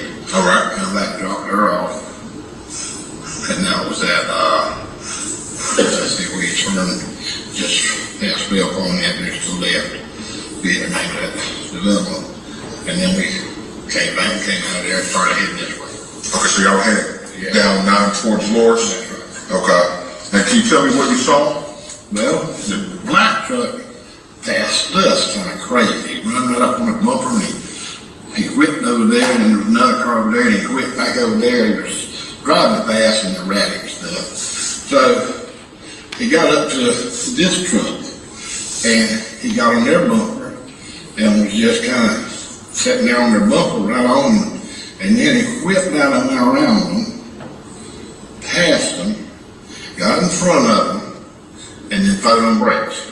Not took a police stop, it slowed them down. All right? But then he kind of took them back off. This happened, what I say here, happened like several times. Okay. All the way from there to here, that's 10 miles. Okay, did you see him doing it to multiple different vehicles? No, he was, the only one we suspicious of was there's another white truck or a light gray, one or the other, that kind of mimicked him. He would go, whatever the black truck did, they speed up, he'd haul tail right behind the truck too. And we were saying, is that man with him or with the other man, or what's he doing? But never seen him do nothing wrong with him. He was driving right. Yes, sir. But the cut to the chase, every time these guys tried to do anything, the truck did the opposite. He would take off, they would try to get some speed up, and he'd run up, get in front of them, throw them brakes, slow them back down. And then he got back over another lane, and they started trying to get beside him, and he just come right over. and ran them down in the media. Okay. They were down to the flat part of the media, and he sped up. They come back out, and they started repeating the same thing. Okay. And then then they were, that was right after that, I think, that he had a gun in the window. The black truck? The black truck, yeah. Okay. And my wife said that he had it out the window. Was he on a passenger? Did he have it out the driver's side? Out this window. Okay, so he was passing them on the right? Yeah, he pointing down. Okay. And but this other thing that I just told you was repetitive. Okay. Get in front of them, slow down, stop. Not stop, slow them down, but they're trying to get back around. He'd take off, and then sometimes they'd get by and he'd get back behind them. And he'd run back up behind them and back around, and there's a constant of that. Yes, sir. And they just kept on doing that. They harassed him all the way from there. And we lost him right back down here at the red light. And we could still see him up ahead. But we lost him, so what happened from that red light to here, we don't know. Okay. And as we went by, we looked over here, the truck was stopped, the black one, with the door open. This one was stopped with no door open. And so we knew, we said, oh, they'd met up or something. Mm-hmm. And the door was open on the black truck. And wife said, you know, we seen it all. Someone might need help. We might better go back. And I said, yeah, I feel better if we do. Okay. So we went back, and so it had just happened. It could have been a couple of minutes. Mm-hmm. And we come back, we pulled in here, and there was a man coming from that way. That was somebody over here. Mm-hmm. He was coming that way, and another truck, that rolled with a white car. Mm-hmm. And the shooting had just stopped when we got here. Okay, so y'all didn't really hear anything? We didn't hear a shot or see a shot here. We came back because we knew this fellow in the black truck was acting like this. I mean, he was dangerous. Okay. I mean, it was very, very dangerous to these people in the black truck. Okay. And so we didn't experience anything other than him. Now, we said, is everybody all right? What's going on? He said, no. He jumped down and shot at us. He said he come out of his truck and started shooting at us. And he said, and we shot back. And I said, is he in the truck? He said, yeah, he's in the truck. I believe he's dead in the truck. And I said, oh, okay. I thought he got out and run or something. But he was in the truck. Okay. The only question we tried to be fair. The boy in the black truck was, as I know the law, he could have shot him back out there. Mm-hmm. But he's pulling the gun at him and running off the road and everything, threatening his life, I guess you'd say. Yes, sir. I guess that kind of, I don't know the law exactly. But the only question we had was, when the black truck turned off here, why did the white truck, the boy in the white truck see he pulled off to check his load? Well, why would he want to keep on following that truck? If he was going to check his load, he would go to the Lord, just leave it alone and go on the Lord. Mm-hmm. That was the only thing that got a little bit, that was the only thing question in our mind.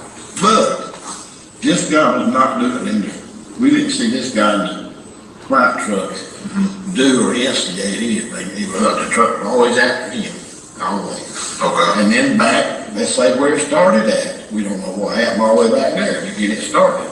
But we know during the main thing that was going on, the black truck. About where were y'all, excuse me, sir, sorry.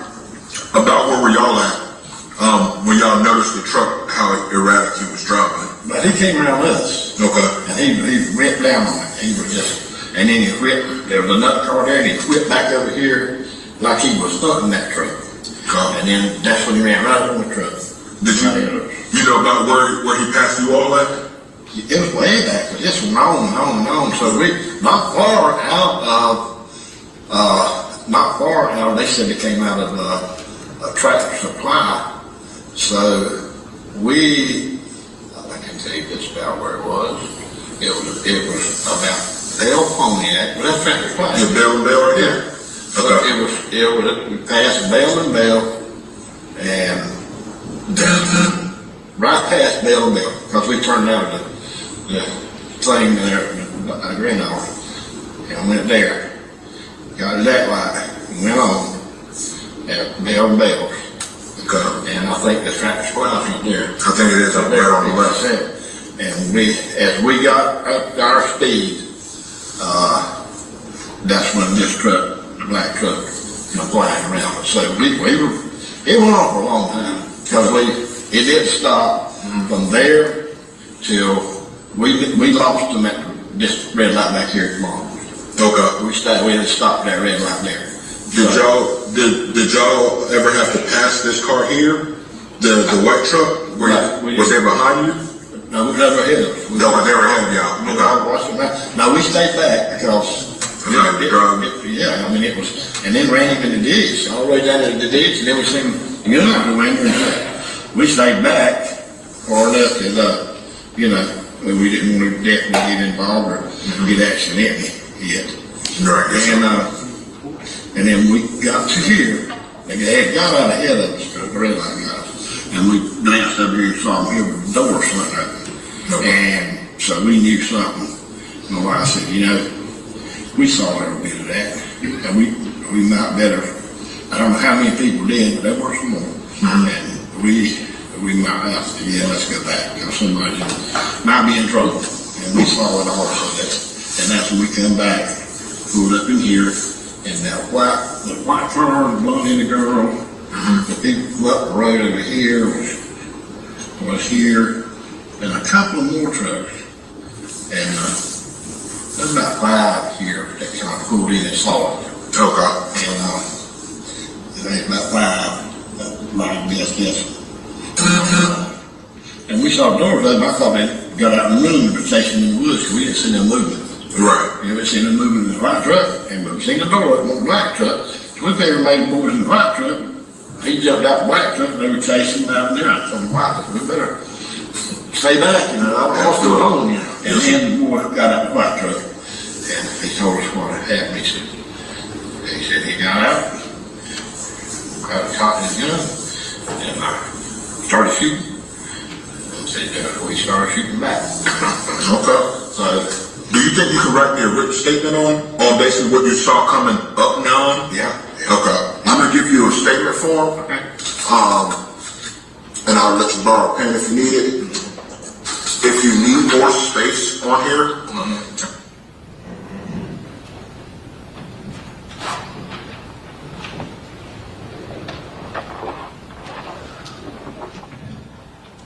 All right.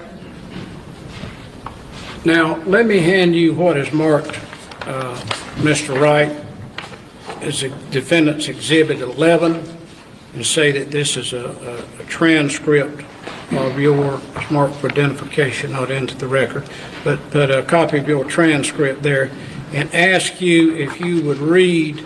Please don't. I've got a question and answer and read. Okay. I can read. All right. Don't do any reading. Okay. It's easier to receive, not read. And I'm questioning you about, again, where you first came into contact with the black truck.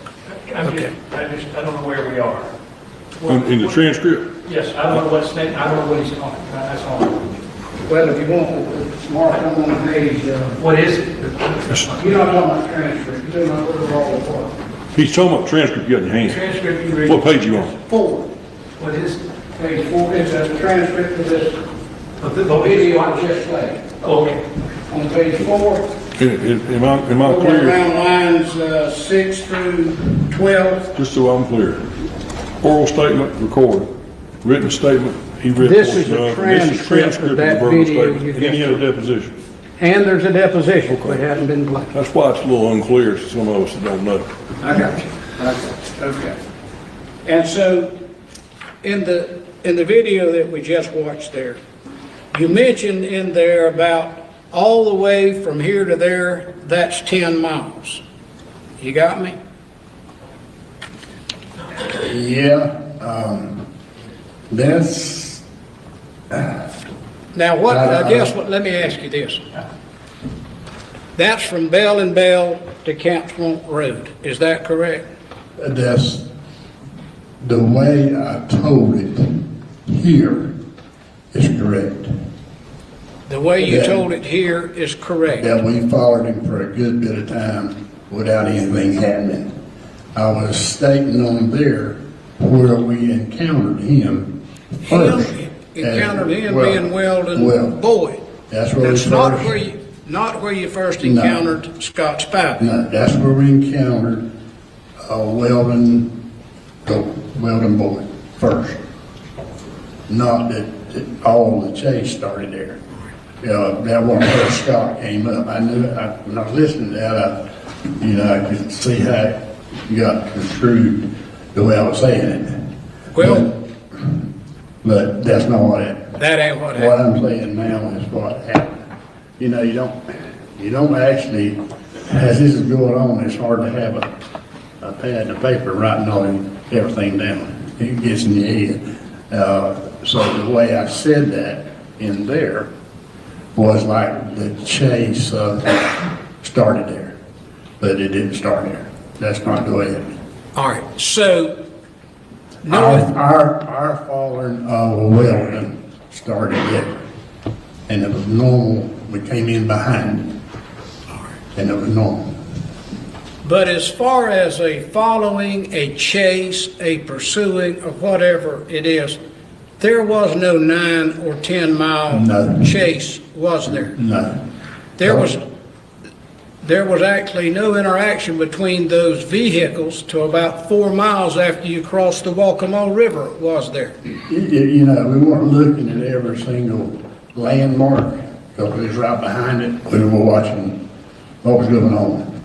And, but the statement of started here was the starting of us being anywhere in this thing, and was behind Weldon. And that's where it started.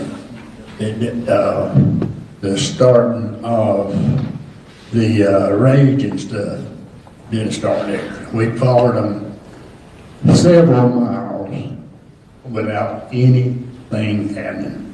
Several miles without any interaction between the two vehicles. Yeah, there was nothing going on. And the other vehicle wasn't there yet. Scott wasn't there yet. We just followed along, just like normal traffic. And then it started when he got there. But to tell you it was in front of which church or which whatever, I couldn't, because once it started, I was paying attention to what was going on. We was the first car behind me. And we never moved after when we got him behind him, we were in the left lane the whole time, following him until everything started. And when you say several miles, would you think that means how much? 3 or 4 or 2 or 5 or what? At least 2 or 3 or 4, somewhere along in there, It was just, there was a good stretch to everything was normal, nothing bad. All right, now, you got stopped at the light at 9:05. All right. All right, and you sat there through the entirety of the light. That's right. Didn't run the red light. No. All right, and then when you left the red light, did you drive at a high, regular, slow rate of speed? How would you describe that? No, regular.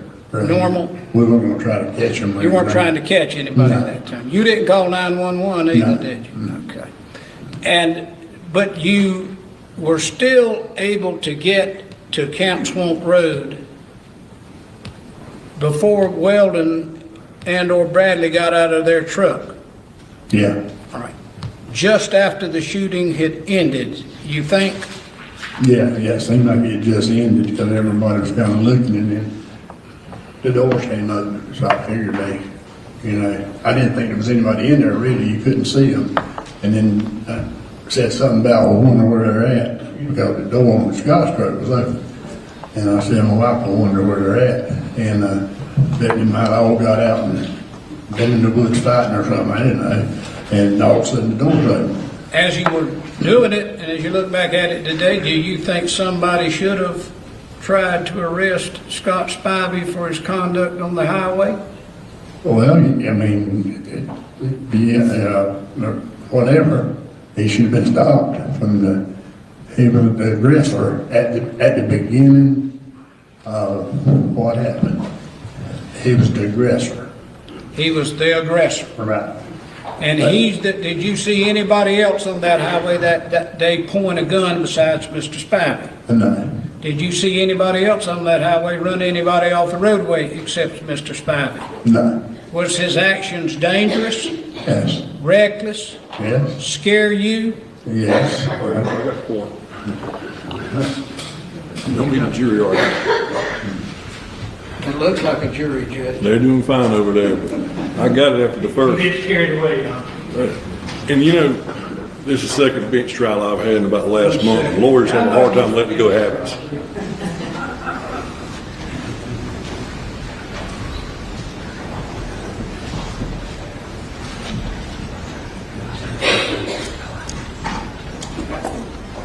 That's all the questions that I've got. Anything? None, Your Honor. All right. All right, Mr. Tinsley. He said no. Yeah, just if you want me to move it, let me know. Yeah, so this is the second time we've met, correct? Yes. Your deposition. Your deposition. Not my deposition, your deposition. Yeah. I haven't been. Oh, yeah. I'm happy to take the oath, but I haven't been deposed. Yeah. Your deposition, Yeah. right? You and I have not spoken on the phone, have you? No. You've talked to the other lawyers though, right? Yeah, a couple times. Yeah, a couple times. All right. When you watched the video, you recognized that what you said on the day of the shooting didn't match what you said here today, right? In terms of where the things happened. That's what you're telling Mr. Martin. Maybe that statement again. You watched the video of you being in the car. It was made the day of the shooting. You recognize today that what you said on the stand didn't match what you saw yourself say back in September of 2023, right? And that's why you said what I'm saying here today is the truth. Yeah. The saying the beginning was the beginning of our venture. Yes. And following Weldon, for 4 or 5 miles with nothing happening is the absolute truth. I hear you. So my granddaddy used to call it persnickety. That's the problem with lawyers. We're kind of persnickety. You ever heard that term? No. You get down into the details. Yeah. Okay? And the truth is that what you testified when you were under oath in your deposition is that I'm picturing Cash Money Cass' evil twin inner monologue right now. This guy said he didn't hear the term persnickety before. Used to call it persnickety. That's the problem with lawyers. We're kind of persnickety. You ever heard that term? No. You get down into the details. Yeah. Okay?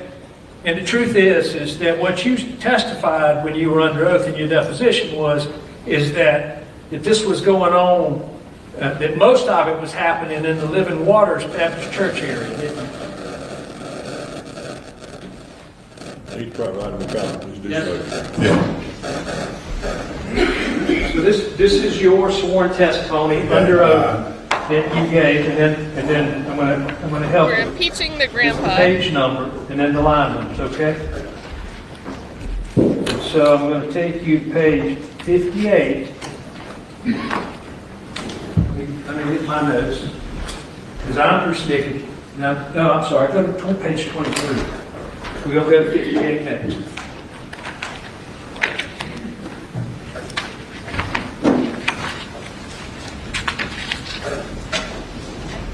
Right here. See it? So the question was, where you lost sight of them, line 13, you see it? Because what you're describing is that you see this going on, and then, listen to me one second, and I'll give you time to read it. What you saw was, you saw Scott Spivey fly around and whip it in front of Mr. Boyd's vehicle, correct? Oh, yeah. He didn't stop beside Mr. Boyd's vehicle. He just went and got in front of it. First ran up behind it and around it. I'm just talking about the going around it part. Yeah. He went straight around it.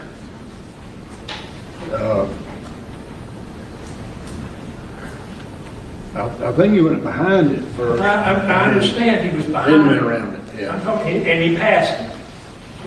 Yeah. Yeah. And when he passed him, you didn't see him point the gun out the truck window, because you saw that, right? Yeah. Yes. Correct? Yeah, not in here, but I mean, I saw. But you didn't see his arm stuck out the window pointing the gun at Bradley Williams' head either, did you? You didn't see that. And that moment when he went around. Object. When he first ran in. Hang on. One question at a time. Yeah, let him answer the question. Y'all know the rules. When he first went around? Yes. No. Right. Because it didn't happen there, did it? You saw him waving it out the window later, but right then it didn't happen. No. It did not. That's a bad question. I don't want to say I'm getting persnickety again. That wasn't. It did not happen. Correct? At that time. That's right. Thank you. Now, on page 58. Oh, let me, because you said you agree with me that what you're saying here is that you think it was the Living Waters area where this happened, right? Give me that position. That's where I'm. Where what happened, man? I asked you the question. You were asked a question under oath back, and this is the transcript of your deposition that was taken May 27, 2025. I got you. And so, you recall where on the roadway, see up in line 4? Recall approximately where that was on the roadway. And then in line 13, that the question again, where you kind of lost sight of them, and you said, no, because they asked the question, that was mostly where it was going on in the Living Waters area. Right? What page are you on? 23.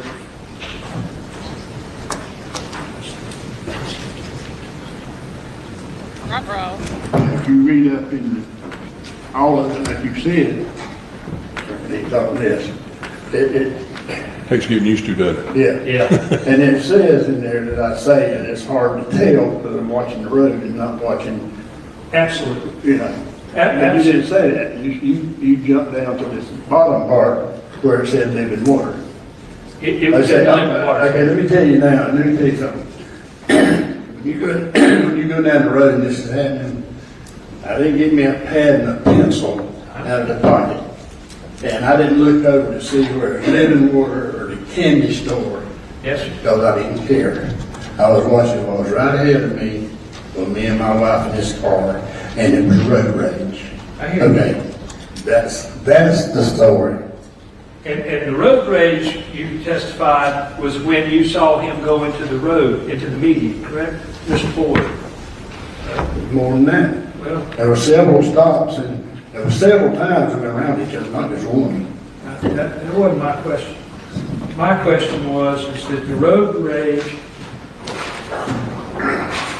Well, we're not paid the page line.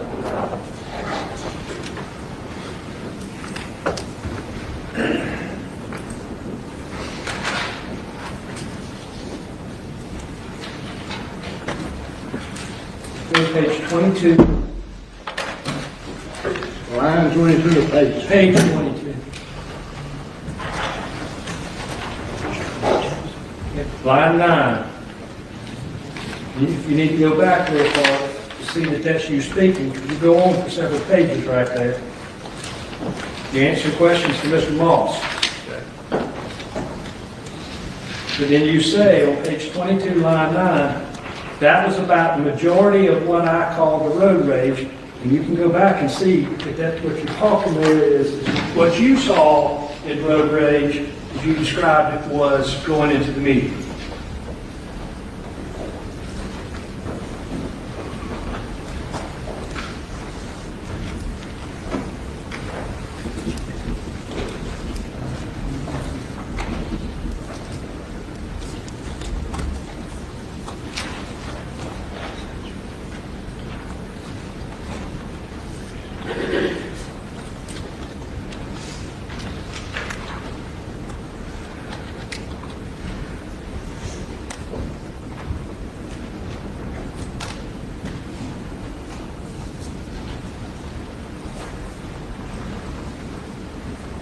So if you read back, like I said, if you read back up further, you're taking the bottom out of contents. If you read back up further, it's telling more stuff. And it ends in saying that was about the majority of the road rage. Well, There's a start and an end something. well, we can go back up further, because up further you said, you know, that your wife had said, on page 21, you said, Monica said, she said, I believe he's got his gun. He had something out the window. And what you said in the recording was that your wife saw the gun. You didn't actually see the gun. You just saw his hand out the window later up the road when he's waving. Right? No. Page 21, line 11. Judge, I'd ask that he be allowed to read it. That's fine. I'm helping you. Trying to. I think what he wants question, answer presentation. Well, the question, I answer goes on for about 3 pages. I gathered that earlier. That's okay, Mr. I'll move on. You agree with me that living waters is well before? I said, I believe he has got a gun. She didn't say it, I said it. You just said she said it. Well,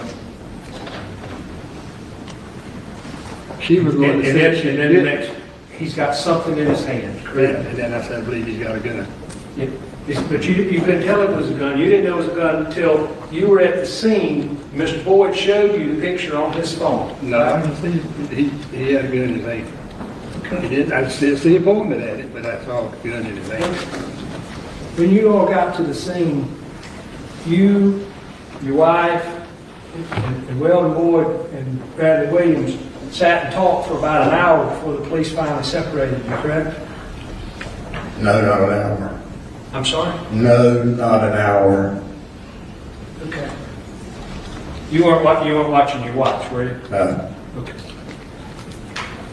You won't dispute that there's going to be another police officer going to come in here in a little while. Do you know how long you were talking to him? Oh, no, I mean, I wasn't keeping time. Well, we're not talking with them all the time either. We were over talking to the guys and the girls that been driving the truck. We were out talking to, as soon as the police got there, we were talking with him. We were having a conversation as such, you know. We just, I mean, there they are in front of us. And he's telling us he shot the man in self-defense, and we're listening. We're not. You're not talking to him? Well, You were talking to him. I guess so, yeah. Yes. Now, you testified that when the two defendants were still in their vehicle when you got up there, did you see Weldon Boyd taking photographs of Scott Spivey's body? Taking photographs of it? Yes. No. So if I saw him walk down the ditch line. Because that's why I say it must have recently happened. He would walk down the ditch line with his gun, down in the ditch, being careful. I didn't know. I wasn't talking to him or nothing, just saw him doing it. And he walked down there, and he was like looking in the truck when he got there. And he didn't go up to the truck, and he just come back, and coming back, he said, he's dead. He did, self-defense, he did. yes, sir. And you never saw Mr. Boyd go back up to Scott Spivey's vehicle, did you? No. So if he got photographs, Seen one time. if he took photographs of Scott Spivey's body, then that was at a time when you weren't watching what Mr. Boyd was doing. You agree with that? Yes, sir. Okay. I didn't see anything that, which now, we didn't sit and watch everything they're doing. There was other people there. We talked to the guy that drove up, Kent Road, him and his wife, and the other people. We were standing over there talking to them for a while. So we didn't sit there and just talk steady to them. Yes, I got distracted. I got distracted and probably got confused, but I'd also talked to you about page 58 of your deposition. 58. Yes, sir. Okay. So at line 7, the question was, were they in sight with you when they crossed through the red light? This is the red light at Longs. Or do you know And your answer was no. They had already got up further from us. Answer, okay. I'm sorry, question, okay. It's not really a question, it's a statement. But then you say, so we quit seeing them sometime before the red light. And that's right, correct? Yeah. Yeah. You never drove at speeds of 80 miles an hour, 84 miles an hour, 96 miles an hour, 86 miles an hour, did you? No. Your wife said you drive like a turtle. Is that fair? Well, I drive to beat them. And that's fair.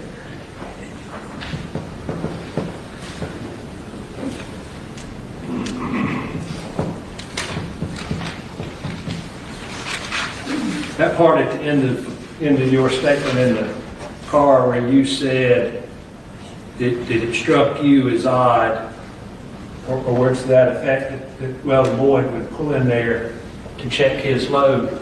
That's what he told you he did that day, right? Did he turn in to check his load? Yeah. He didn't say he was trying to follow him or relay information to 911, did he? No. He certainly didn't say he was chasing him. No. And that was the first thing that you saw that you felt like he did wrong, isn't it? Yeah. Yeah. You felt like That's one thing I questioned. Why? Yes. Why would you? That didn't sound. That didn't sound right. Well, that's right. Because what you saw, you testified today, and you testified previously, that when you saw the interaction between those two vehicles, you backed off. Correct? Yeah. Yeah. You thought it was dangerous. Well, Mr. Martin was going through all that. Well, we didn't back off.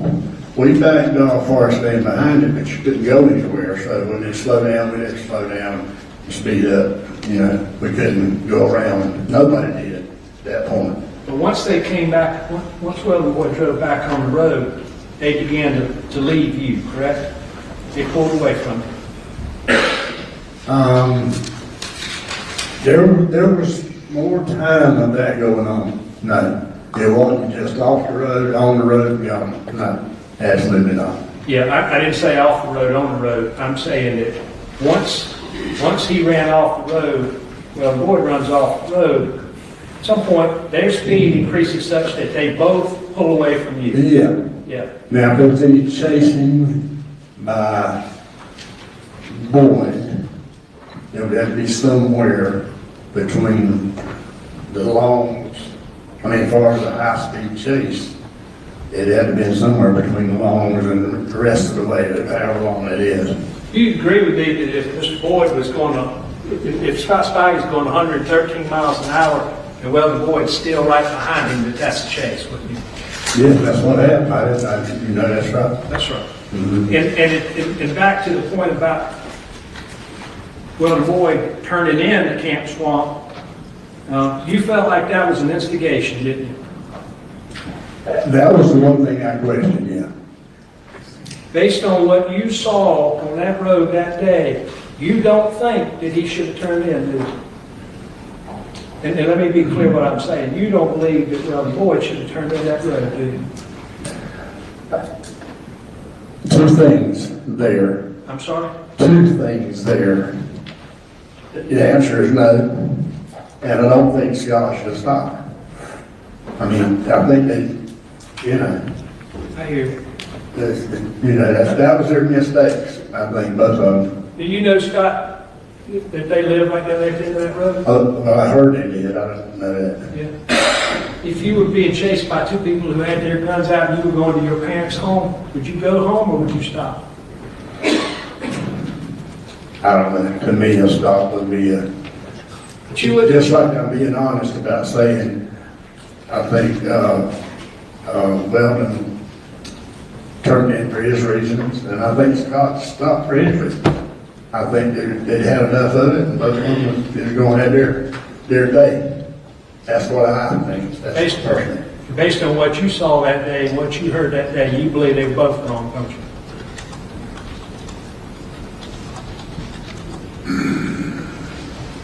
Yeah, at one point, that point. But at the beginning, this is one thing I'm absolutely sure of. Absolutely 100% sure of. When I made the statement that back at Bell's was where it started, that didn't mean the starting of the event. That meant the starting of the first thing I ever saw Weldon's truck, and I started following. And so there was a distance of nothing going on. And then there was a road rage, which Scott came up behind him. Weldon did nothing until Scott came up behind us. And Ridge right up on us also. And then the road rage happened. And then they left us. Weldon could be chasing him in wide open, as far as I know. So what I'm saying is what we saw there, what happened, is exactly, whoever's at fault or whoever's not, that is exactly what happened. Yes, I hear you. You wouldn't have chased Scott Spivey that day, would you?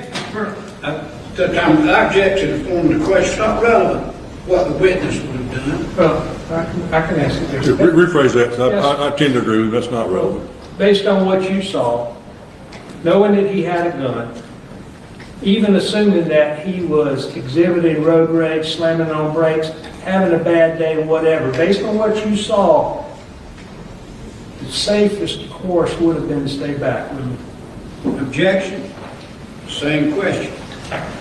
Pretty close. Ask something else. Okay. You never saw, after Scott Spivey passes Weldon Boyd, you never saw Scott Spivey behind Weldon Boyd, did you? He was behind him more than one time. I understand. But after, the only time Will you answer that question for I me? can do it to say it again. Once he passed him, Once he's behind him, I agree with you. He passes him, flies by him, gets in front of him, and then Scott's in the lead from then on as far as what you know, right? No.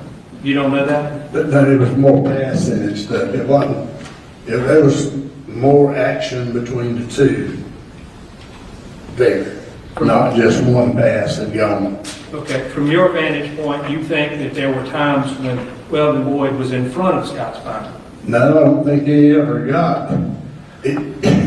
One time he went up behind him at the very beginning, before he went around him, because of that other truck I was telling you about.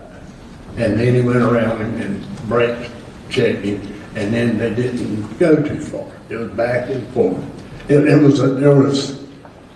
Let's see. Let me see if I can help you, Mr. Wright. Mm-hmm. I'm trying to Right. this. You don't know that Scott Spivey ever got behind Weldon Boyd again after that brake check event you're talking about? Object to the form of the question, he's badgered him again. He just No, testified. it's not. He's back trying. and forth. I think that's a different question, because he's tried to ask it, he's gotten an answer. Let me help, I like to rephrase question. He's not badgering him. Did you understand my question, Mr. Wright? The answer would be, yes. They were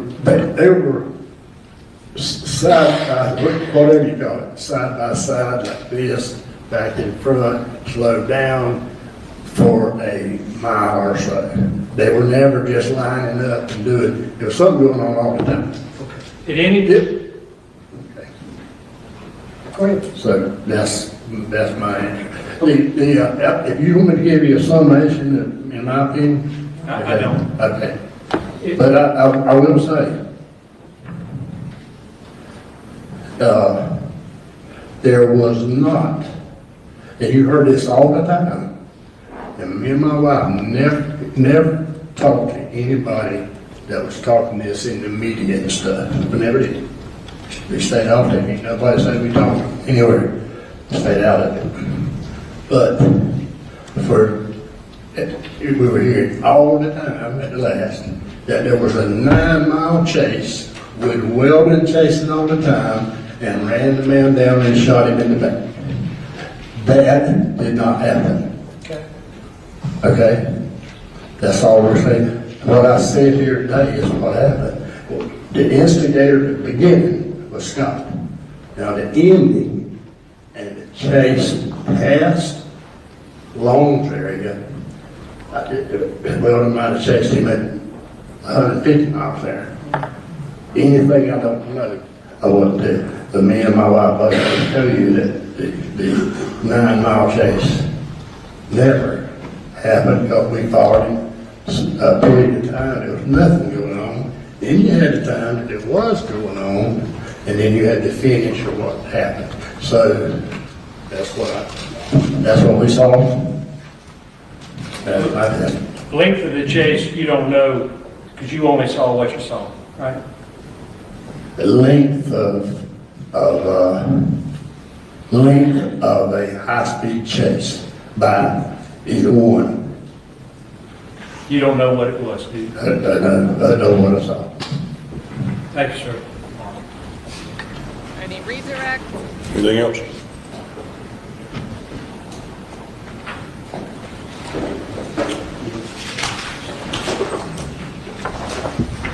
I think we're about done. I think we're about done. Yeah, hang on.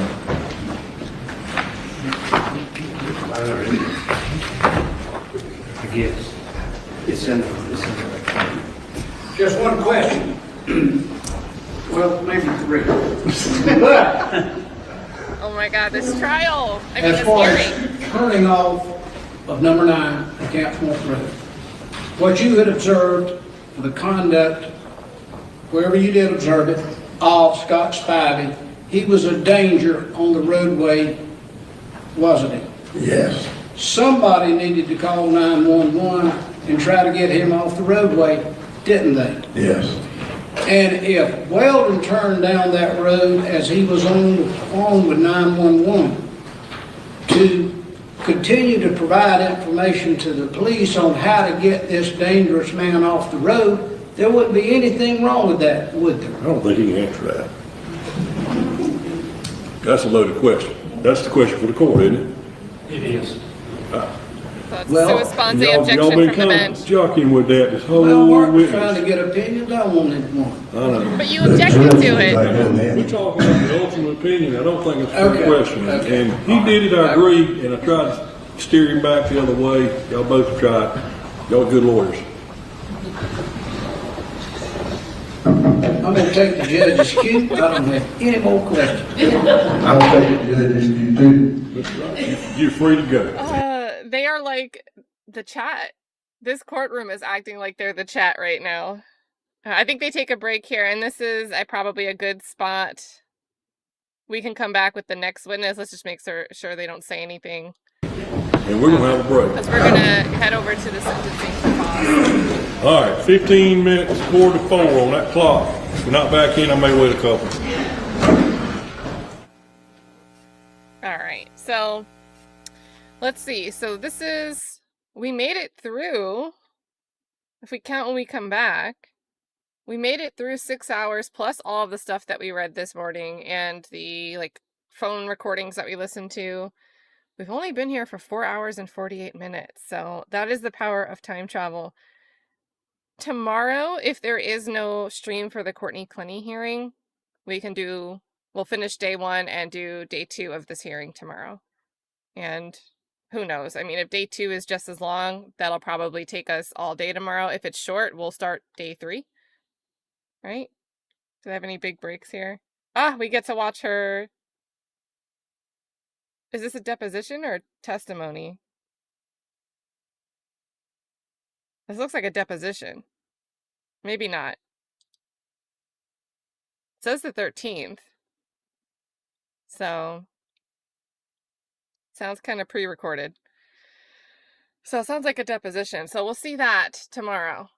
This should automatically redirect you to the sentencing hearing for Edric Faust. But I'll drop the link real quick in the chat.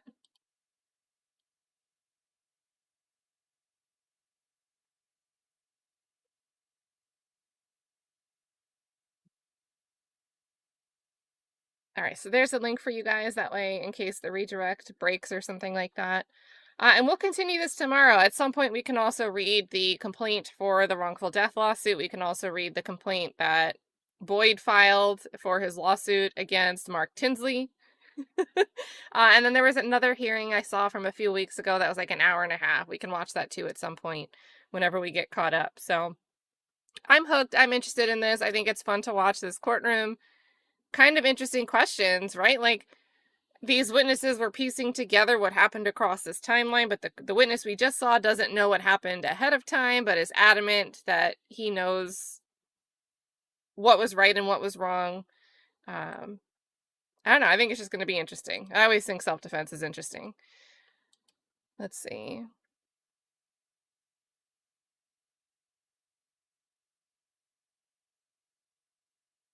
Yeah, it's pinned at the top.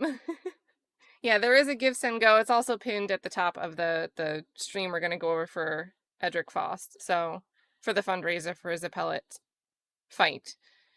I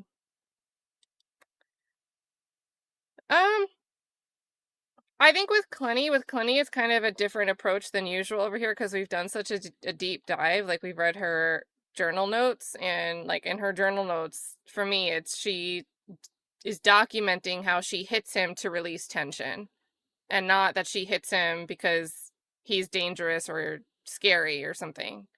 So I think here with Courtney Clenny, we're kind of like, oh, but we also don't think a lot of that stuff will come in at trial. So I also think personally that the state messed up big time, like for no reason. Like, they could have taken this to trial before the laptop saga even happened. There could have been a resolution. I don't think that they necessarily overcharged her. I'm glad that they didn't say it was premeditated because I don't really think it was. I don't know. I think that case should have been resolved 2 years ago. We went down a whole side story because they wanted to add these new charges with the laptop. And then the lawyers, without a filter, the state attorneys were going through privileged communications, tried to excuse it by saying there's a crime fraud exception, and then couldn't explain what the crime fraud exception would be. I don't know. It's just a mess all around. Yes, and we do also believe that Chuck can save Courtney Clenny. So, yeah. Yeah, it's just odd. It's just like, what? But I don't know. Watching the Antonio Brown thing, that's another thing. I'm like, okay, the Antonio Brown thing seems cut and dry. It seems like he ran back to his car, got a weapon, and chased somebody else down. And maybe his lawyer's just doing a great job, not just in court, but also like setting the story straight in terms of like PR.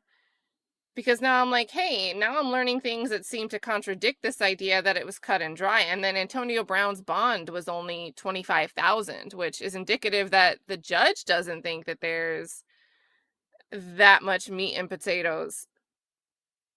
And there's been a few issues here and there with the state not knowing what they're doing. Like, they said that they lab tested some stuff.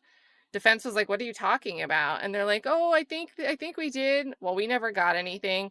And it's just like, I don't know, these Florida cases, it's just like, maybe I can't judge them off first impression anymore. And I try not to. But typically when I read an indictment and see the charges and then look at things like bond and what's argued, you would think that the case should be solid there. But just keeps going off the rocker. So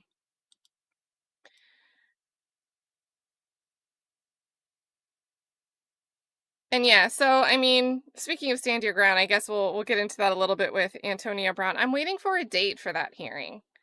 So I think his next hearing, let me double check. I have it on my calendar. The 25th. So what is that, Friday?